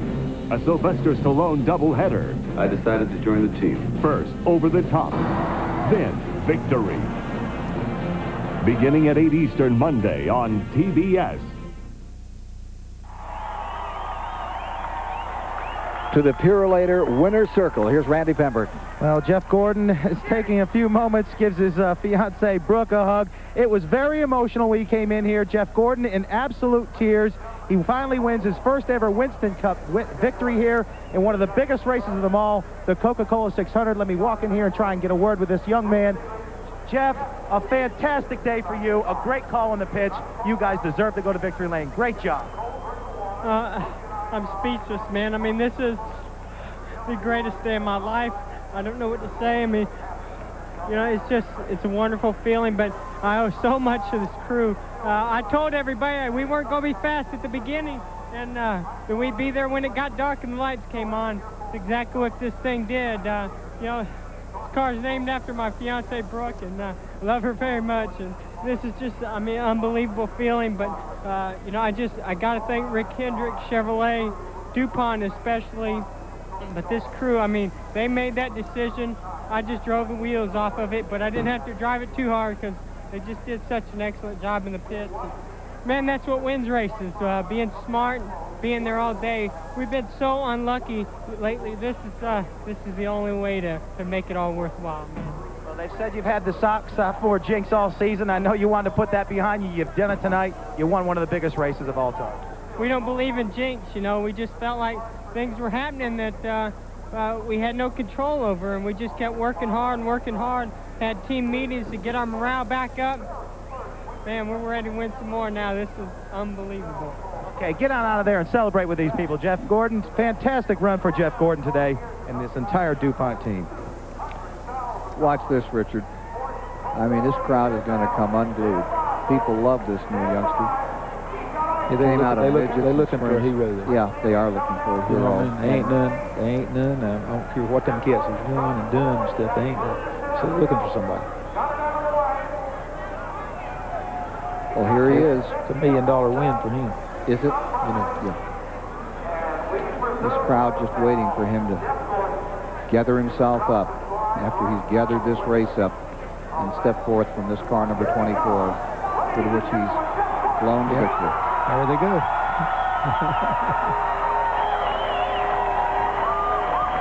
Yeah, I think he's in a situation where nobody was pulling against him. They might be pulling for their favorite driver. I mean, like an Earnhardt fan, but they say, well, Earnhardt ain't going to win tonight. Let's jump on this kind of deal. And a lot of times that's what happens, and probably what happened a lot tonight. 122,000 people, plus what was in the infield, paying their respects to a 22-year-old youngster originally out of California who simply loves to race. Let's meet the man he beat tonight, the great Rusty Wallace. Rusty, you were looking over your shoulder at him. What happened in those last laps that you couldn't close? There really wasn't nothing that happened. I mean, the car was really fast, but he put 2 on. We never dreamed he'd do it, you know. We never considered him, to tell you the truth. We were racing a 7 car. We put 4 tires on, 1 out, and our plan worked good. The 7 car took 4 tires, but he put 2, and I really thought I could run him down and catch him, but I couldn't do it. The car ran flawless. It was perfect. It was real strong all throughout the day. Pit stops were great. I'd like to congratulate Alan Sir Jr. and the whole Penske team for the Indy win today. I was thinking about that thing about the first 50 laps. It was wonderful, a neat deal. But I'd like to thank Miller, Mobile, Goodyear, Bosch, everybody. I mean, we had a great run today. I told everybody this morning that the car was super strong, and I believe we led so many laps today. It was unbelievable. So we gained a lot of points, and we didn't win, but I tried to. And you had a good, strong run with Earnhardt. Yeah, I guess so. You know, he was trying to keep his lap back and get his lap from me, and he was burning his tires up, and I was burning my tires up trying to get around him. But, hey, all in all, 600 miles is a long way. We had a good run. Just like to thank the entire Team Penske. Everything went great today. Rusty Wallace keeping his chin up. Rick Benjamin. Rusty Wallace certainly had a lot to be proud of today, as did Jeff Gordon. We're told Gordon led only 13 laps, but the most important 13 at the end. Can't remember the last time we saw a driver win a major race and break out in tears and spontaneous joy in victory lane. A lot of hats off to young Jeff Gordon for his victory drive tonight. Now, a couple of awards to pass out here. The Liquid Wrench Slickest Move. We talked about other drivers perhaps qualifying. That slick move certainly goes to Jeff Gordon and Ray Evernham's crew, and that he leads for Gordon. The 2-tire stop at the end really set it up. Now, we're also told that the UAW GM Teamwork Award of Excellence goes as well to Jeff Gordon's team. The Ray Evernham-led Rick Hendrick Motorsports entourage knocking that one off as well. We also want to tell you about the Advance Auto Parts Pits Done Quickly Award. We thought Ricky Rudd might have a chance. That 3-second stop he made late in the going for gas only. We thought that was a slick move too, but it gets Ricky and his team the Pits Done Quickly Award tonight here at the Charlotte Motor Speedway. Well, lots of activity here at the Speedway for the last couple of weeks. It's capped off by young Jeff Gordon winning his first Winston Cup race tonight in the Coca-Cola 600. More in a moment. The Coca-Cola 600 on TBS has been brought to you by Avalon Formula 3 Motor Oil, by Napa Auto Parts, by Miller Genuine Draft, by Kellogg's, and by Allied Signals Autolite Spark Plugs. every day. We all find a way. A promise made, a promise kept, giving it our best. Napa, we're the most complete source for auto parts. And all Napa parts are backed by a nationwide warranty program. No wonder more Americans trust Napa to keep their vehicles running. We keep America running. We keep America running. Hey, you know my crew spends hundreds of hours building those 5,000 horsepower motors. I can explode one in 5 seconds. And when that happens, nobody eats. That's why my guys won't run anything but Fram fillers. You know, Fram gets the nasty stuff out of the oil, so I can go to the other end with my candles lit. And you know, that's in about 5 seconds, nearly 300 miles an hour. You can look at these guys and see they eat pretty near every day.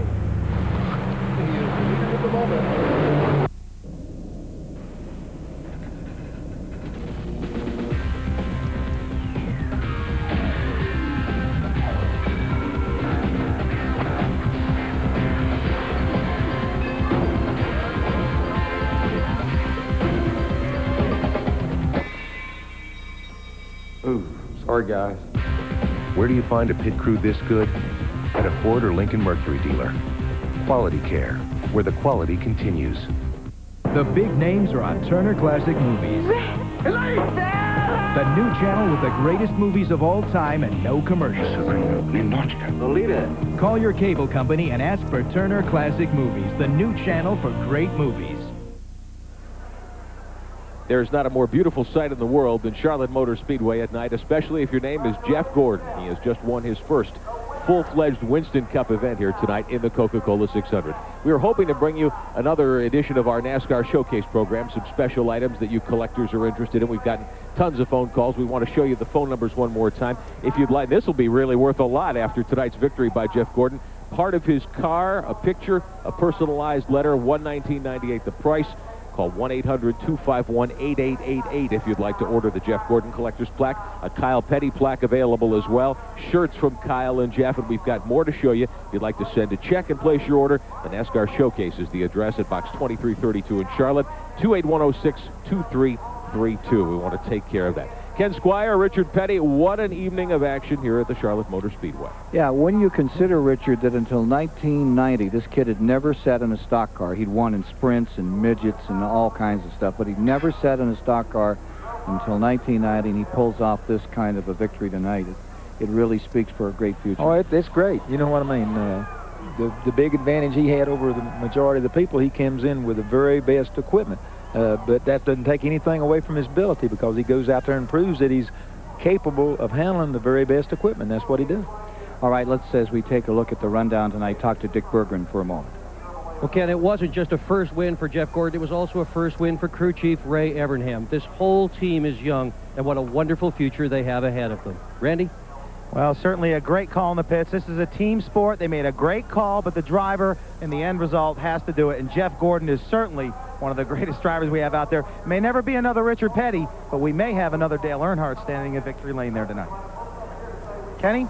Well, guys, it's come down to, I guess you could say, a poker game. Rusty had to deal his hand first, and the rest of them seen it.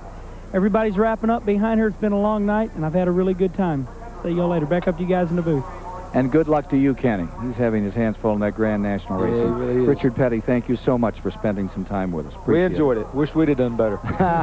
In his 42nd start, Jeff Gordon has won one of the biggest races the Winston Cup has to offer, the 35th annual Coca-Cola 600 at the Charlotte Motor Speedway. For Randy Pemberton, Dick Berggren, Kenny Wallace, Rick Benjamin, Richard Petty, I'm Ken Squire. Good night, folks.